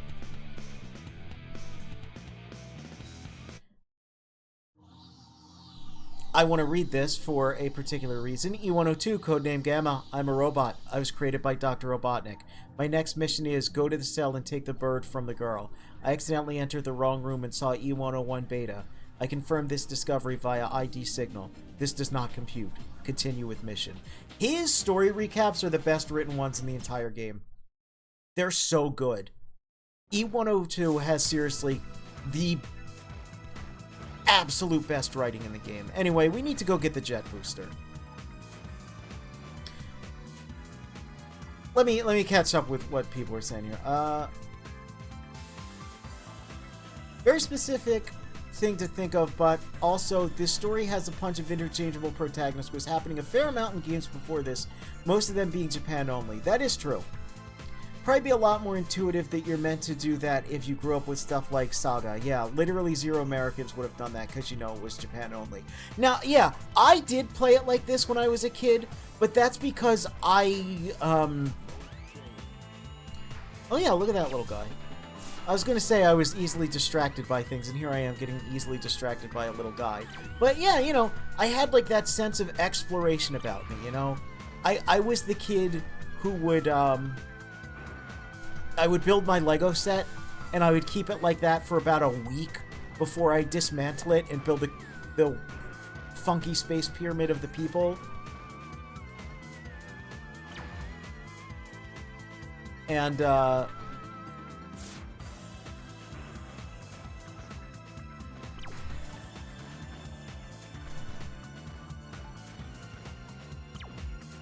I'm sorry. Do I have to grab Amy again? Did it not save? Anyway. Yeah, so I would be very... Yes, okay, I'll talk over this then. I would, you know, disassemble my Legos and build a new thing out of it, eventually rebuild the original. I was very easily, overly stimulated by, ooh, different thing, ooh, different thing. So I'd see these new characters and these plot lines happening, and I would want to go see what the hell was up. I would want to know, like, oh, wait, yeah, like, E102, encounters Amy here. Where does he go after that? What happens? Give me the bird. And yeah, I just feel like a lot of people don't look at it that way. Especially not adults nowadays. Again, most people who play video games now are like old people like me. And we just want to get through as fast as possible. None of your business, why not? For chocolate it's a bit weirder, but for wine one could argue if they're tasting a lot, if they swallowed it, eventually they'd get buzzed and everything would just taste, quote, better, making it hard to render proper judgment. That's true, yes. I bet you'd be mean to him, you bully. But, you know, if you're tasting like 25 pieces of chocolate, at some point your stomach's just gonna revolt against you. Don't you know how bad I feel? Saga is absolutely a thing where I think the games would be... Oh, I think games would be immeasurably different and probably better in current year if they were released overseas at that time. It's like 98% of the world would never have played a game like that was literally 30 years ahead of itself in concept. Yeah, a lot of games like that really do just... And again, even this, right? This came out September 9th, 1999 in the US. It came out the end of 98 in Japan. That's almost a full year difference, and like, this was still impressive when it came out in the US, but when you consider that this came out, you know, like right around stuff like Metal Gear Solid and Ocarina of Time, and was doing very similar things as them, it's really, really impressive. And it's a lot of why I keep hammering home that point and insist on playing the Sega Dreamcast version, is because a lot of people played... Most people who have played Sonic Adventure have either played the broken HD versions or the even more broken in some ways, a little less broken in other ways, GameCube port Sonic Adventure DX. So you lose a lot of the context of... like things in game design that were happening at the time, and why this game is built like this, and why it actually was cool and fun and good when it came out. And I am old enough that I very much remember playing this my first time. Because I was a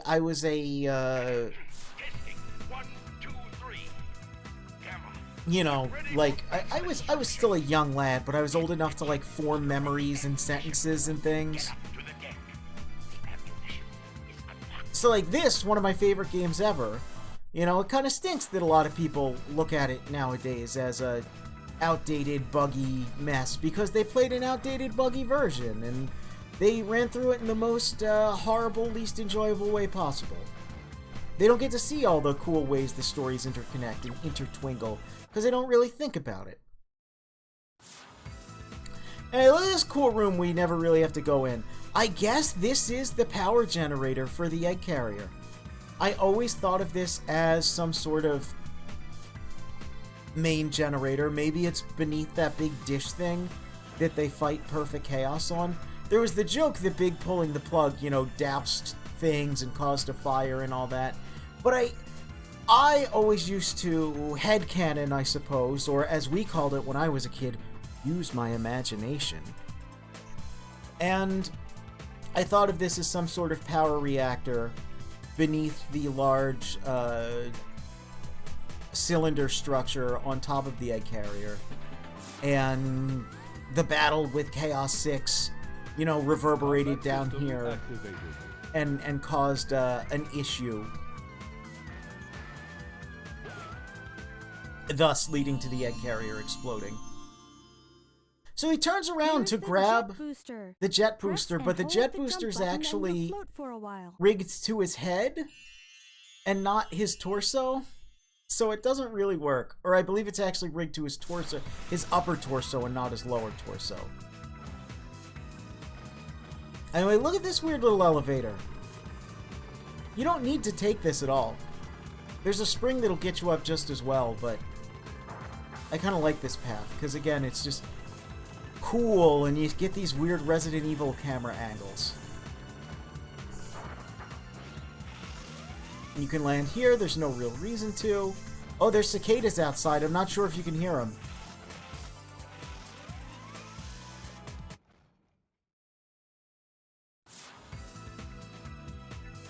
I see you've got the jet booster. It's old news, but Sega just totally fucked up what the Dreamcast was when it came out, because yeah, it blows everything before it away by orders of magnitude. I remember seeing one for the first time and being blown away by it. Then like 18 months later, we'd have, yeah, Final Fantasy X on the PS2 being the new benchmark. Probably have the hover car future now if Sega had waited one more year before pulling the trigger on the Dreamcast. Yeah, the Dreamcast at its time did blow everything out of the water, but it was just a little too soon. And the problem is, I think the Dreamcast would have lived much longer because it was doing well. But the problem was, yeah, all of the third-party developers dropped out because of the PS2.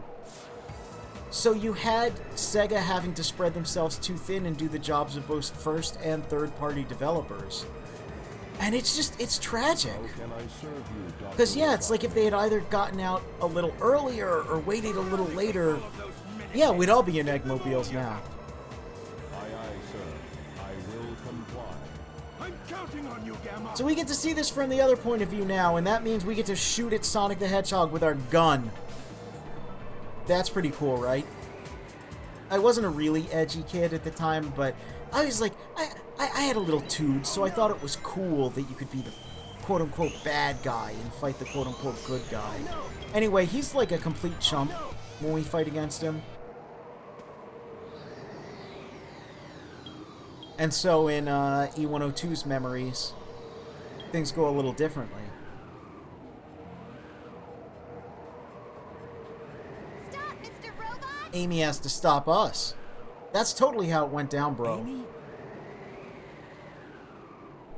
I would have won, but my girl held me back. She told me no. Mr. Robot, I know you're I not shouldn't be evil joking over sword. this. This is a good scene. Remember me? I actually like this version a little more.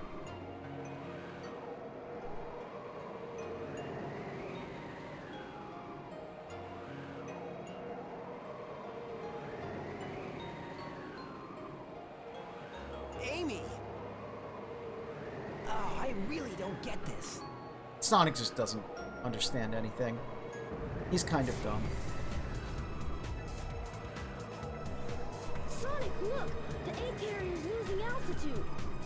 We've got to split.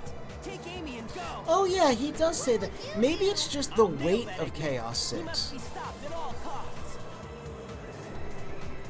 Like he's just made out of like a super dense liquid. Again, for saving me. And like it didn't cause a problem before with Chaos 4 because he floats around, but now he's a big dumb idiot spider thing. And how are you, my metal friend? It's dangerous My here. metal friend. Why not leave, Eggman, and come with us? Why do you help me? I told you we'd be friends the next time we met. Even Birdie wants the best for you. Thanks, You Birdie. must ditch that awful Eggman. Amy, come on!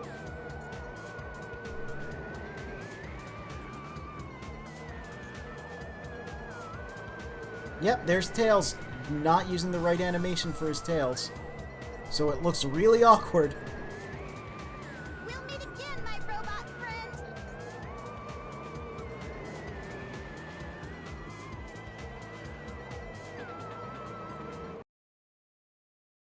Now we're just casually in the Mystic Ruins. Oh, I like this scene though.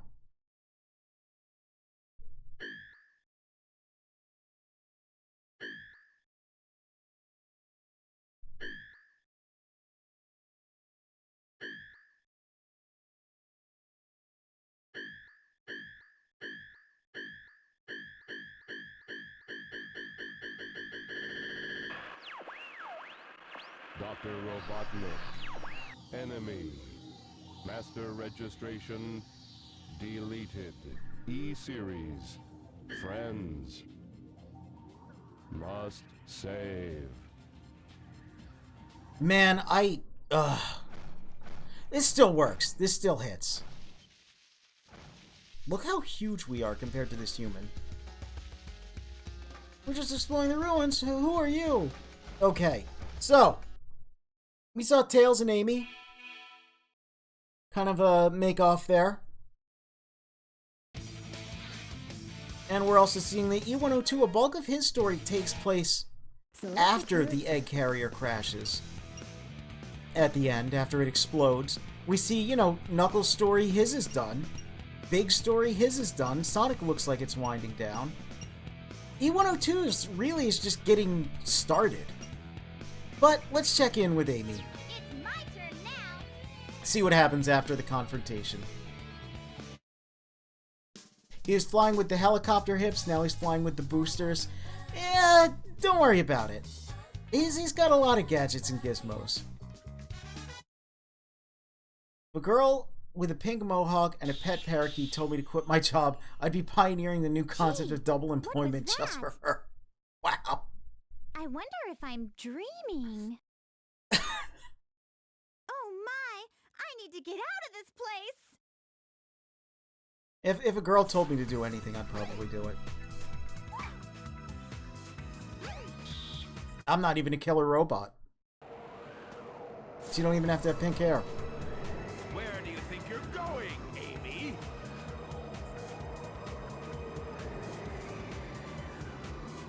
So you get a little boar. You get a little boar. You get a tiny little boar. Well, you do get a tiny little boar in this game, don't you?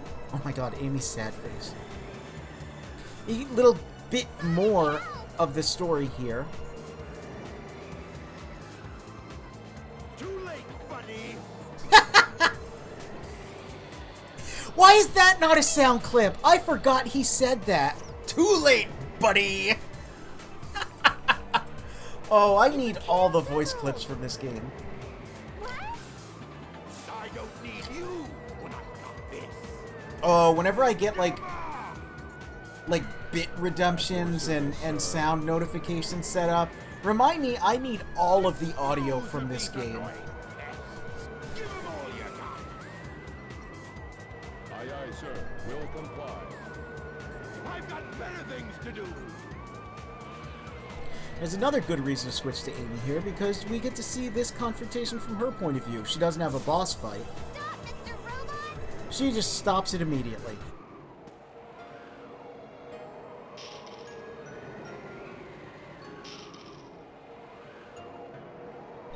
We see E102 still gets injured, not as badly as he appears to in Sonic's story. All the little differences are pretty cool. That's one of Eggman's clunkers. I'm sure at some point over the past, like, 25 years that this game has existed, This robot is different. someone's, like, recorded and noted all the differences with the cutscenes, but it's just really cool. And again, like, playing them close to each other really shows Okay, you I guess I'll let him the go effort then. and the thought they put into this game. Even though, you know, you get some buggy, glitchy, weird stuff every now and then. And Tails' very strange facial animations We're there. fresh out of time. Need to get a channel point redeemed for all the voice bits. Every single line of dialogue, yes. I'll nail that Eggman. Can't let him escape. If people donate enough money, if they contribute enough bits, it'll just be the entire script, like, the entire game will just play out. You okay? It's dangerous here. Don't pay attention to Eggman anymore. Free yourself. Come on. Yeah, Are you helping me? we see him moving erratically and very clearly, Turn in your favor. you know, Even this bird going wants through an to- internal existential crisis. Eggman's not the kind of man you should work for. Amy, come on. Well, of course, Amy, in her mind, you know, gives a little bit more of a speech. Take care of yourself. Tails using, again, completely wrong animation. Well, his tails are actually spinning this time.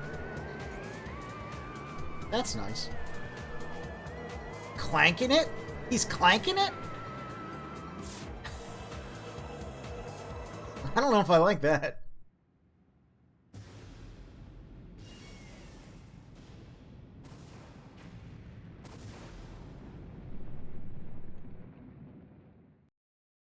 Okay, pay attention here. This is also why I'm playing it like this, is to just... Some of the differences are really cool and really fun. But please, please note what happens.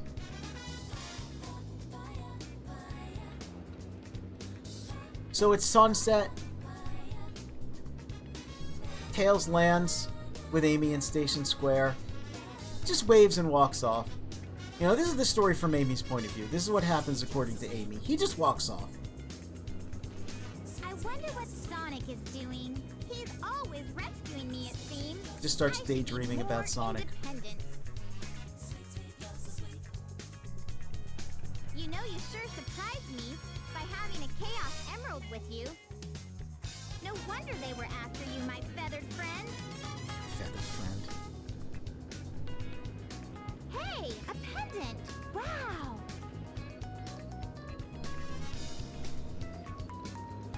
So I'll help you find your family.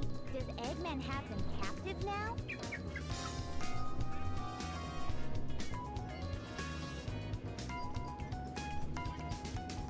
I bet he does. So I'll help you find your family. I've come this far. I may as well robot said Dr. Eggman's base is in the Mystic Ruins. So what do you say we check it out? What do you? Yeah, now we're in the Mystic Ruins.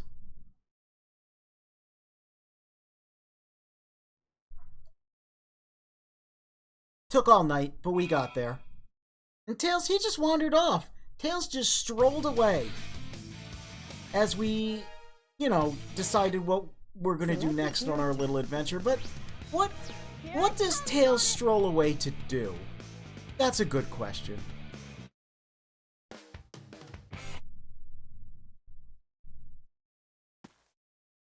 Yep, it's this scene again. Yeah. Is that it? Sonic, we should check out Is the that bridge. it?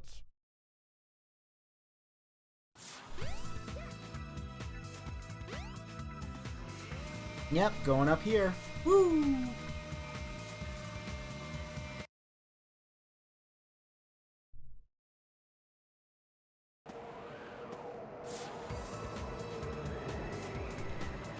And look! It's this scene again! Sonic! Tails! I'm kind of surprised that there's not been...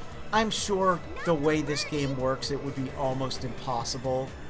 But I am kind of surprised there's not a, any sort of modding effort to consolidate the story into one playthrough and have moments like this where you can just pick who you want to play as here and then it branches off to another thing. It would take a lot of work, and I'm sure this game is held together by like chewing gum and string. But it's also been a quarter of a century since it came out, so, you know. I'll leave it up to you, Gamma. People understand a lot about how this game works and have done a lot of weird stuff with it, especially in recent years. Anyway, look, it's Tails is the hero. Remember when Tails helped us fight E102 and he was absolutely part of this scene?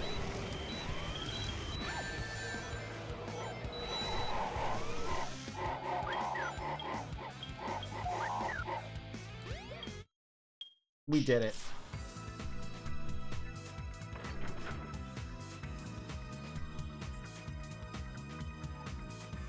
Tails, you monster. Tails? Move aside, Amy. Get out of the way. No! This robot is my friend. He helped me. Don't hurt him.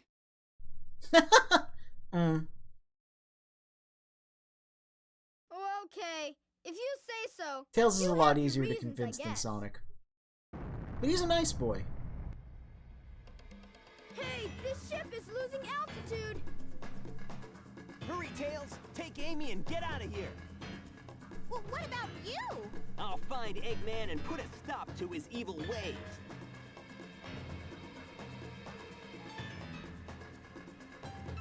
So yep.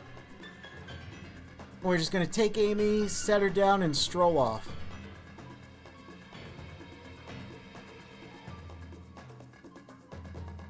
She's gonna go on a grand adventure, and we're just gonna go home, I guess, you know? What was that camera cut? That was odd.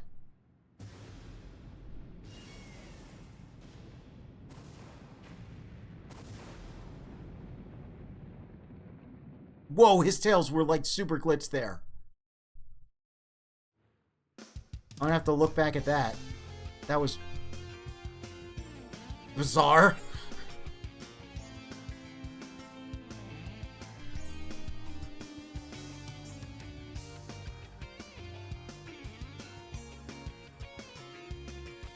Eggman may be comically incompetent, but it also makes sense not to have planned for what if a mutant fox decides to spit on you?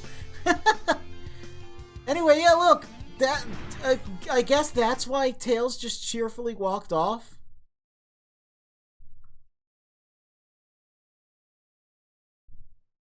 See, look, see you later. That's Eggman. I wonder what happened to Sonic.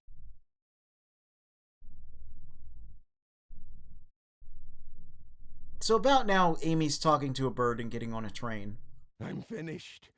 Chaos was defeated, and now my egg carrier is ruined. No matter. I will destroy Station Square anyway.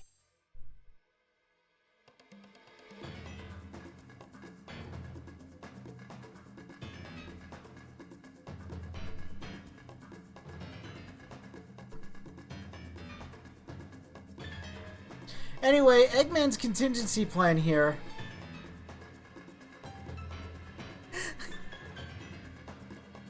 He's just gonna freaking nuke the city, why not?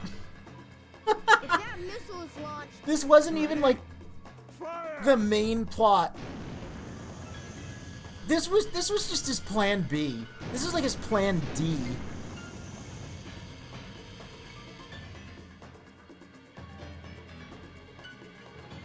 Yep, destroy the city the old-fashioned way. Nukes.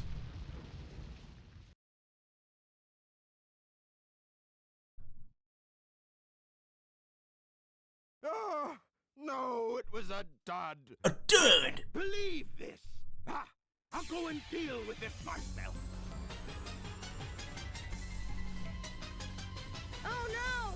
I'd better get to that missile before he detonates it!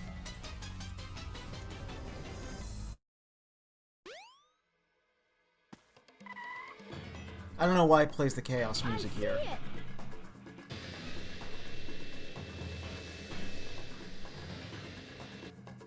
I always thought it Before Eggman. was an odd decision. The fate of Station Square depends on me. Oh, Sonic! I've changed a lot since I've started hanging with Sonic. But I can't depend on him forever. I know I can do this by myself.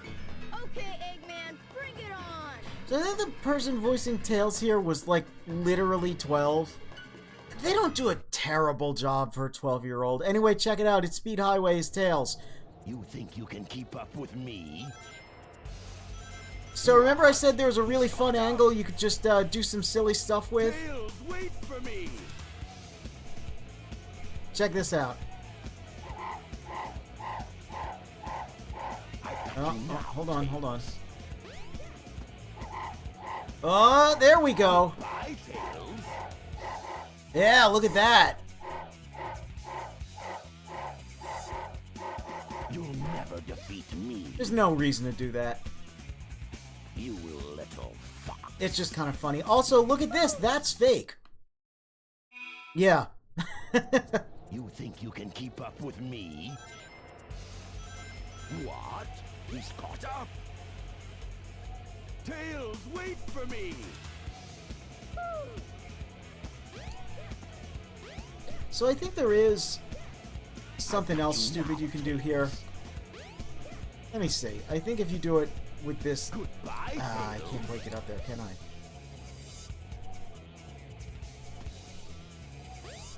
Can we? Can we do You'll it? never defeat me. All right, whatever. Let's just beat the level. You think you can keep... You quit the stage, all the NPCs have dialogue about the missile. Really? I did not know that. Let's check that out. It really sounded like he said, you little fuck. Yeah, he kinda... Yeah. I feel like that's intentional. Oh no, I'm not just seeing things. A huge missile is headed for Station Square. We're all gonna die! Oh, this is fun. Thank you for that tidbit. I did not know that. Oh yeah, by the way, we can just go do some little kart racing. If I'm gonna die, I might as well spend all the money I've been saving. Whoops, I already spent it all. I've cleaned out. I've never seen this dialogue. I saw it. I saw Robotnik's missile. Tails, you gotta save Station Square. Robotnik's headed towards that big skyscraper. Oh, oh, this is fun. Oh, this is fun. A missile appeared and wah! Oh, this is silly.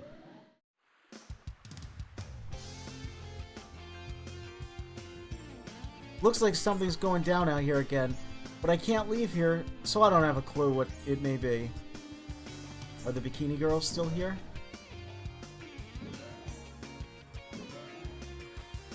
Nope. Oh, that's neat. I had no idea there was special dialogue during this sequence.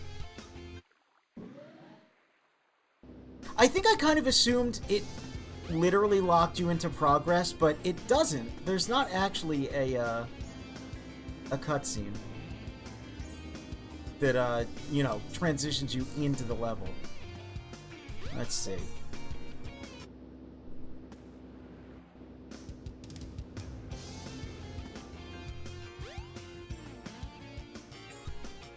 What happened?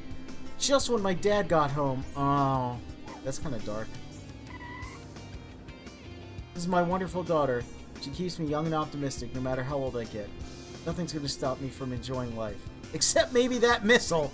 Oh my god, this is dark. Oh, this should be fun. Oh, well, no, I can't do it. I can't even talk. I'm such a coward, a total wimp. Strange, you don't see a lot of customers who are too nervous to buy a burger. Okay, they don't care. They're living in their own little world. Shop man, you got something to say? It's a quiet shop. Not many customers, you know. That's okay with me. Okay. How about you, kid? Oh my, they put one over on me. Just a statue. Okay. So some people don't care, but some people are, yeah, a little invested in what's going on. That's fun. That's fun. Alright, I guess we should play the stage normal. If Burger has one customer in the face of nuclear annihilation, I am that one customer. Okay, let's clown on this last Tails stage. Oh, I said the clown word. I'm sorry. Tails, wait for me. Oh, he said goodbye, Tails. Usually he goes, Tails, wait for me.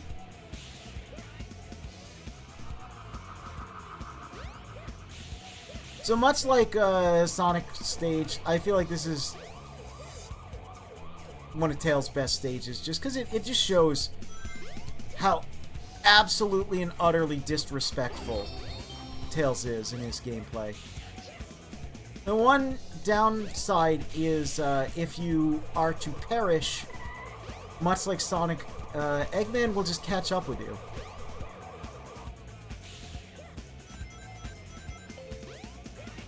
So now he's quite a bit behind me, but if I were to fall to my doom, he would just catch up at that checkpoint. So it's kind of like a weird rubber banding anti-difficulty comeback mechanic. I don't know, it's kind of a weird, goofy oversight.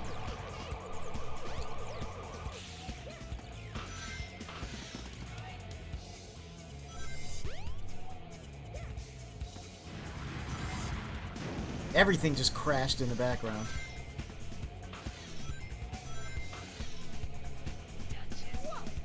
How did that happen? Tails just kind of bonked. Look at that neon sign that looks like katakana but doesn't actually say anything. I mean, sure. I mean, look, he's not even halfway through the stage. Now, again, we could very easily perish here. It's not unheard of.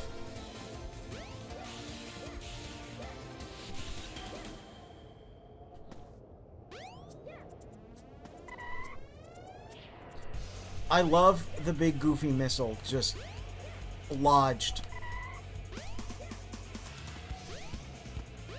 inside there.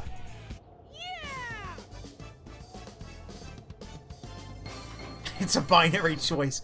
Die with Burger or die without Burger. Anbi, is that you?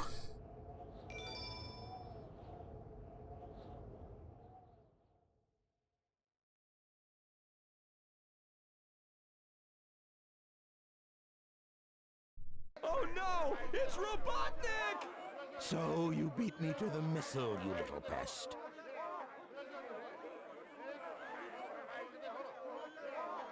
I will make you all pay for this.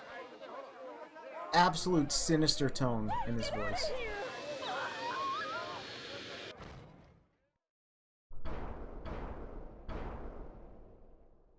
I love the design of this thing. You fool. Away. before I make mincemeat out of you. Why is he so threatening? I'm not scared. I can do this.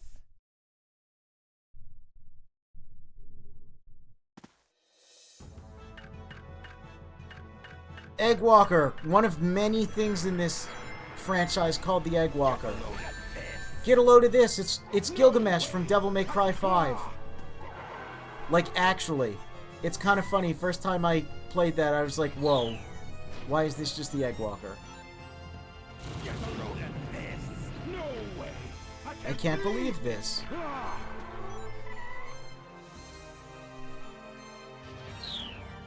Oh yeah! It's a little difficult to see.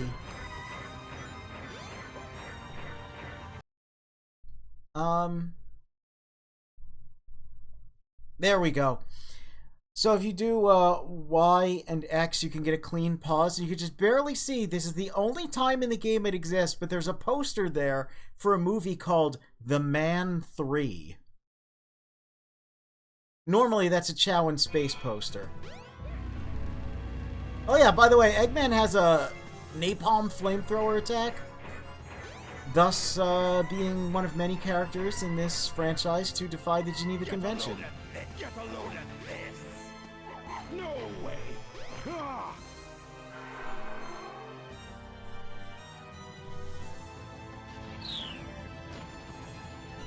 Station Square, property prices must be a steal with hell, yeah. Impossible getting anywhere by car is. Everything's just a weird loop. Get a load of this! Get a load of this! There's like a very strange garage under the hotel. Maybe it's more like a tunnel out? I don't know. Ah! He's not gonna get I guess away everyone with just this. commutes by train. Get a load of this! Get a load of this! Get a load of this! Oh no, a triple attack. No way! I can't believe! Ah! I did it. We defeated the Egg Walker version 1. We saved the day as Tails. He's just a little guy. He's doing his best. Hey, I did it!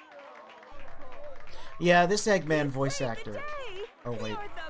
There's that cool kid. I did it all by Yeah. I was really upset when he passed away, this Eggman. Because he does such a good job. I think, especially in Sonic Heroes, most of the cast really... Like, they got comfortable as their characters, and the audio engineering was a lot better. And so a lot of the performances in that, especially, are really good. And it's a shame that that was the last game to have them.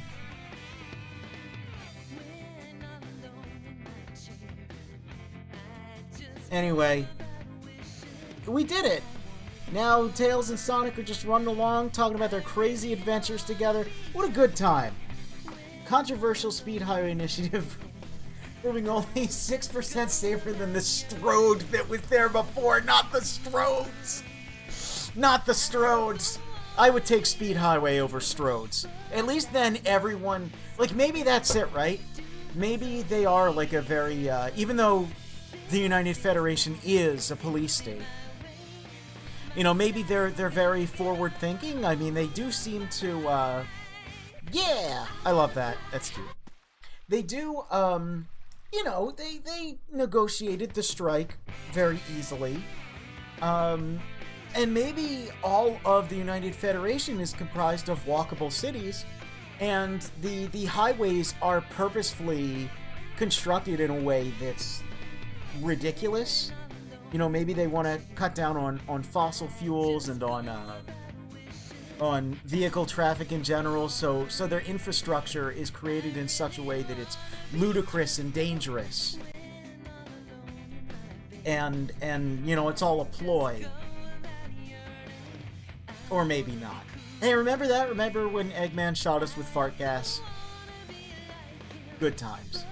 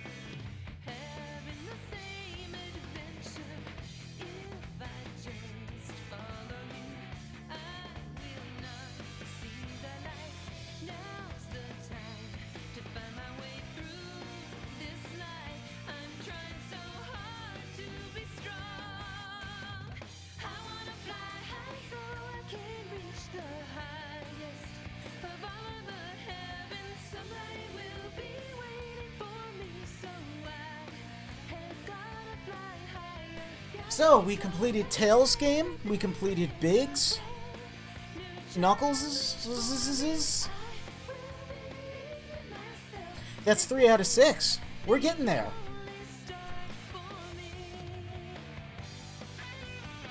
Only a few more left.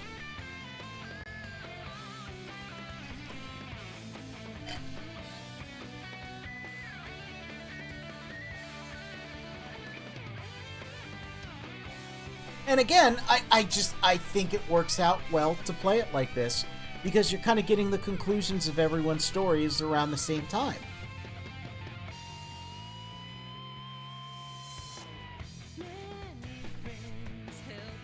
Tails doesn't have the dancers, the rhythm badge there, which is a continuity error because he needs it in order to progress in the story.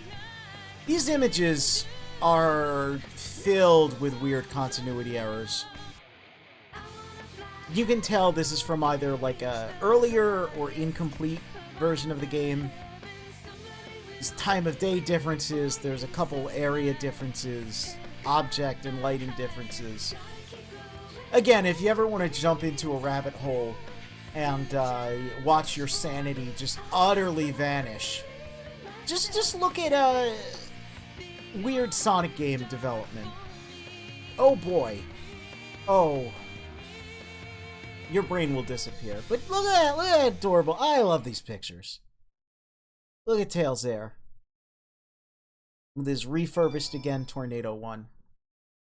I'm a VTuber, my sanity is already gone.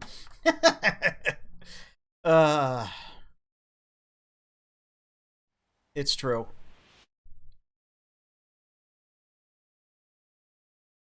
Alright.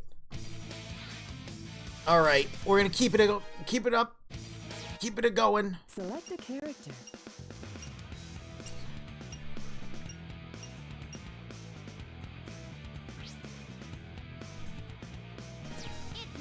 Let's see where Amy went off to. 42, yep. Can't you just look at normal Sonic game development for that?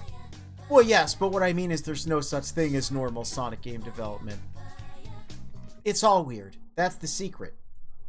It's always been weird. So, Amy wants to go to the Mystic Ruins. The train headed for Station Square will be departing soon. And very specifically, for some reason, I mean, it makes sense. Her logic is sound. But we gotta go here.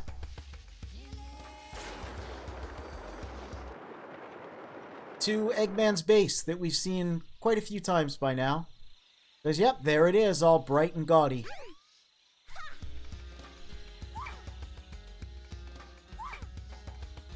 And if I can keep myself around the edge here.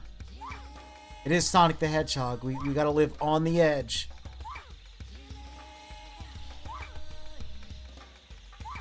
Yeah, you can kind of like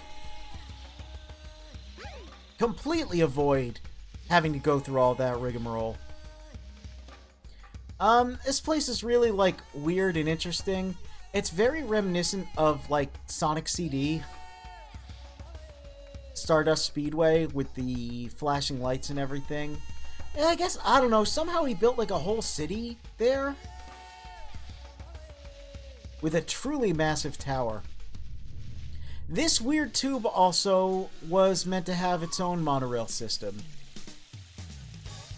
I think there's a model for it and an unused animation. Looks dangerously suspicious.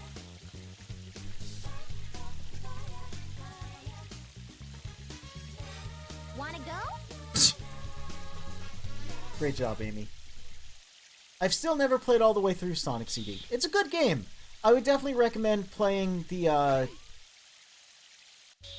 newer versions of it compared to the original.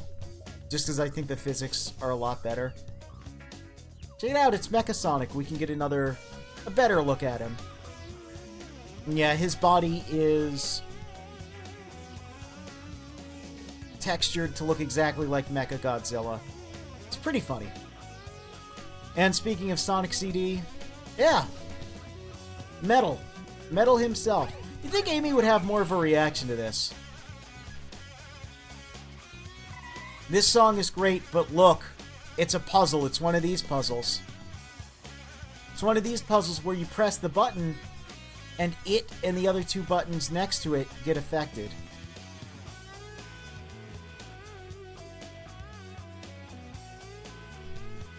It's the most devious trap of all time.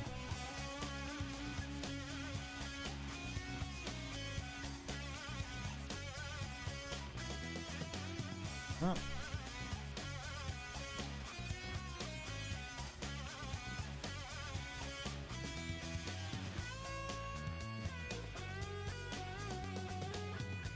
No, come on. I remember how to do these. I swear. I swear I remember how to do these.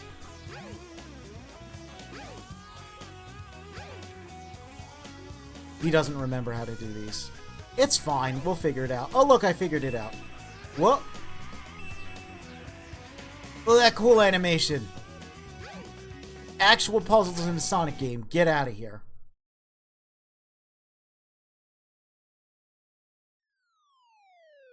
I forgot there was a cutscene here. Not you again! Amy's distressed face never fails to get a laugh out of me. Amy now the second character to be in Final Egg. It was E102's first stage. Again, I think it really does show how fun she is to play as. Just this hammer jump is so good. Oh my god, he smacked us away.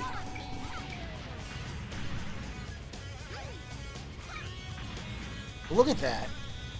He's got parries.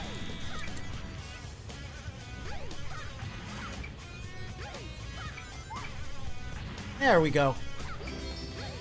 Get that life. No problem. Oh no, zero jump scare.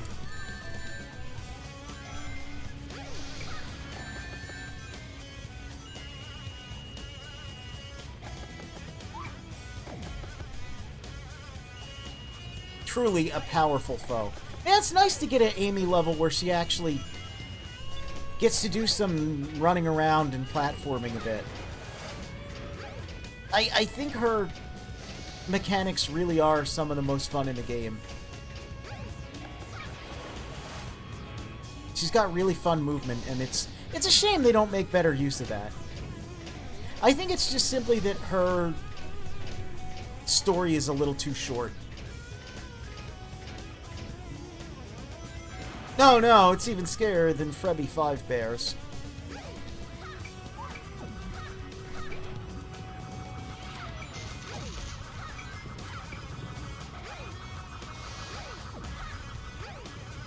Another extra life.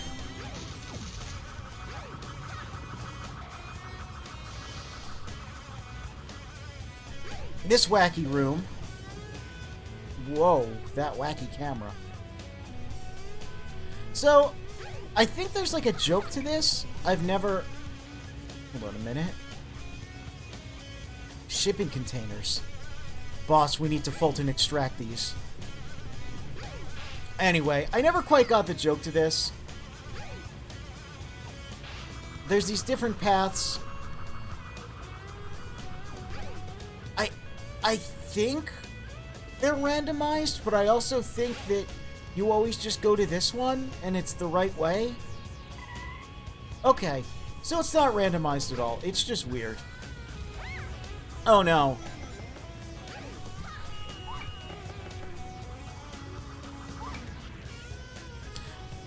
And yeah, really short stage, unfortunately. It's a cool stage, but it's just short. All of her stages, all of her gameplay is just way too short, and it's strange. It's like they didn't have, like, confidence in it? I don't know. Maybe they thought people would have more difficulty? And that Chow in the top corner's happy, though. That was a saw no sign of your relatives, Birdie.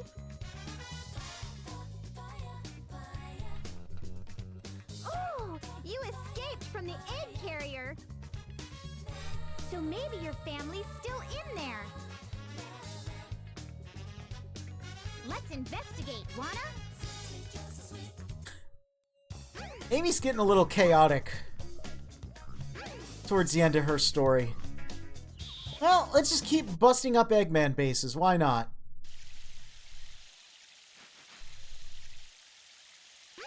And they make us go back through here. And again, we've got our cool hammer jump. No, we don't want to go this way.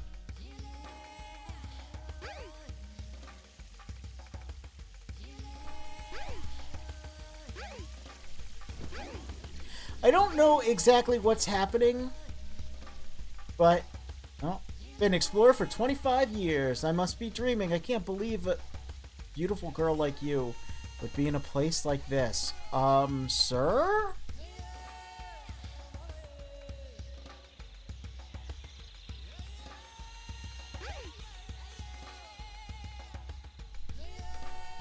Alright, well.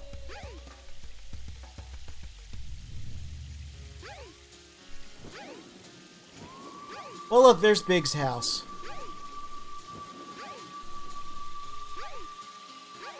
That's cool. We can't get any secret upgrades under his bed, unfortunately.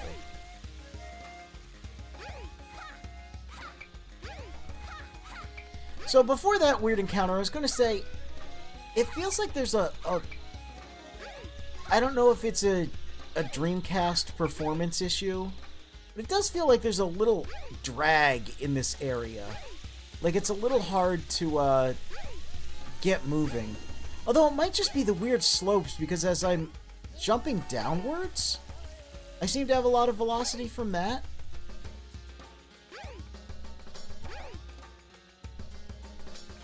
I know this game does have quite a lot in terms of slope mechanics. It's a lot of why I think Sonic Adventure 1 is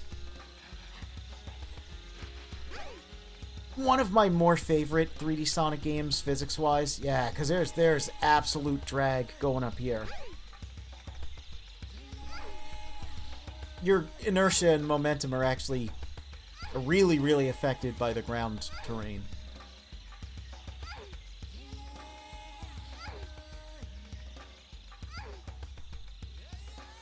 It could be some frame drop, too,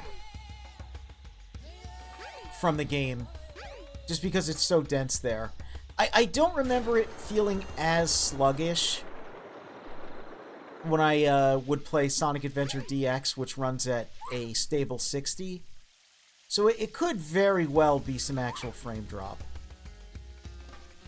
from the poor Dreamcast coon trying its best.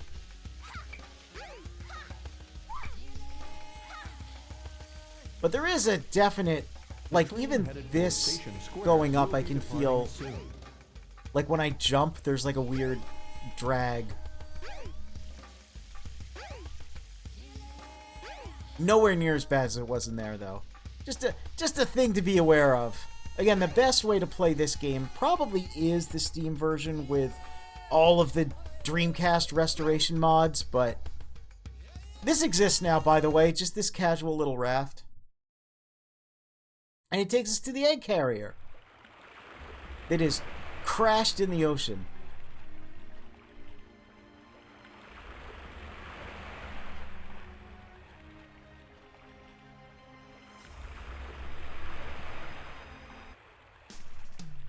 Yay, it's them! Yay! Even though the subtitle says yeah.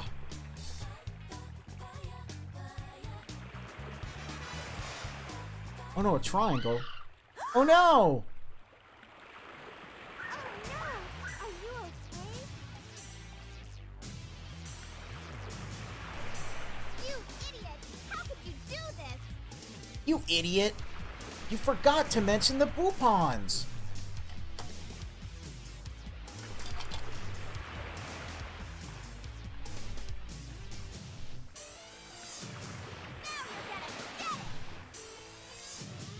Well, get ready for the bop. Also get ready for an electrified cage match. For some reason, that's our battleground here. So this is a neat fight.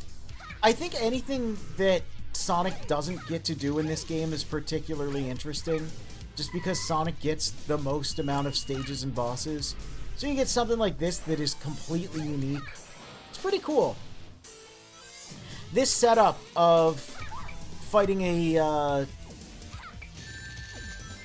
robot with large hands that you have to bonk into an electric octagonal-ish structure would return in Sonic Frontiers, of all things. Oh yeah, look at this move.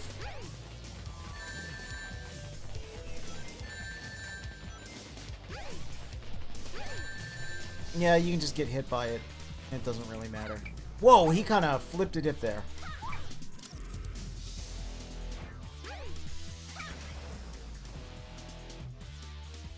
We did it. Just as the song gets cool there. Well, you can really see that's a completely different version of the egg carrier. Yeah, those textures were weird. I guess it's just boss arena mode. More fights should be electric cage matches. I agree. Worked for Vulcan. Oh no, the birdie.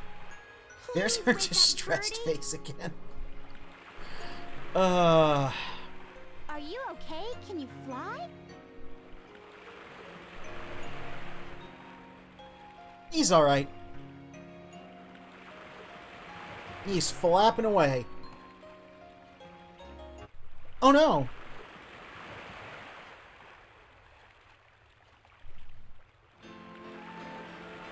He's okay.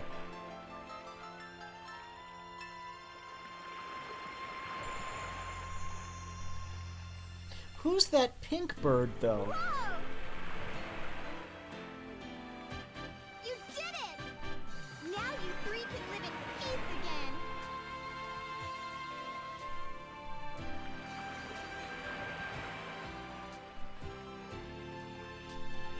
You know, we've had this blue bird the whole time, but the pink and the yellow birds, we don't know where they came from.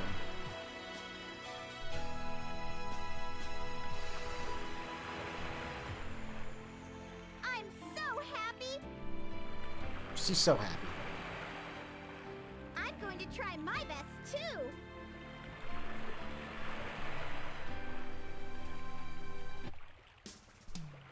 It's like having a cat. One day there's just more cats. Sonic respect me. And by that time it's gonna be too late. What does she mean by this? Also, she's not supposed to return to her default idle there. She's actually supposed to hold that pose. That was fixed in DX, I think? But hey, we did it. Another character down. Only 2 left.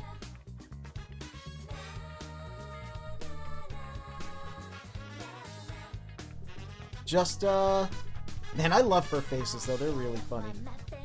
Just Sonic and E102.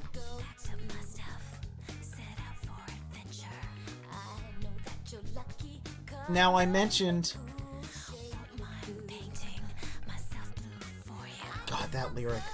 Yeah, so I mentioned that when I first played this game, Sonic was actually the last character I beat it with because his last stage and his last boss gave me a little bit of trouble.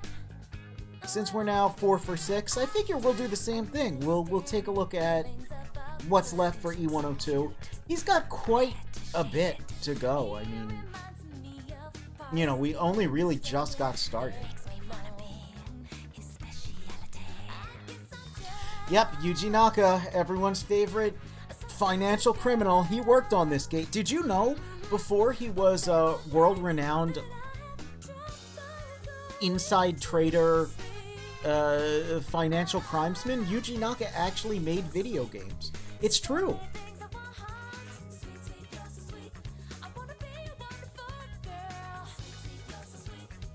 yeah, Oshima was still around at this time. I always forget that. I always forget Oshima, like, stuck around for quite some time. I think he left with Naka in 06. I honestly, I can't quite remember.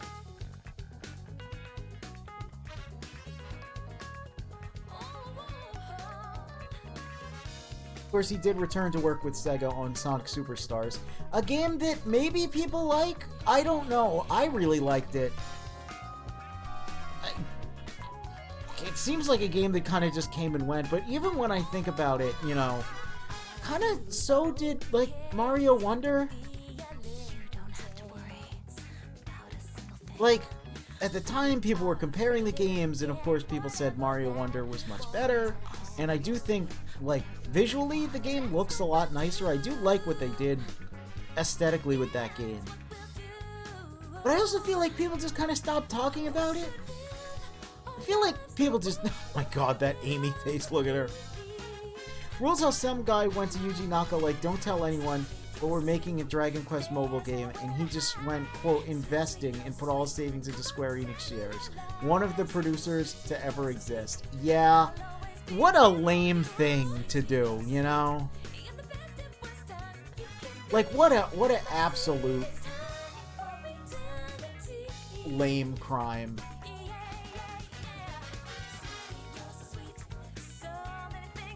But again, hey, you know, that face.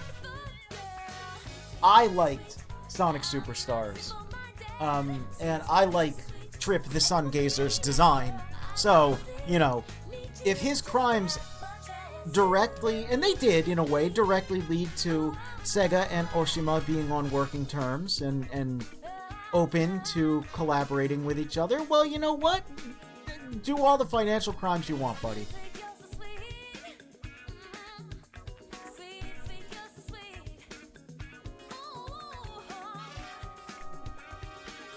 So Zero's kind of interesting. You would think there would be more lore around him. He seems to be the first of the E100 series, hence his codename of Zero and the big E on him, and etc, etc. He's kind of a janky pots and pans robot. You would think he would have his own, like, lore, but he kind of doesn't. He also doesn't have... Look at that. Amy makes the best faces in this game. They're really just top tier.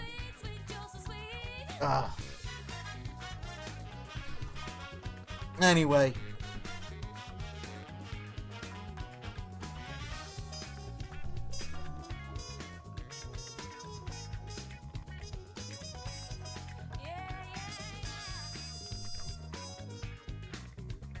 Presented by Sega Enterprises Ltd. I really want to be able to finish this. I think I can do it. I think I can do it. Look at that! She's got her groceries again. That's another cute one. I really do like those pieces of artwork. Okay, let's see if I can do it. Let's see if we can get through the remaining stories. I think it's possible. This is not a particularly long game.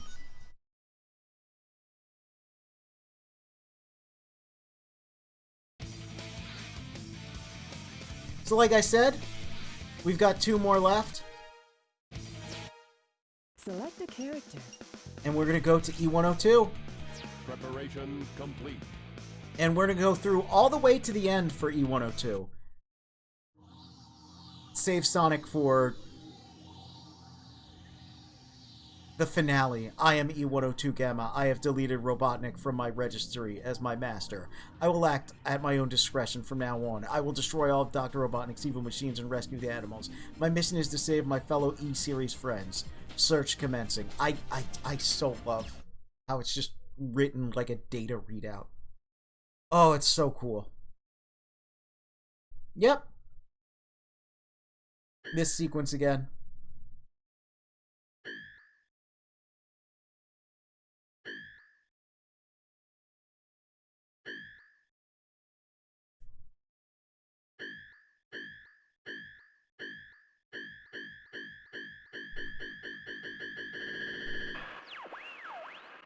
Dr. Robotnik. Enemy. Master registration deleted. E-Series. Friends. Must save. Alright, where to begin? What's this guy say? Just exploring the ruins. Who are you?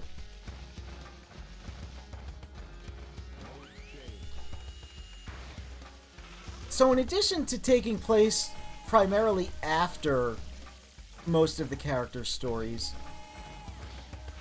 we're not given as strong direction as we are in the other characters. So it's a lot more exploration. You kind of just have to know, for example, that the Windstone is here. Just absolutely cutting down on the exploration because I remember the order of his levels. But yeah, it's part of what made E102 really felt like a more mature character.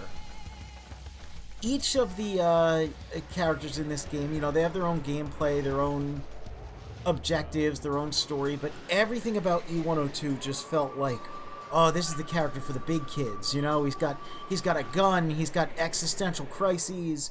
Game doesn't really signpost you as much. Oh my god, was I a liar? I was a liar. This geometry is used. Yep. So that sequence that I looked at in Sonic's Windy Valley, yep, I was right down. Remember when I was down there? When I was down there, looking up at here, going, I don't remember if that geometry's used anywhere. Yeah, idiot, it is used here.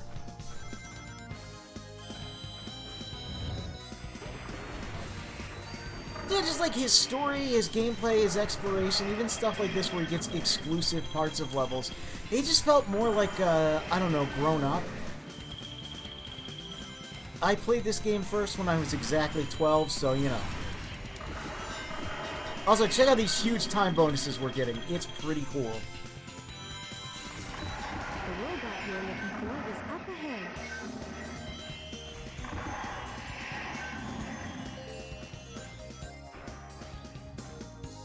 Oh yeah, look, and we do go down here, too. We don't stick to that path. So he has almost a completely unique trek through Windy Valley, despite it being, you know, the same chunks of land.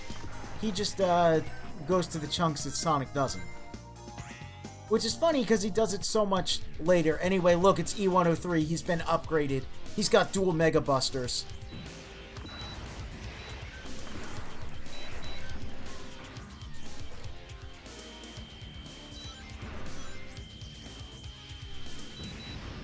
It's interesting because, you know, they're fighting against us, right? What are they feeling in this moment? Are they feeling, you know, is it self-defense? Is it hatred? Do they have a mutual understanding? Anyway, look, it's a bird. There's a bird inside the robot. E103 Delta. Rescue complete. We saved a bird. That's the most important thing. Another thing that felt oddly like, I don't know.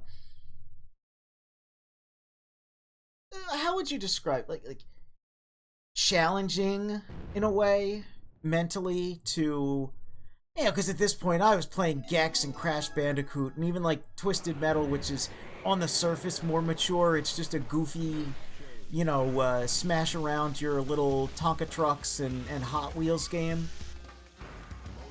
Just with demons and things.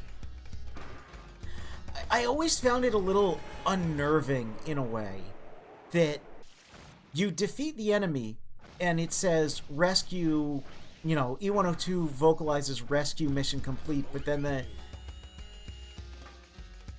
the mission prompt at the beginning and end of the stage is telling you to destroy them.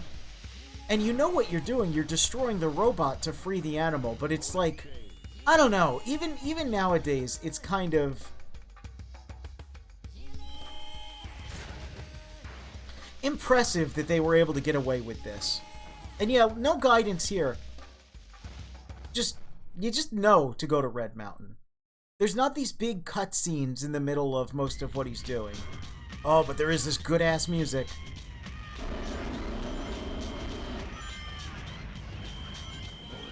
it's very interesting because it has a very, you know, people have likened this to a Metal Gear game or a Nier game or etc., etc. It does sort of have that Metal Gear Rising feel to it, where everything you're doing with E102 is, like, fun and actiony and really cool, and there's explosions everywhere.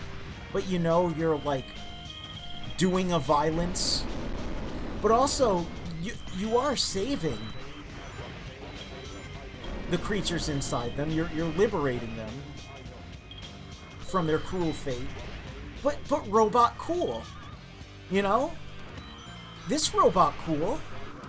Those robots cool too, but we destroy them to free them. It conjures up a lot of complicated emotions when you're 12 years old. I kind of dig that. We don't traumatize the children enough nowadays, you know? Everything's all Dora the Explorer and Paw Patrol. Where's our existential crises robot games? You know, just as long as you don't have blood or say a bad word, you know, Americans are stupid. You can write that, you know, PG. Anyway, let's jump down this hole. Pay no mind to the realistic bats. Or the cartoon spiders. Guy who's only played Nier getting Nier vibes from this. Listen! I understand the correlation. I do understand the correlation. And hey, I played Nier Automata and said I'm getting real Sonic Adventure vibes from this because I'm cool and based. Right down to playing as multiple characters and seeing different paths through it, huh? Anyway, here's E104. I always like the design of his guns the best. They look kind of pile bunker-ish, but he kind of fights the same way.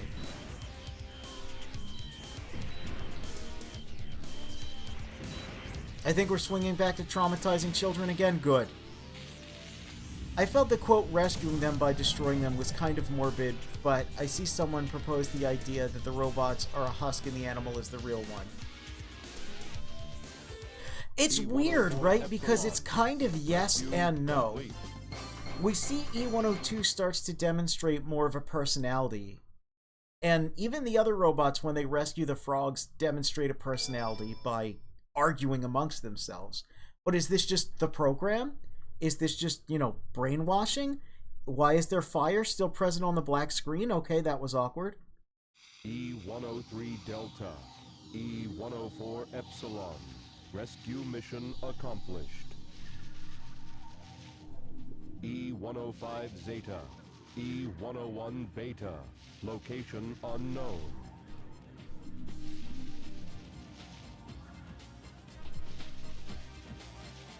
Perhaps aboard the egg carrier. It's gotta be absolutely traumatic, you know? Because I imagine it's something like, well, there's just a bird in there, you know? It's just having bird thoughts. And this is a series where, you know, like Flickies, the small animals, they're primarily bird-like. They're primarily animalistic compared to the main cast. They don't really have, you know, human-level intelligence. They just do dumb little bird things. But then to suddenly be thrust into, you know, a mechanical form and lose all sense of self and then start to gain a different sense of self and heightened intelligence in robot form, it's gotta be pretty terrible. This game's really dark if you think about it. And that's why everyone who likes this series is incredibly screwed up. E-Series Data. Beginning search. There are really only so many games about robots experiencing self-actualization, and that's a crime. Hot shelter. E-Series location confirmed. Unlocking hot Guy who has shelter only ever sector. played Metal Gear, getting some real He Sleeps with Men vibes from this. Oh my god. Flickies have enough intelligence to throw flower pots at cats. I mean, that is true. That is true. So yeah, we didn't get to see much of it. But the egg carrier crashed and landed in the ocean. It's just using the regular egg carrier music, but there is a song associated with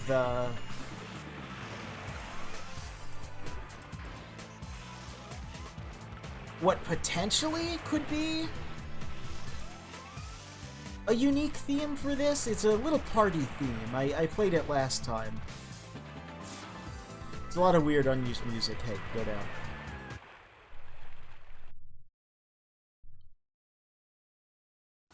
Back inside the egg carrier. Back at it again.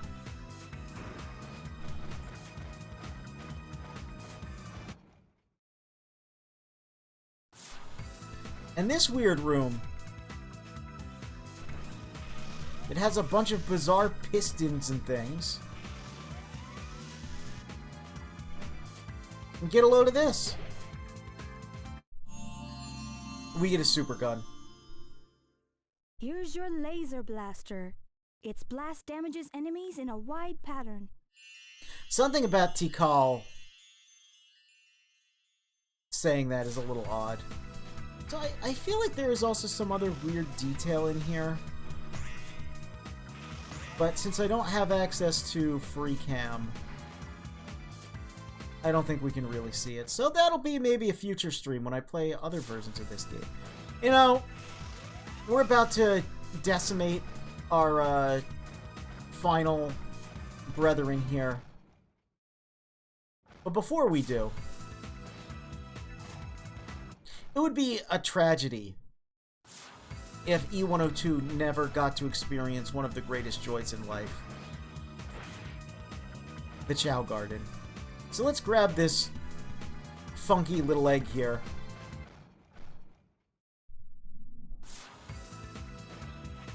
I was about to say game idea. You self-actualize your own robot by choosing what ideas you internalize. That's just Disco Elysium, except instead of a robot, you're a cop, so you're even less human. Nice. Yes, it's true, because Big let all the water drain. That's why we were able to get the laser blaster. So, look at these crazy letters here. I wonder what the passcode could possibly be. M. Oh my god, look, it's a comedy frying pan, dish pan, wash basin thing that falls on our head. If we keep getting it wrong eventually.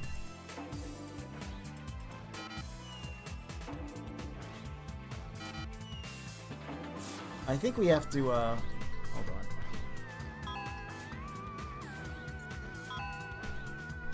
Maybe it's further.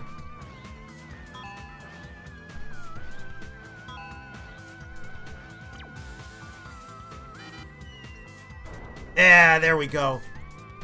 Big one. Anyway, it's Eggman. The passcode is Eggman. And if you can't figure it out... Yeah, secret password is Eggman.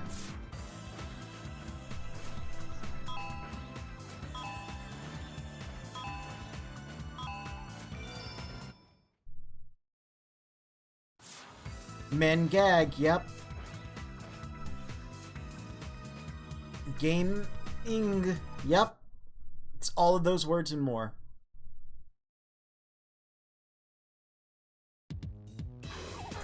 Here's the egg carrier, allegedly. Chow Garden.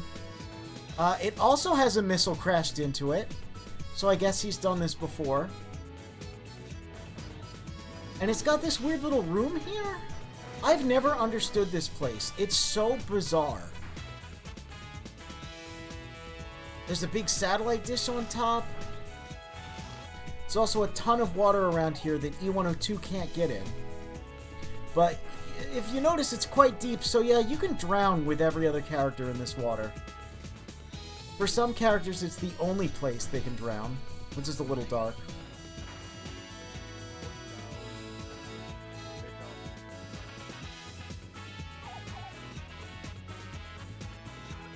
So E102 can be a little dangerous in the Chow Garden because you can,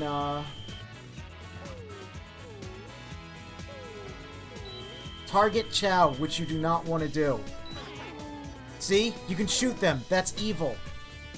But I learned recently that you can just press the Y button and it doesn't ever register as an attack. And I didn't realize that.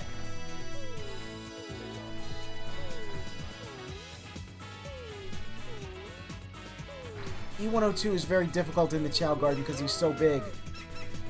we can still give this guy a little seal tail. Can we give him some food, though?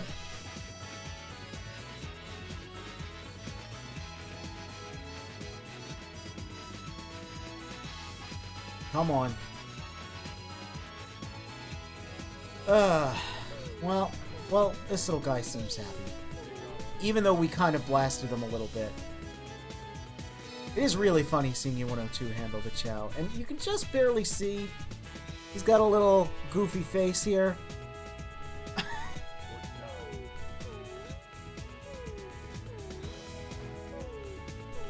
More of these chairs. I guess all my animals just vaporized. That's fine. Here we go, little guy. Look at that little guy. Oh, he loves it. He loves being grasped between the air of my big metal claw and my super laser. Anyway, let's get out of here. Yeah, just figured I'd use this opportunity to show off the egg carrier, Chow Garden, and let E102 experience one of the greatest joys in life.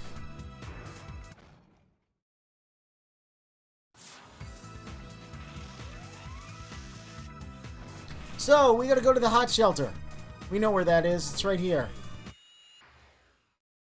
We are now at the third and final character to get the hot shelter stage. I don't know what up with that. I don't know why only like the back half characters with their weird goofy mechanics get the hot shelter. But here we are.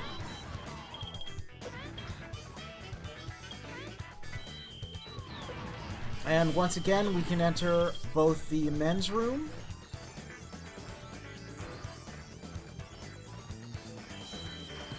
and the women's room, and there seems to be a female chameleon in here.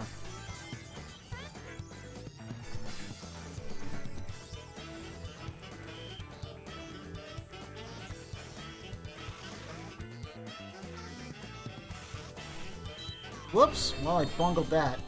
But look, it's this place. This wacky Castlevania clock tower area. It's honestly a little jankier with E102. This button also is colored incorrectly. I don't understand why. I'm pretty sure it's the only button in the entire game like that. This is a very scary jump just because the game never makes you do anything like that before or after.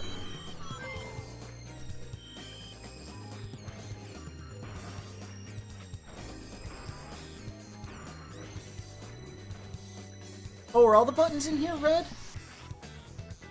That's strange. Anyway, it doesn't really matter, because you can just skip over all that.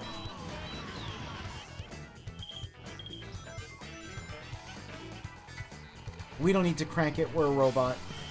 We also don't need to do any platforming.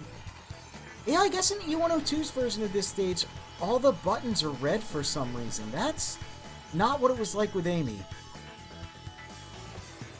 Is that a Dreamcast thing, or is my Dreamcast haunted? Is every copy of Sonic Adventure personalized? It's more likely than you think. E102 goes to a different side of this, though, and gets to go up this crazy ramp. And also gets to look at this setup. I don't know what's up with that. It's cool looking.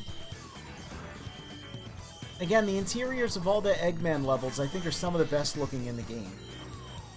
They're just very crazy. There's just a lot of stuff happening.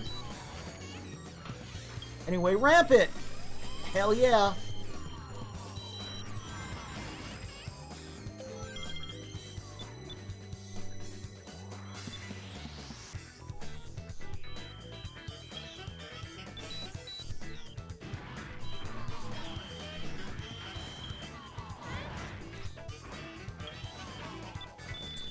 See, look, before the puzzle was on the button was on the little platform that grabbed us. There, it was a bit of a puzzle.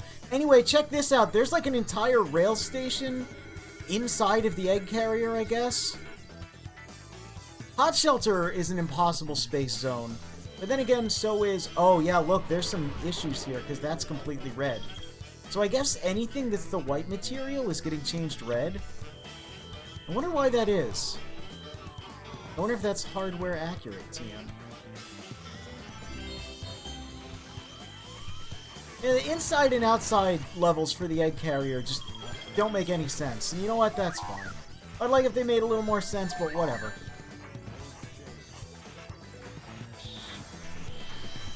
This is a completely wacky segment that, like, honestly is kind of mind-melting.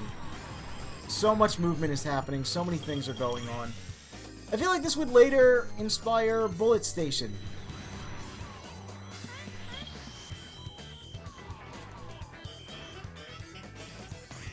Maybe we'll see Bullet Station at some point. Maybe I'll play Sonic Heroes at some point. I don't know. Oh, this is so awkward.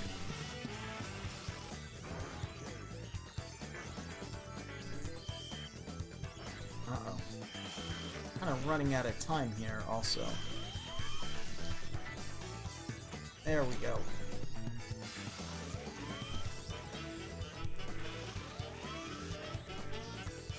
Yeah, come on, get on one of the... Get on something! Oh my god, what is happening?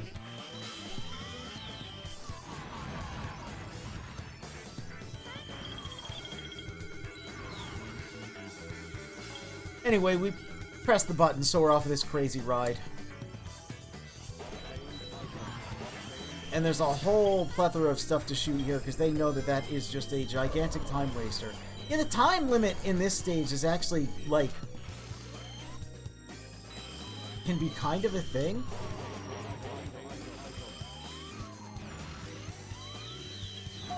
Oh no. Oh no. Oh, that's bad. Well, I have now lost a lot of time.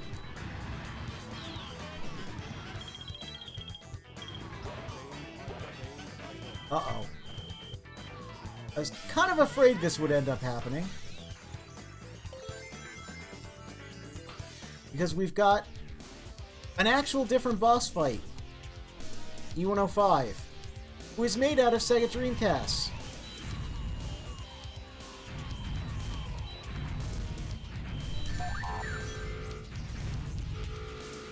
Oh god. Oh god, look at that scary timer. Activity ceased. Well. So that's what happens if you run out of time. But then they just reset you with a full minute, so it's fine. You can see the Dreamcast again there. Yeah, this one's a little tricky. This stage consistently has given me some issues, usually in the stupid train sequence. Which is cool, but, like, really weird. Anyway, we just chumped him out this time.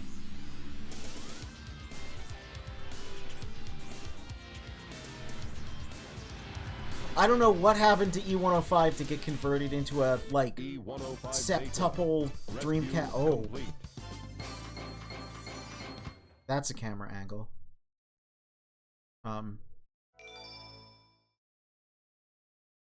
Anyway. That happened.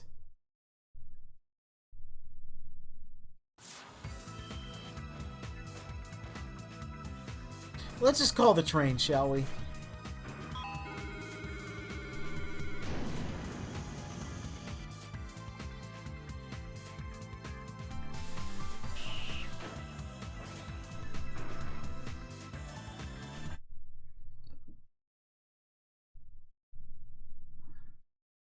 E-105 Zeta rescue complete. Units remaining.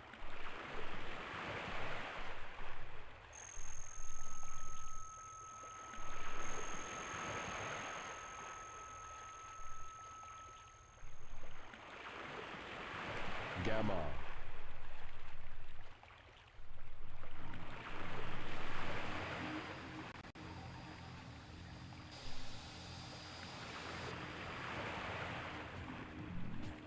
Beta. Yeah. Again, this game's easy to, like, joke on and say his aged poorly or whatever, but I don't know, that still kind of hits when he looks at his hand. That was a moment when I was a kid and I was playing this the first time, I had my, like, oh no. Oh no! Is the cool robot gonna... Oh no!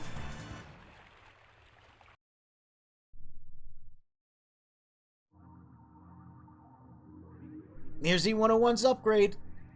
It's pretty cool looking. Also, it's got some really cool attacks that are, like, kind of absurdly detailed. Yeah, he launches these missiles out, and you gotta get those, and he does this little power dash. Deflects all of your projectiles. It's actually like a genuinely neat fight. All the animations and everything, like, it just works. It's very cool. Also, this happens, which is super sick.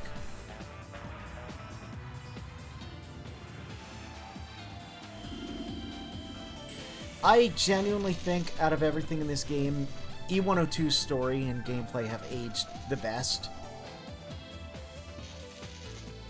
There's a lot of subtlety, a lot of unspoken stuff, and then even stuff like this, like, why are these animations so much better than everything else in the game? Look at the recoil of the shots, the charging up, even the explosions look really nice compared to, like, everything else. The effects on dashing, the dash itself, and I wanted to show the deflection, and yeah, it's just cool.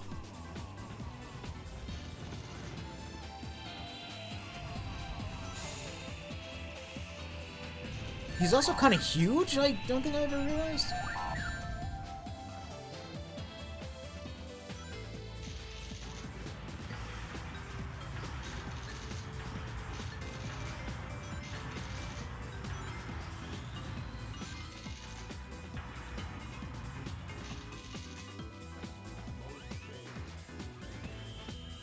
Oh yeah, being in the driving mode actually does help quite a bit, because you can get behind him a lot more easily. Yeah, cool as he is, he's cooked. We got him.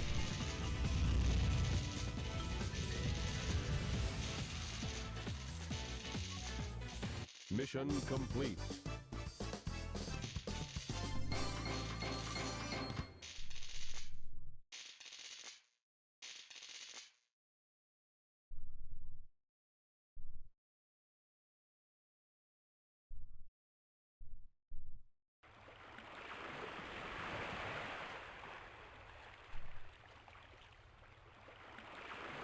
The lack of words spoken between these two is also very...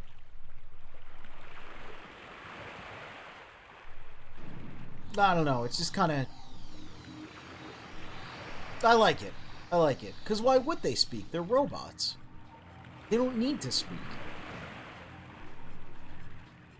Hey, look! It's the little yellow bird! Oh no. Gamma. We need crying Korone in this moment.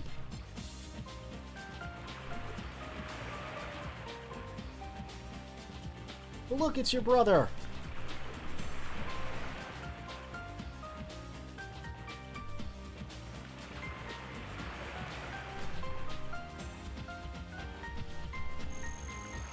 Look, you remember.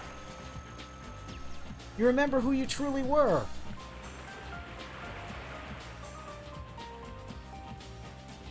You don't need this shell anymore. You don't need to be what society tells you. You don't need to be a cog in a violent, uncaring machine.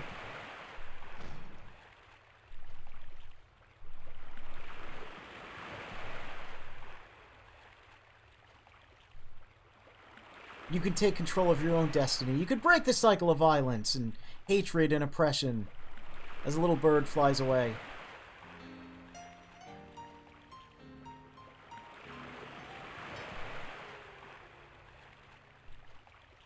Pretty sure I cried at this point when I was a kid, so, you know, Korone crying at this. I felt seen.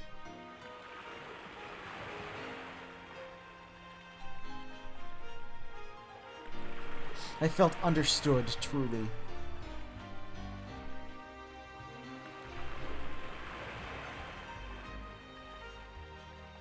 Oh my god, Gamma was the pink girl, maybe? Bird? I've seen some takes on E102's story working as a trans allegory, and I'm like, you know what? Go for it. I think that's pretty based. Why not? Check out the selfie with the Knuckles plush, anyway. What up with that? Just loves taking selfies with those Knuckles plushes.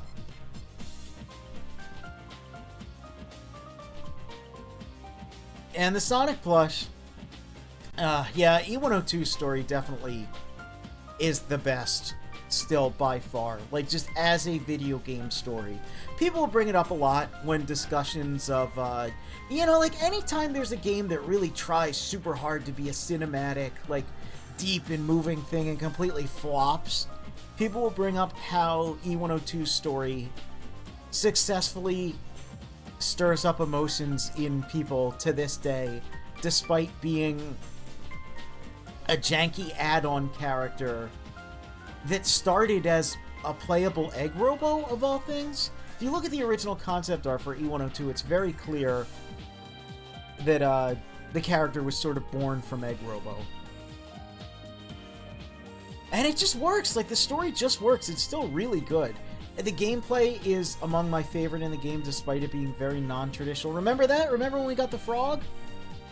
Fun days at the beach with a robot buddy. Fun days in the past with our robot buddy.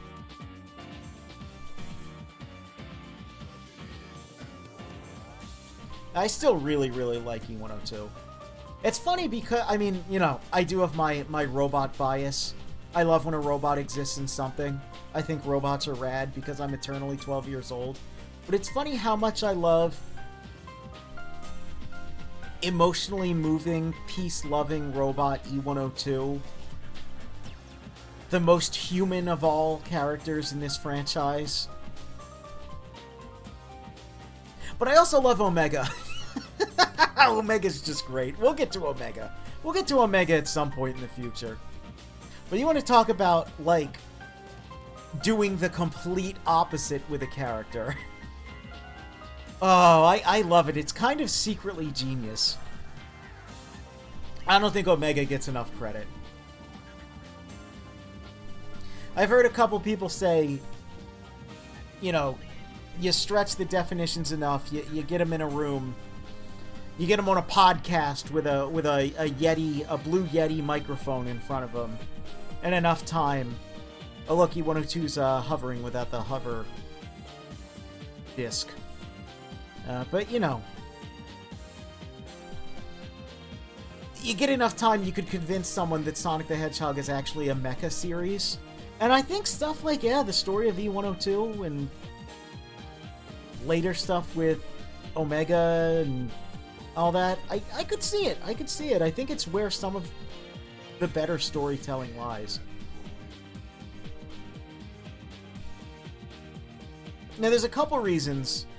I think saving E102 for last is a good decision as well.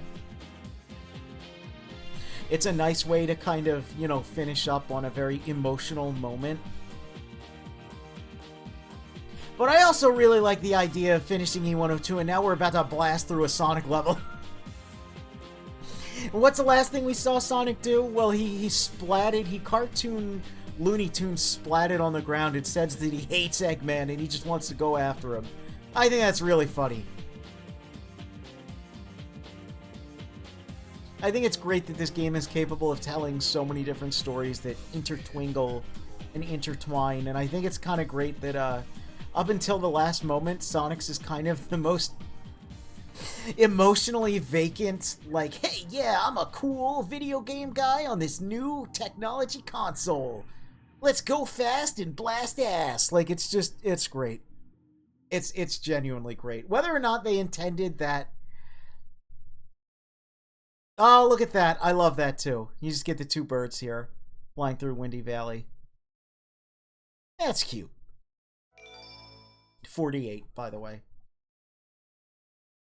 Yep, MPEG soft deck. Get used to that logo.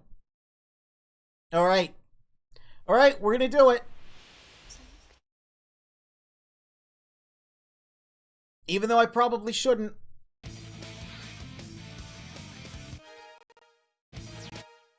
Select a character. Let's get him! It's getting late, but screw it, man. He's Sonic the Hedgehog. Oh, do we have to see this again? We do have to see this again. You can't skip cutscenes in this game, by the way. You also can't replay the story? Sonic! It's really awkward. You want to see the story again, you gotta start a new file. Glad you finally made it. I thought you got lost or something. Until we meet again, Sonic! I really hope they do another proper remaster of this game at some point. Or again, the Dream is a full-on remake. Ha, Dreamcast. I get it. But the Dream is a full-on remake, of course. But I would really like... Splat. Just like a better... I hate Eggman. Remaster that lets you do things like replay the story and skip cutscenes and watch cutscenes again. You know, things you expect a video game to have because it's not 1998 anymore. Again, this game was incredible in its day, and I completely understand the idea that, yes, it has aged. It has aged in a lot of ways, but, like, sure, let's just remove everything from context, why don't we?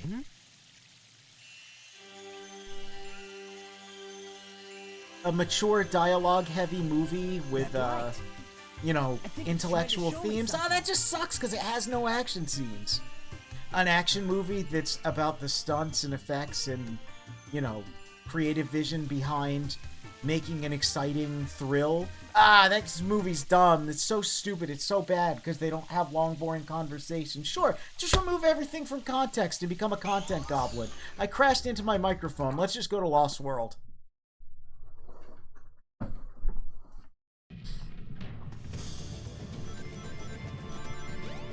I like this stage, and I really like this area in particular.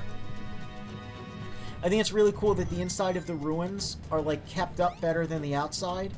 So you get... I don't know why there's Eggman robots in here, by the way. But yeah, you get, like, these really, really, really nice, lush-looking places, and, like, the, inside beach we saw. Also, these crazy twisting paths. It's just a cool stage.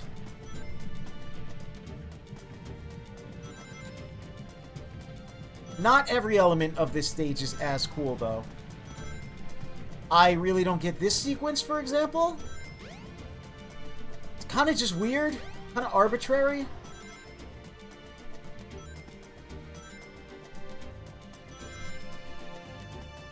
Launched right over that. This sequence can be a bit of a run killer.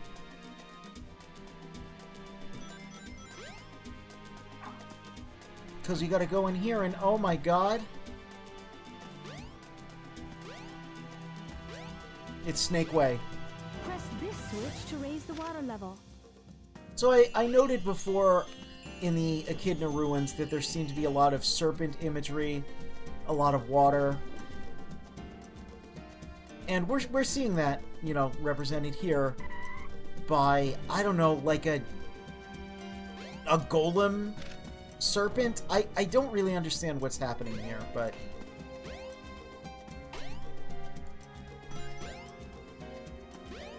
It's very cool, and it's very clearly alluding to something.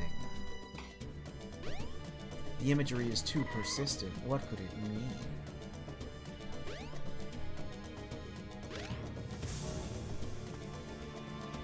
So I'm not sure if it's this Spike segment or the one prior, but one of these Spike segments was different in the Japanese version and was kind of nuts and all over the place. Now, that was stupid. That was a bad choice I made. That was a bad call.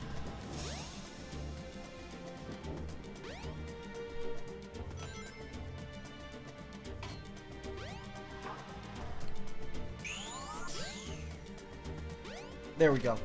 I learned nothing and succeeded. What did I learn? Cheat better.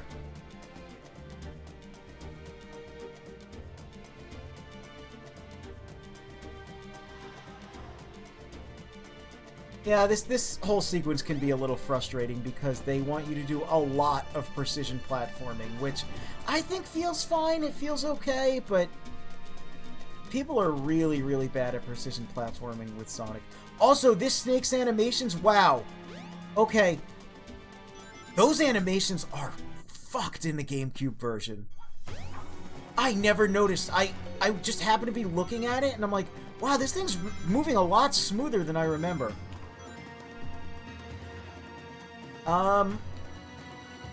This skybox here is actually concept art that was repurposed into a skybox. We're somewhere outside now, by the way. But yeah, there's Saturn-era Sonic RPG concept art that uses that. Anyway, look! We're doing, like, weird light puzzles, like it's Tomb Raider or something. That's pretty cool. The stage definitely conveys the largest, feeling of, like, adventure. And it's very Tomb Raider, very Indiana Jones, you know? So it's kind of a cheat, but I think it does a good job of that. I think there's a lot of cool speed... Got him. Sections and a lot of, you know, puzzly things. It can be a little nerve-wracking, though, again, because it requires so much precision platforming. I'm like, I didn't even interact with it, but, like, look at that shit behind me. Rotating cubes? I think not. A lot of different paths here. Water's obviously death.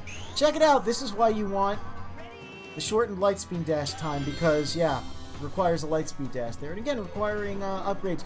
We're gonna see this in the sequel! It's gonna be a different color, but it's an important bit of lore. And anyway, this area and this waterfall blew my mind. I just thought this was the most realistic, crazy waterfall in the world when I was a kid.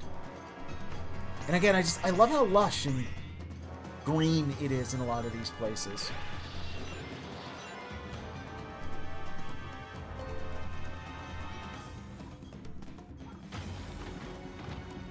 Anyway, speaking of Indiana Jones and Tomb Raider, but this rock's on fire, so it's legally distinct.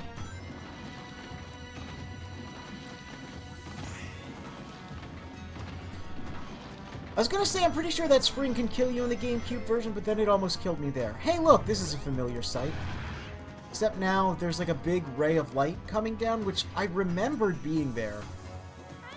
But I guess it was, you know, just simply not in the Knuckles version.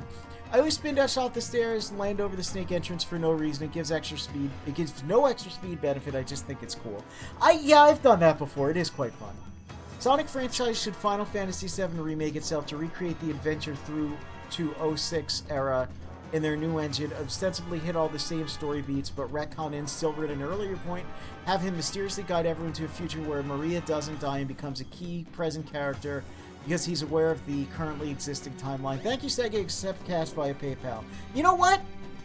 Fuck it. Why not? That'd be pretty badass.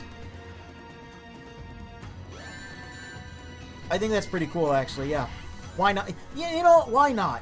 Silver is a time traveler who's meant to set things correct. To light up the wall panels. So, like, why not? Just why not? Maybe, like, he's not able to stop Maria from getting, like, fatally shot, but they, you know, they, like, cryo-sleep her and are able to heal her in the future. But oh no, we've got to work together with Eggman's cyber technology. Oh my goodness. Why not?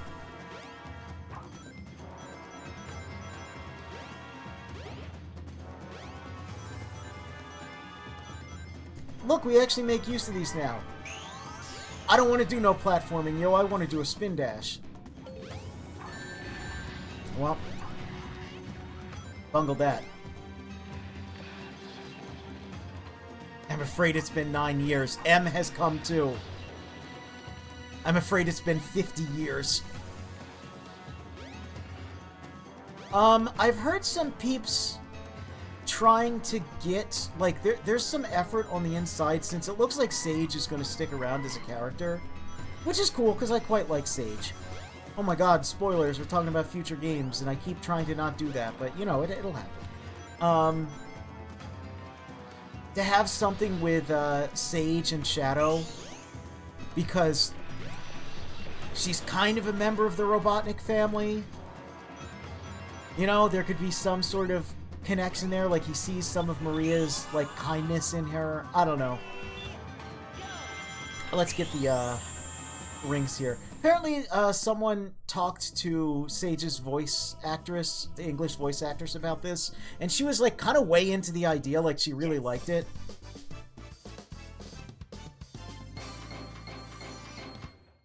Anyway, that's Lost World. It's a cool stage. Yeah, not bad. Hey, you like Hidden Palace Zone? You like ancient murals in your ruins that prophesize of events that perhaps have come to pass, or maybe have yet come to pass?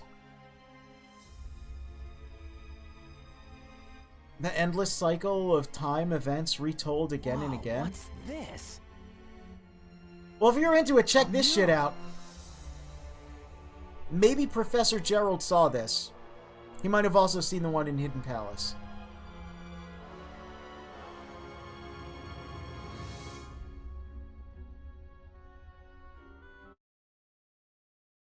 Teaming up with Eggman to fight a corrupt government because he's a villain, not a narc. VAs are normally into the idea of getting paid. Yeah, but a lot of them, you know, sometimes it's just a job. What's this place? It is cool when Where am I? peeps are, like, passionate about really the weird. character they portray. But, I mean, it seemed like Sage was going to stick around. I mean, she does appear in The Murder of Sonic the Hedgehog. Spoilers for that game. And that takes place after Frontiers.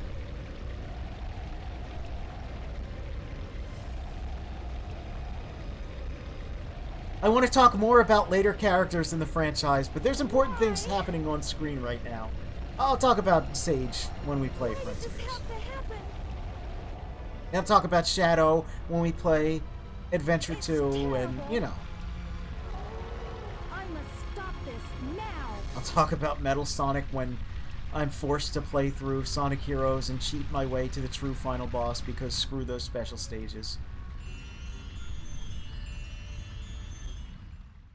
Torn because I think Sage seemed really cool, but also the ending where she's just fine actually hit way less than the initial ending. It feels like Eggman basically, giving Eggman basically a daughter he actually cares about, conflicts with him being such a comically reckless individual. Yeah.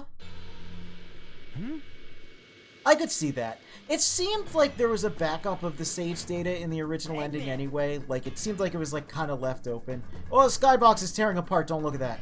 What's he doing here? Oh, never mind. This time I'll get him good. Also, yeah, Sonic really only just cares about beating Eggman's ass right now. It's kind of funny. Yeah, I'm curious what they're going to do because Sage existing does change Eggman's entire dynamic. But, you know, we'll see. Speaking of things that should have more of an effect, I feel like Sonic should be quipping here. You know?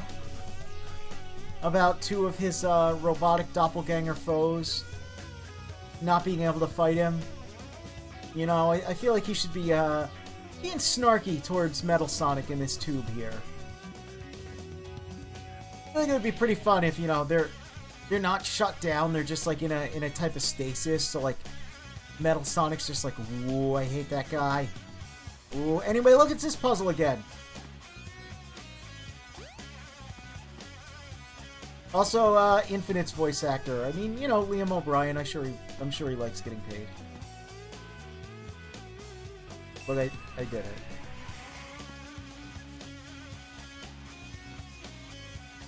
Also, yeah, take it from me, I met Robert Atkin Downs and he was not happy to sign my copy of No More Heroes. Yeah, I think most voice actors are doing well enough that they can quite freely not care about things they don't like, yeah. Alright.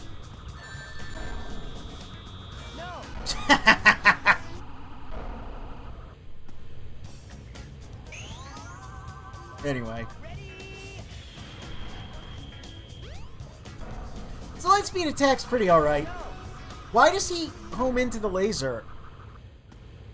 Why does Sonic want to home into the laser so badly?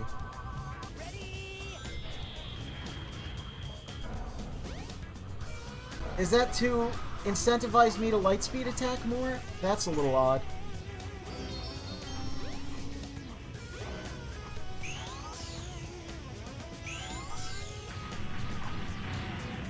Hey, look, it's Final Egg. Amy ran through this segment.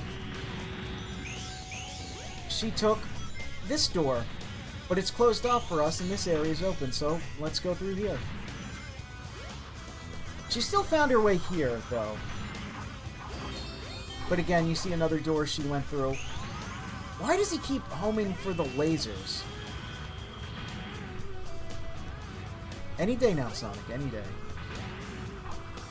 That's the thing that's really weird about the Lightspeed attack.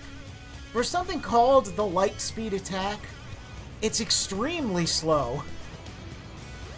Not only does charging it up take forever,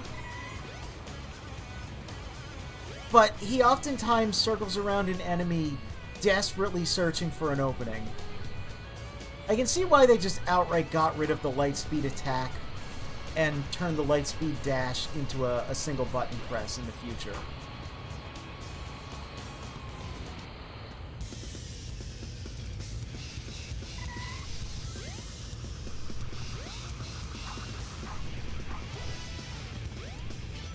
Oh man, this song's so good.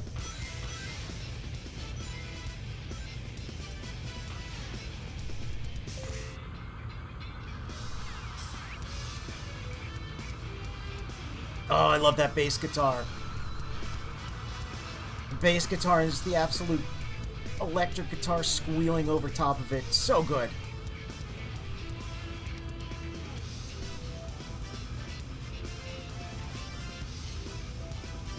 Come on. You wanna... These platforms are like slightly desynced in the most irritating way imaginable. Oh, check it. Oh, look, we're gaining back these lives like crazy. Good, because I might actually need them for the egg fighter. This is really cool. Look what happens when we hit this button. Oh my god, the whole stage just changes around us. I don't know why, I always liked that when I was younger.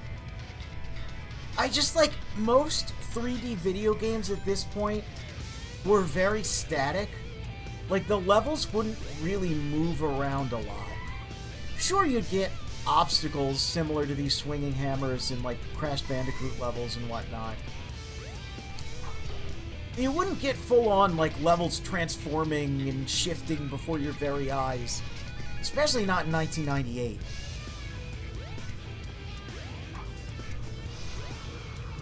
.3D was kind of seen as like this very solid, unmoving thing, and the fact that characters could even move, oh my goodness. You know, and yet here you got all kinds of stuff. There's lights in the background, there's like strobe effects on these panels, cameras spinning things.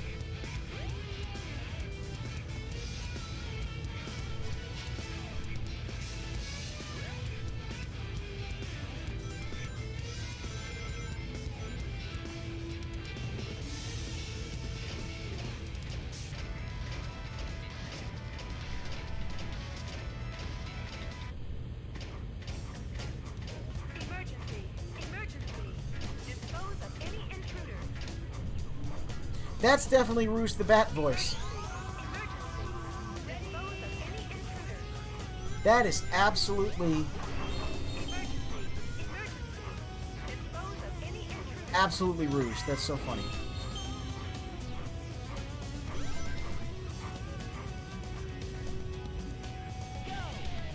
Ah, I let go of it. I was like, I don't think it's in this next room. Let me let go of it. Check this out.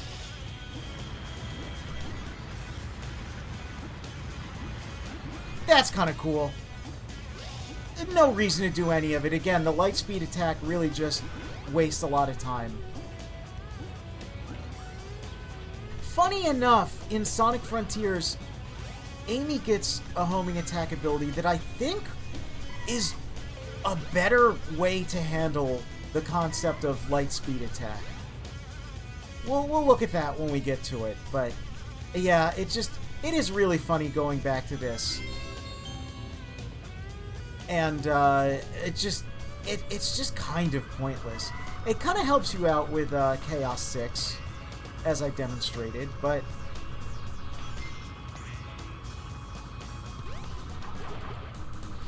primarily it just wastes your time more than anything else.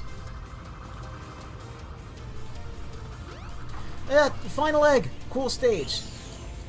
I really like it. I think really the best stages in this game are the Eggman bases. They're just filled with so much crazy stuff. There's platforming, there's speeding through tubes, stuff flying all around, big drops like this. We're back in Westopolis, baby. Let's go. Oh my god. Okay. That actually scared me. No.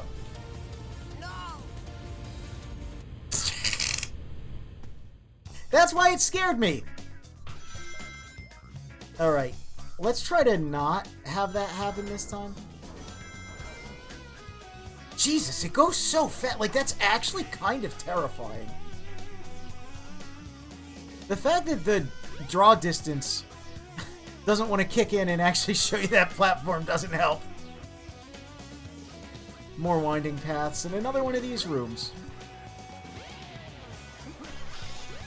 And if we go through here, this might look familiar.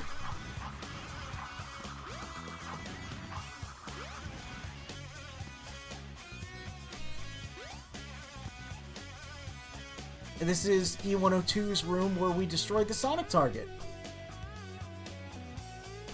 And if I remember correctly,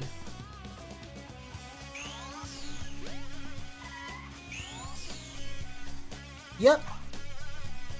So this is completely optional, but if you spin dash up here, there is a ring pattern in the shape of Sonic's head. Yep, just a cute little detail. Will he actually, like, lightspeed along the... Pfft, no, of course not. And a little bonus area. It's not even, like, that good of a reward. But I guess they made these slopes, and they're like, well, someone's going to want to spin dash up that.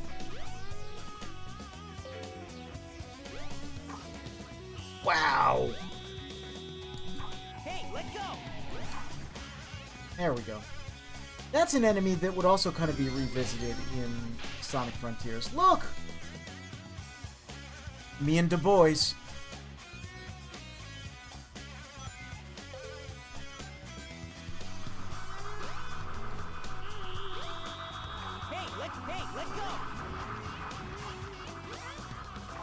Yeah, so this is an oddity. I can't remember how or if you can get up there. But there's like ladders and platforms and spiky things up there. I don't think you can even get up there by normal means. It's a part of the level that exists.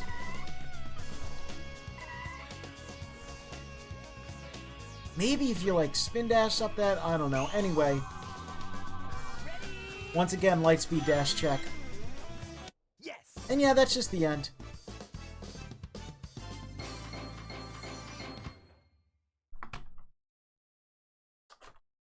Yeah, not bad.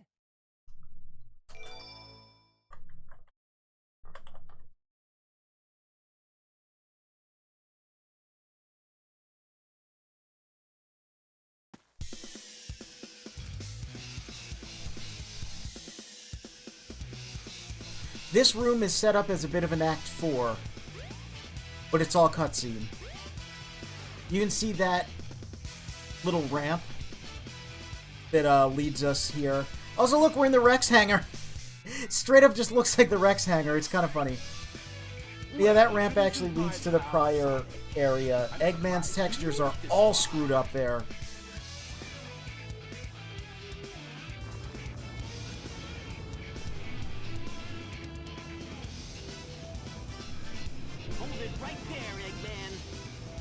I think the camera is meant to change before that, but just never does in any version of the game.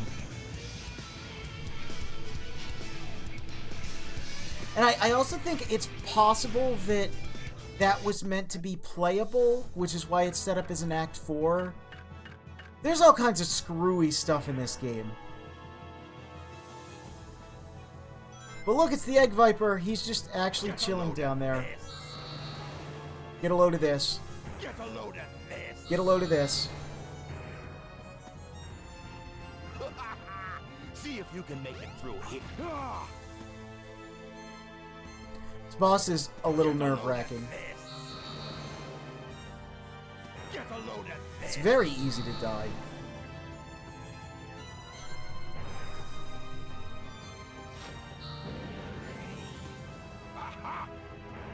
Love that lighting effect there. Don't get too happy and go for him immediately.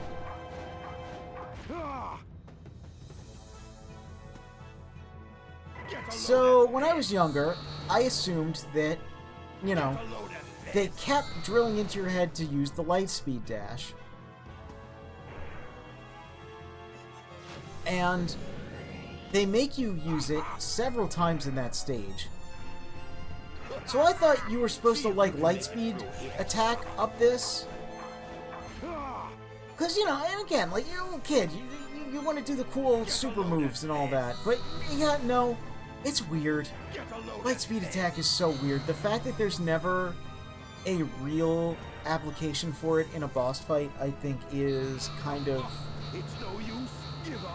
ridiculous. And, yep, get a load of this. See if you can make it through here, Sonic. The boss fight that made a meme.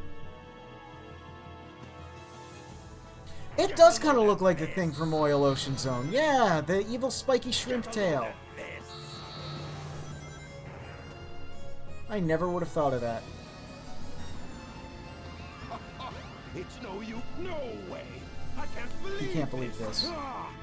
For some reason, that's like difficult for me to hit sometimes. All systems full power.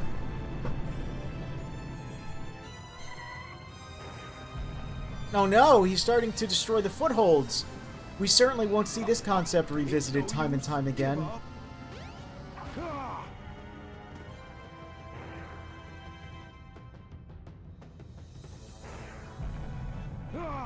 He's not gonna get away with this. It's no use. Give up. No way. I can't believe this. It's not over yet, Snake. Watch out. He's up to something.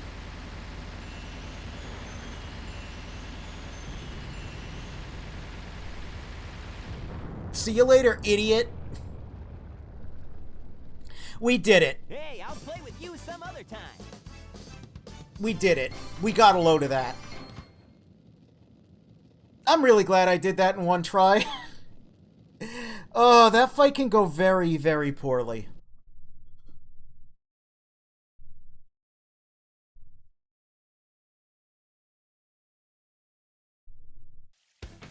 Anyway, yeah, that's just casually it. We beat the game. We beat it with all 6, count them, 6 characters.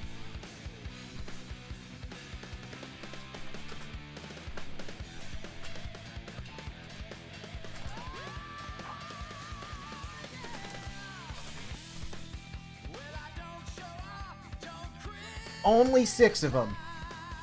7 is certainly not a significant number in this particular franchise.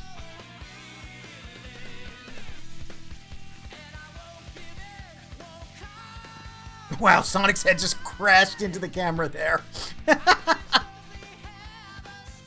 That white fade-in happened like a frame too late. Yeah! Look, it's like the old Sonic games where he just jumps up and points at the camera. So yeah, that's it. That's all of Sonic Adventure 1. Or is it? Yeah. Yeah, there's a last story. Doesn't take much time. We're gonna do it. We're gonna do it. Yeah, I feel like doing Sonic's last, completing his last couple stages. that's the way to do it. Because, you know, they're the most kind of exhilarating, difficult levels in the game. So it just feels right to do them last. Like, imagine if I had gone through Sonic's entire story, and I beat the Egg Viper, and then I move on to freaking Tails, and the first thing is just go through Windy Valley and, you know, like, utterly make a farce of the level design. You know, fight the Egg Hornet again. Like, it's just weird. It doesn't flow right. You know, speaking of Windy Valley, there we go.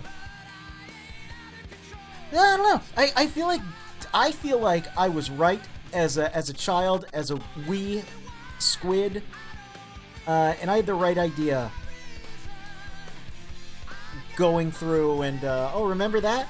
Remember that famous scene? I do. Going through and doing it in a way that you kind of just progress forward as each character and just go back and forth. Again, doesn't work in a speedrun context. Probably not what most people streaming the game are going to do, but I don't know, I just feel like it's a better way to do it.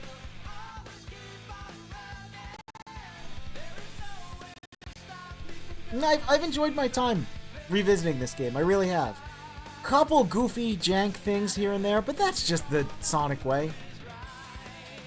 Pretty much how I played it the first time, too. Yeah, I know I keep saying it. I know I'm just reiterating again and again and again, but it really feels like that's the intended way to play it. That it's designed to be played that way. If it wasn't, why would they give big text prompts that tell you can now play as whoever?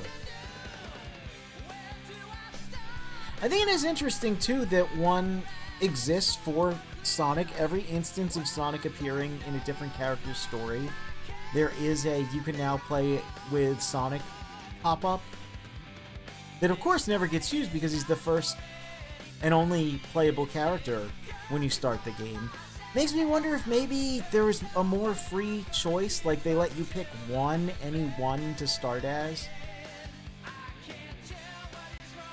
But again, this game's development and evolution, and it's a whole thing.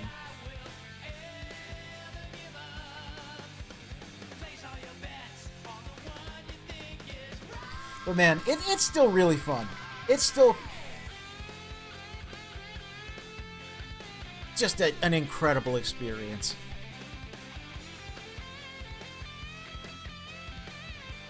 If anything, I think revisiting, especially this version of the game, I don't know, I think it's still fun. It aged well. I'll tell you what, I really liked playing through Shadow the Hedgehog again, but I really, really like playing through this game. It's just an all-time classic. Sonic doesn't have his upgraded shoes there, even though he has to have them in order to... Whatever, we know, there's inconsistencies in these.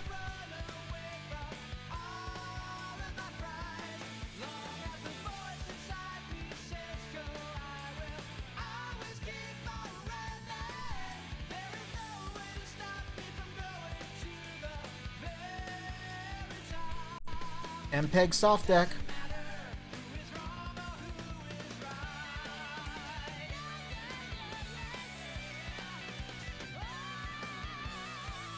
Sonic Team presents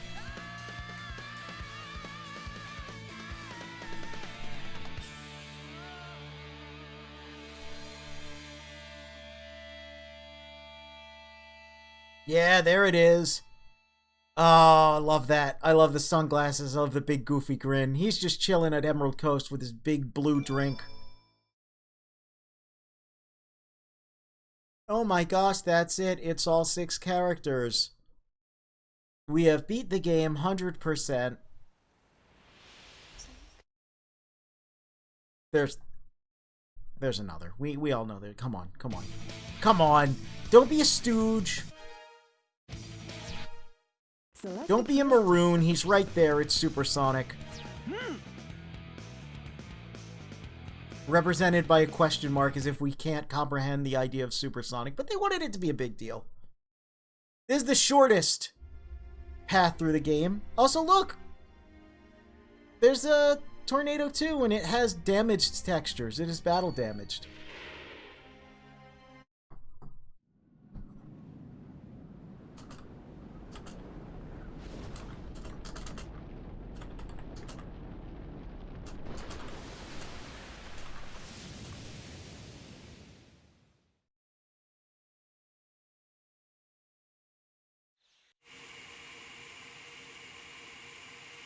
Oh, I hate that Sonic. He hates that Sonic. He always seems to get in my way. I really wish he would have said, I hate that hedgehog. Foil my master plan. He's got the master plan?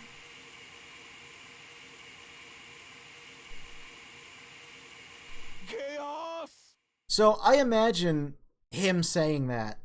I imagine he's off to his base to go read his grandfather's diaries before he gets ambushed by Chaos there. The Master Emerald is where it belongs. But Angel Island is still falling. This doesn't make any sense. Maybe those Chaos Emeralds that I brought back with me have something to do with what's happening. I'll take them to Sonic for his advice.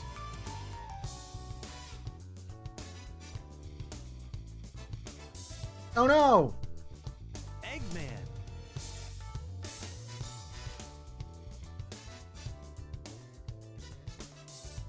This is terrible. Chaos is what? He's right behind us, isn't he? Whoa! Yeah.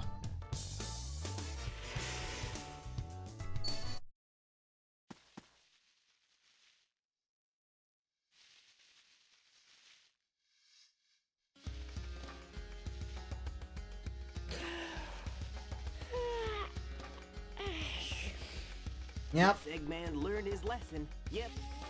And maybe I'll take another vacation somewhere. No, Sonic. You lazy bastard, you. Always just lounging. Did you find the tornado too? Never mind that. Get up and follow me. Angel Island is falling again. Hey, no way! Who blew it this time? Oh, I don't know, but we better hurry. Who blew it this time? Well, you know what that means. That means the ruins would have reappeared. Actually, I bet if we talk to this guy, he says something like that. Can't do anything without sponsors. If our sponsors quit, we're done. You hear that, Twitch? Twitch, hey. Hey, this is going to be recorded and uploaded to YouTube. I stream many times a week, every week. I have game streams on Sundays. But I can't do anything without sponsors. If anyone would like to sponsor my continued adventures, my continued Sonic adventures, sponsor today. If you can't, you know, if you're just an individual, if you're not a company, if you can't sponsor me, there is some text on screen that's been on screen the entire time, the whole almost 6 hours we've been playing, that's a tip jar. It's a link to my coffee. You can find a link below in my Twitch information, and on my YouTube upload of this, we'll have the same information linked below. If you would like to sponsor your local squid, please do so. I'm very poor. I need a new desk. I need a new phone. All of my t-shirts have holes in them. I wish I was just making this up for dramatic effect, but please give me money. Anyway. Let's go find that tornado too, shall we?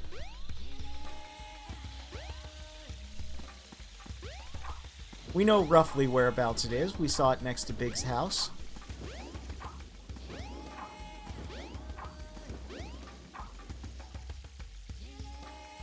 We've been in the jungle for months, and my wife is in Station Square. I'm so lonely without her. We know that story.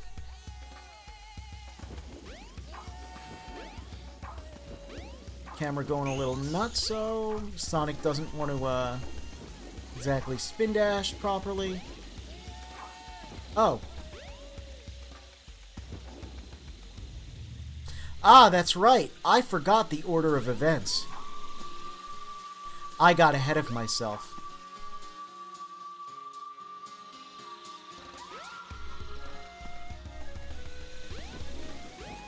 Or did I? It was all on purpose because we saw the Tornado 2 was not there. It was not. See, what the game actually wants me to do is to go to the Shrine of the Master Emerald.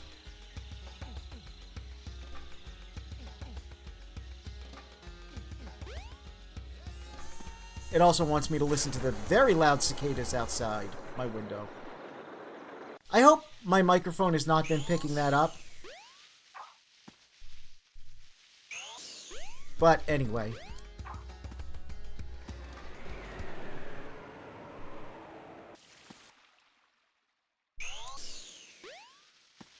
We could also just go to Ice Cap Zone if we wanted to.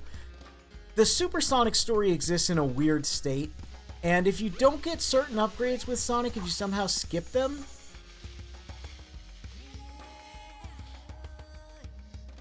Okay, I think probably when I'm speaking it picks up the cicadas, but anyway. Yeah, I think if you skip the upgrades and try and get them in the Supersonic story, it'll, like, also brick the game a little bit. But look at these red idiots.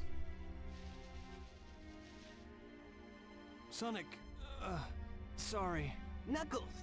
And Eggman! What happened here? He stole my Chaos Emeralds. And Chaos is still alive. What? That content goblin? Ah, he's not gonna get away with this. How many times are you gonna say that, Eggman? Hey, Eggman, wait up! Sonic, Chaos is a fearsome beast. If he gets that last Chaos Emerald, we're done for. No need to explain. We'll get on it. Tails? Right. What? Oh, jeez. Aw, jeez again. Sonic slept right through Angel Island, falling behind him. Yeah. This place. It looks familiar. It's not a dream after all. There's supposed to be a special camera for that dialogue, but it's broken entirely in every version of the game. I always thought it was intentional to add, like, dramatic effect, like we're seeing it in the gameplay camera. Oh, you can see the glitch here. The Echidna Warriors textures are completely screwed up in all versions of the game. You can see that one's dreadlock is very dark. It's kind of masked by the lighting, thankfully. But it's really, really funny. I guess no one caught the texture glitch because of the lighting. Especially on a CRT, it would have been really hard to see. This is sad, by the way. But I can't help but give trivia. It's just my way. Oh no!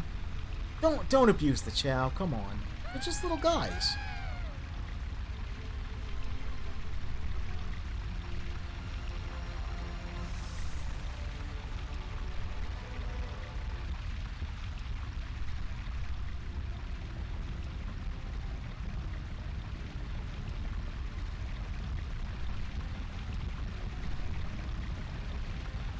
Oh, it's a monster! That line read. These echidnas don't eat eyes. They've got fists. Hey, are you alright? I think so. Oh my gosh! No!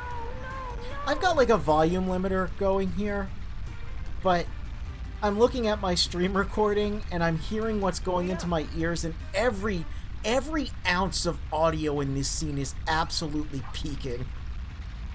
The 7 emeralds are the servers. Chaos is power, enriched by the heart. Like, oh my god, guys. The audio engineering in the English voice track is so messed up. The 7 emeralds can change our thoughts into power.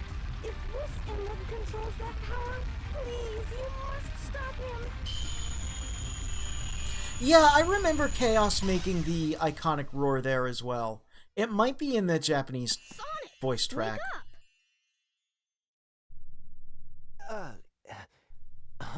I was on a snooze cruise, I guess. There's that famous line. And look at Tails' distraught face. Oh, this poor guy.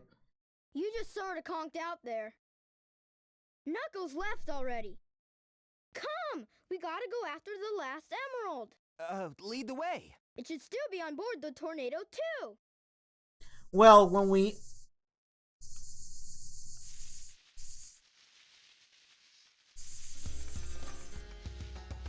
It's definitely picking up those cicadas. Oh my god, they're so loud. When we totally on purpose went to the Mystic Ruins, we saw that the Tornado 2 wasn't there, so I guess we've got nothing to fear, Tails. No, just a minor continuity error. Tails go D, : yeah. I think Amy and Tails have the best faces in this game, and I think Sonic and Knuckles have, like, the worst faces. I mean, they're definitely hilarious faces, but they're not great. This was not here before. Look, it's the Tornado 2. Yeah, so let's get the Chaos Emerald and leave. What?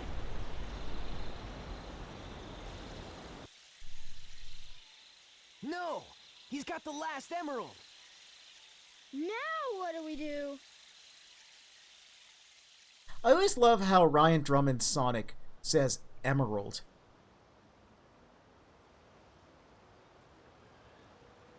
Rather than just Emerald. It adds like a little... I don't know. I like it. Look, hey, remember this from the CG opening? Now we have context to it.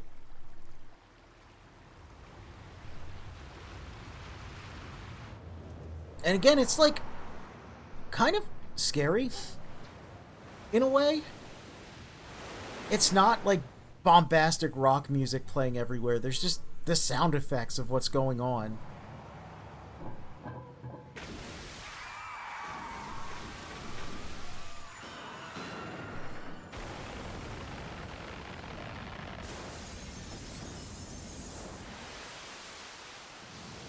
Like, that's genuinely terrifying. Also, that's a pretty good water sim for a 1998 video game. People forget how hard that stuff was to do. I mean, nowadays I could just look up a YouTube tutorial and recreate this scene in Blender in a couple days. But back then, man... Oh, here's this shot. I love the, like, slightly shaky news cam, too.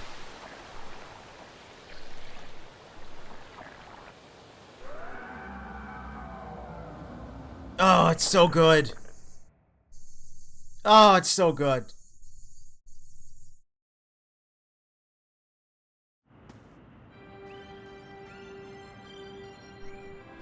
Oh, I remember I've done that glitch, yes.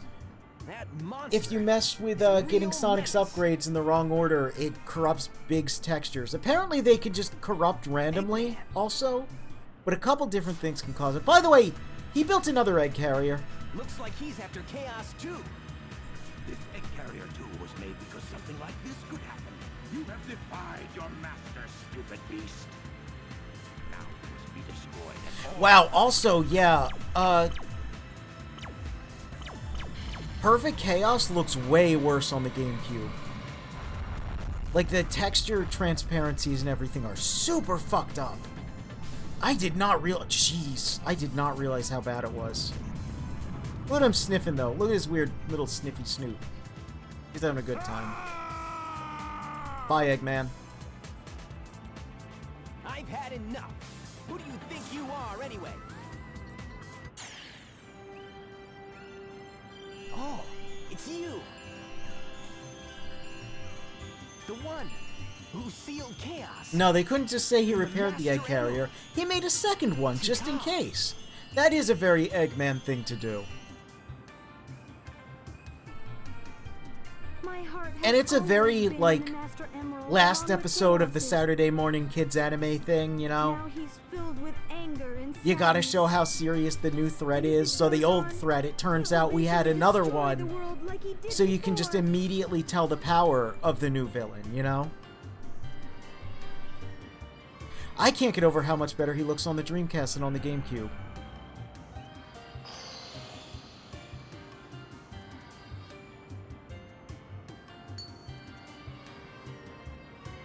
I don't like the rainbow artifacting of that asphalt, though.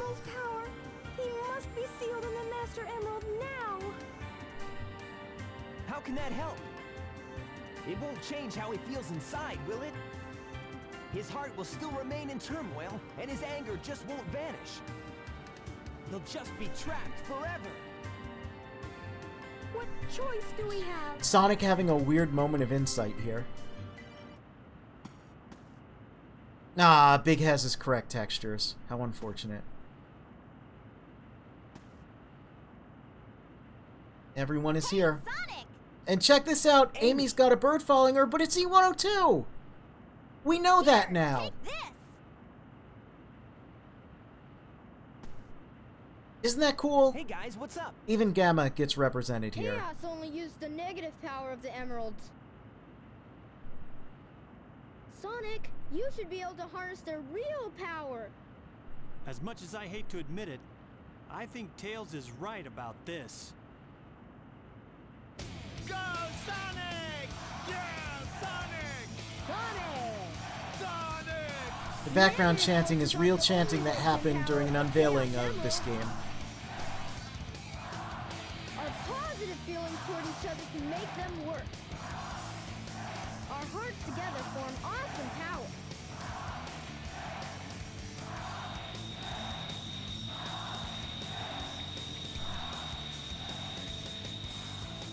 Hell yeah! Hell yeah! We got the music, we got the aura, we got the red eyes, let's go.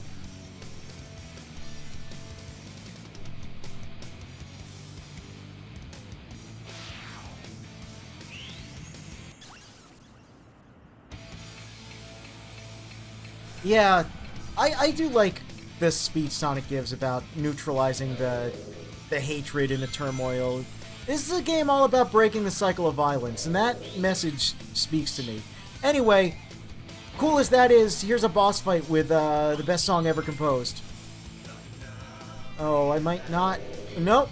Uh-oh. Uh-oh. Uh-oh.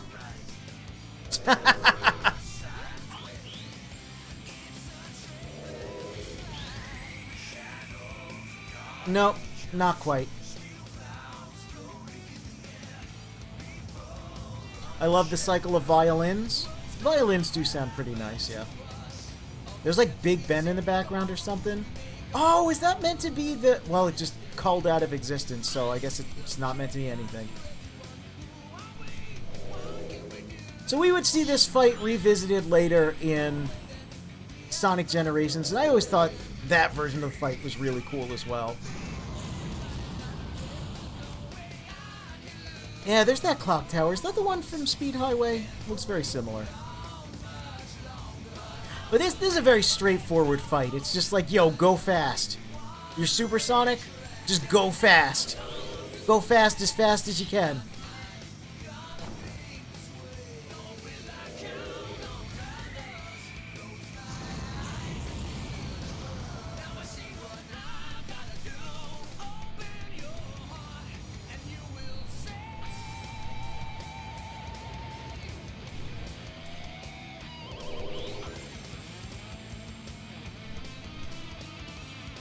I guess sometimes the best way to break the cycle of violence is to just give someone an absolute ass-kicking with cool rock music in the background. You know, we've showed him that he is not our equal. That we're, you know, we're gonna do anything we can to set things right. And now the music changes to be a little more sinister, a little more filled with despair.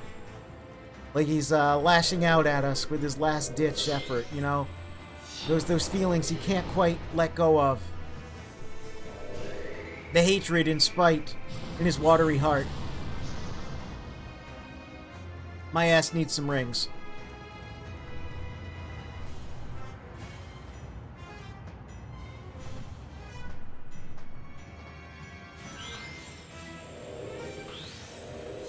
I really wish I would have gotten those rings.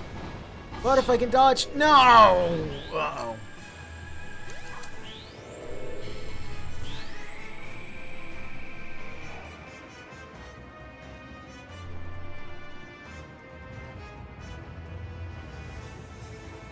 So I remember I remarked at the end of Shadow the Hedgehog that the last story of that's kind of like nothing. Like, the presentation is cool, but the gameplay is not great.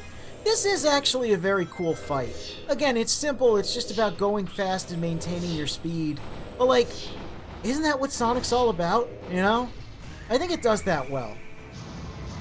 You feel powerful as Super Sonic in this. You feel like, you know, as much as Chaos is struggling against you, even though you're struggling against him, you've just got that slight upper hand now. And, I don't know, I think that's cool. I also think hitting the speed booster is cool. I'm gonna die, just by the way.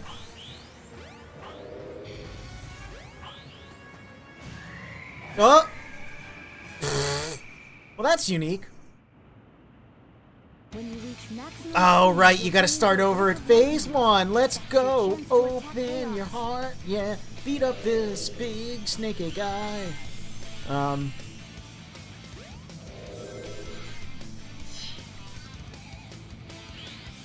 Yeah, so the idea, it is kind of funny that we're ending the cycle of violence by, you know, beating his ass, but it's more like, rather than simply trapping him in the Master Emerald with his emotions, we're being the outlet for them.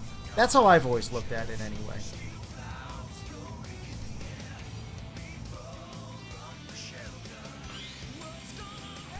You know, sometimes when you go through a traumatic experience, you just need a good cry. Other times, you need an anime battle with laser attacks and super moves. One would argue the best emotional outlets and anime battles with super moves are one and the same.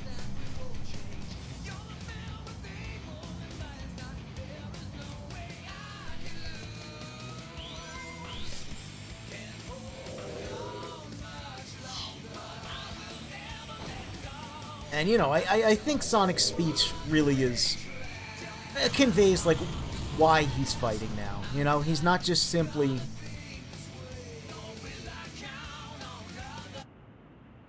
attacking a giant monster of the week. You know, everyone's kind of like...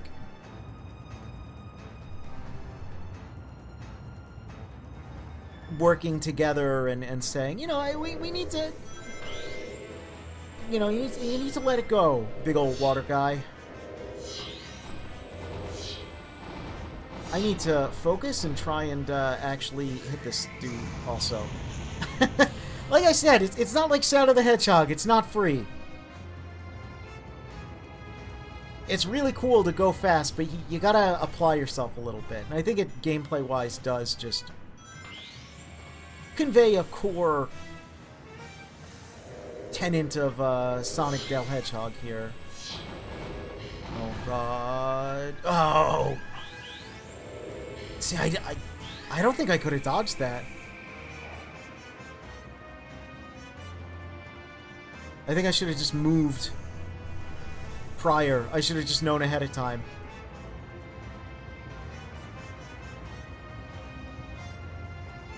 That morphing in animation I also remember looking way worse on the GameCube.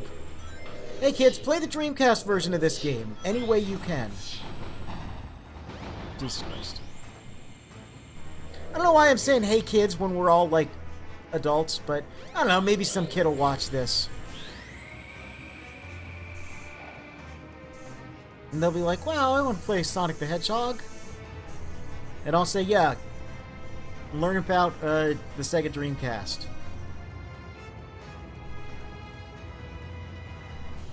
Okay, okay. We gotta lock in. I love when I just sail over top of everything. Alright, alright. What attack are you doing? God dong it. I feel a little robbed there. Not gonna lie.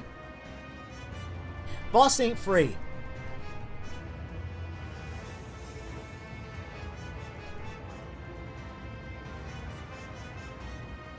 I like the little wiggling tendrils at the top of his head. Those are pretty fun. Okay, hold on a minute. Buddy.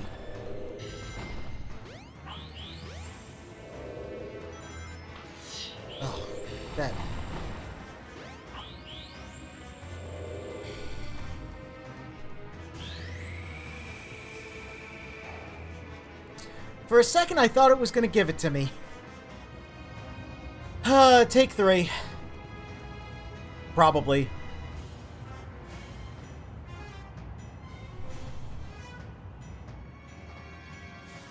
I don't know if this is harder on the Dreamcast, but I remember it being harder on the Dreamcast.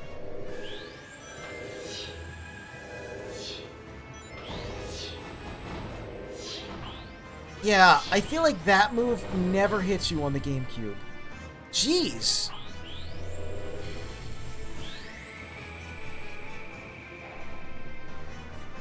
He's not messing around with me here.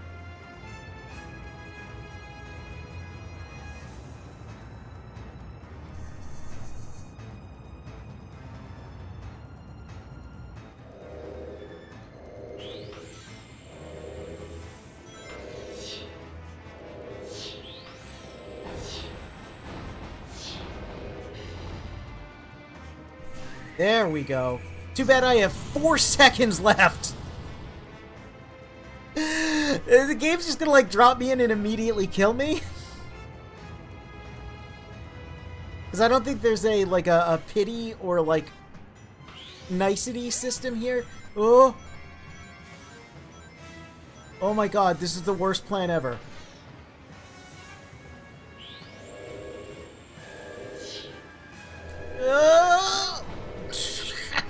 What is happening? Alright, 3rd time's a charm, hopefully. Perfect chaos. Hey, at least I got 13 lives. And, you know, hearing Open Your Heart more, nothing wrong with that, friendo. Just gotta open your heart and run into the thing. Oh god, this is up to a rip-snorting good start.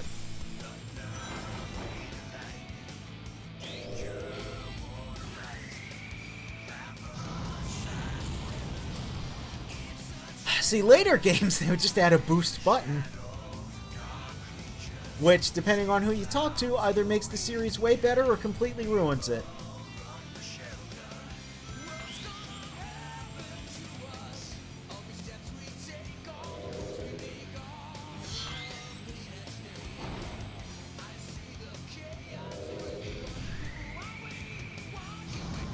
At least Phase 1's really easy.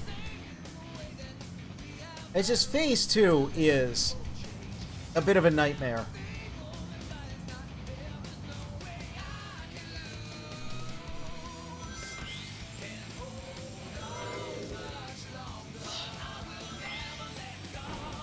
Alright, alright, alright. Let's get in there. Alright, Phase 2. Let's go. Nor will I count on others. Close my eyes and feel the burn. Now I see what I gotta do. Gotta open your heart, dude.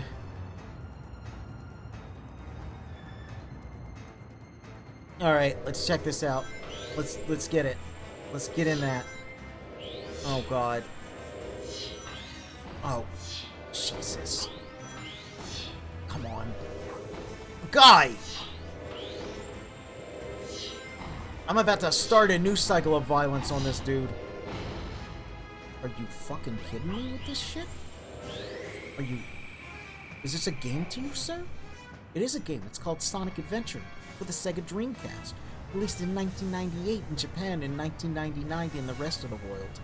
I do quite like it, but then sometimes it starts doing this shit to me and I start to feel like, maybe I'm owed a little something here, Sega? Huh? You know?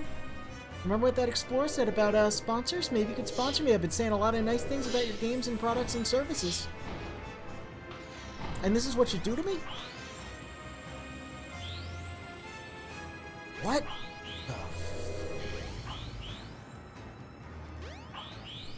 I don't even know what happened there. I hate the tornadoes. I hate the tornadoes. I don't like them. I like the tornado the plane. I don't like the tornado the attack. Alright, lock in. Lock in.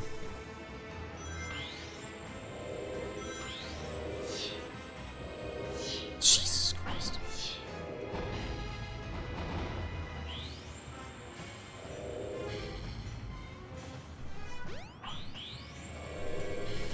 This is not supposed to be this hard, is it? Am I forgetting a mechanic? Or is he just stupid? Is he simply stupid? He might just be stupid. I might just be stupid. That's fine. I think I'm stupid.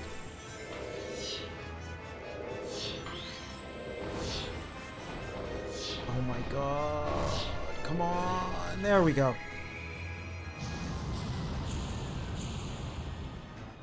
Last person I watched this took like at least half an hour here. Yeah, I don't know. I feel like it was trickier on the Dreamcast.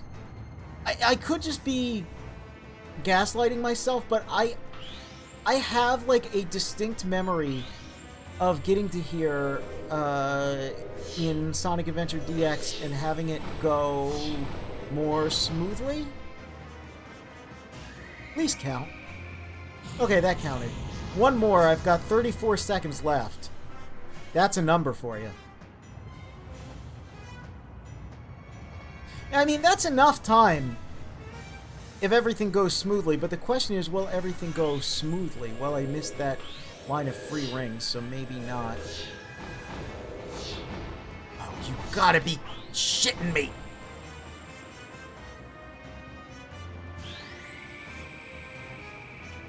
Oh!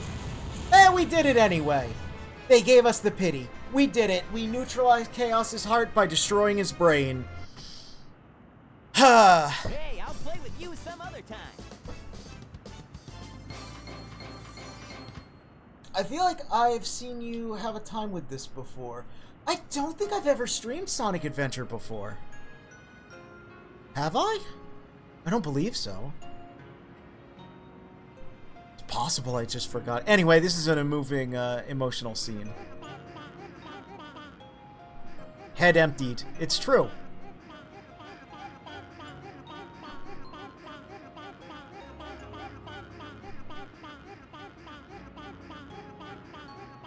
But yeah, there's Sonic Adventure.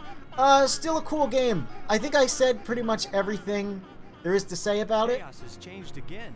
This time for the better. Yeah! Super Sonic must have neutralized it, so it's nice again. It's nice again. These are the Chow you were protecting. They're marketable little guys. Everyone loves them. Oh, Chaos wouldn't be happy that Sega has neglected making a Chow Garden for, like, decades. Oh. They stayed alive for generations. Sega, and now live ball's in your court peacefully now. with humans. Do you want to unleash watery hell amongst all the citizens of the United Federation once more? Or do you want to just simply give us a Chow Fight's Garden? over, harmony's restored, and life goes on.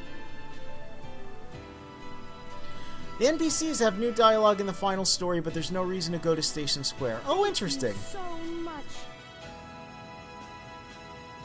Maybe I'll check that out at a later date.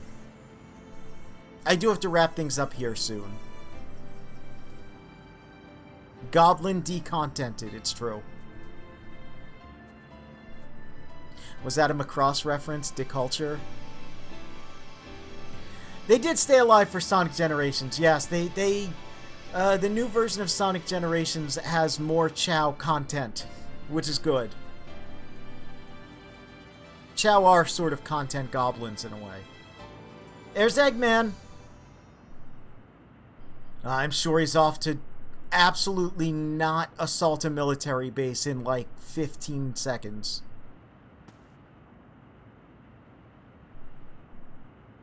All's well that ends well, right? Yeah.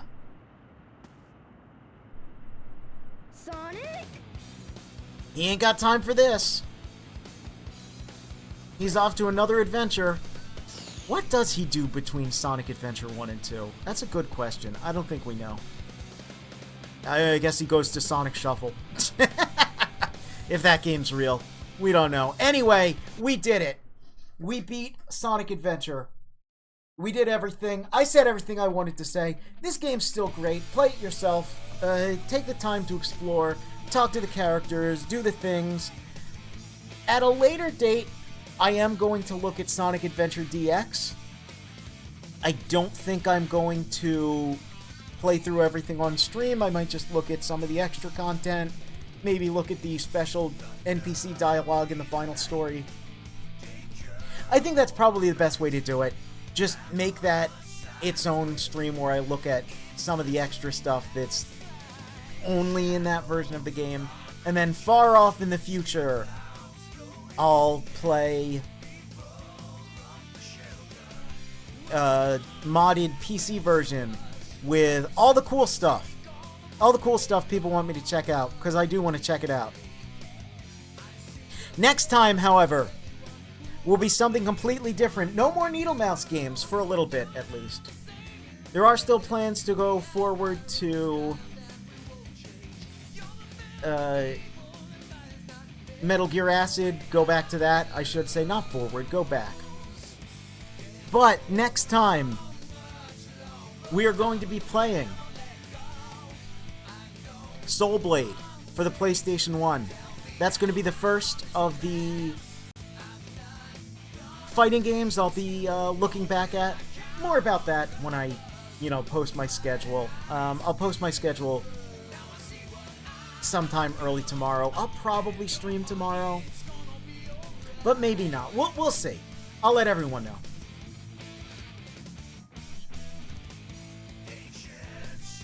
But we'll figure out the schedule. I'll figure something out tomorrow. For now, I'm going to let the credits play out. And I'm going to wish y'all a good night. And thank you for coming to the stream. Thank you for being here for the Sonic Adventure. And I'll catch y'all next time.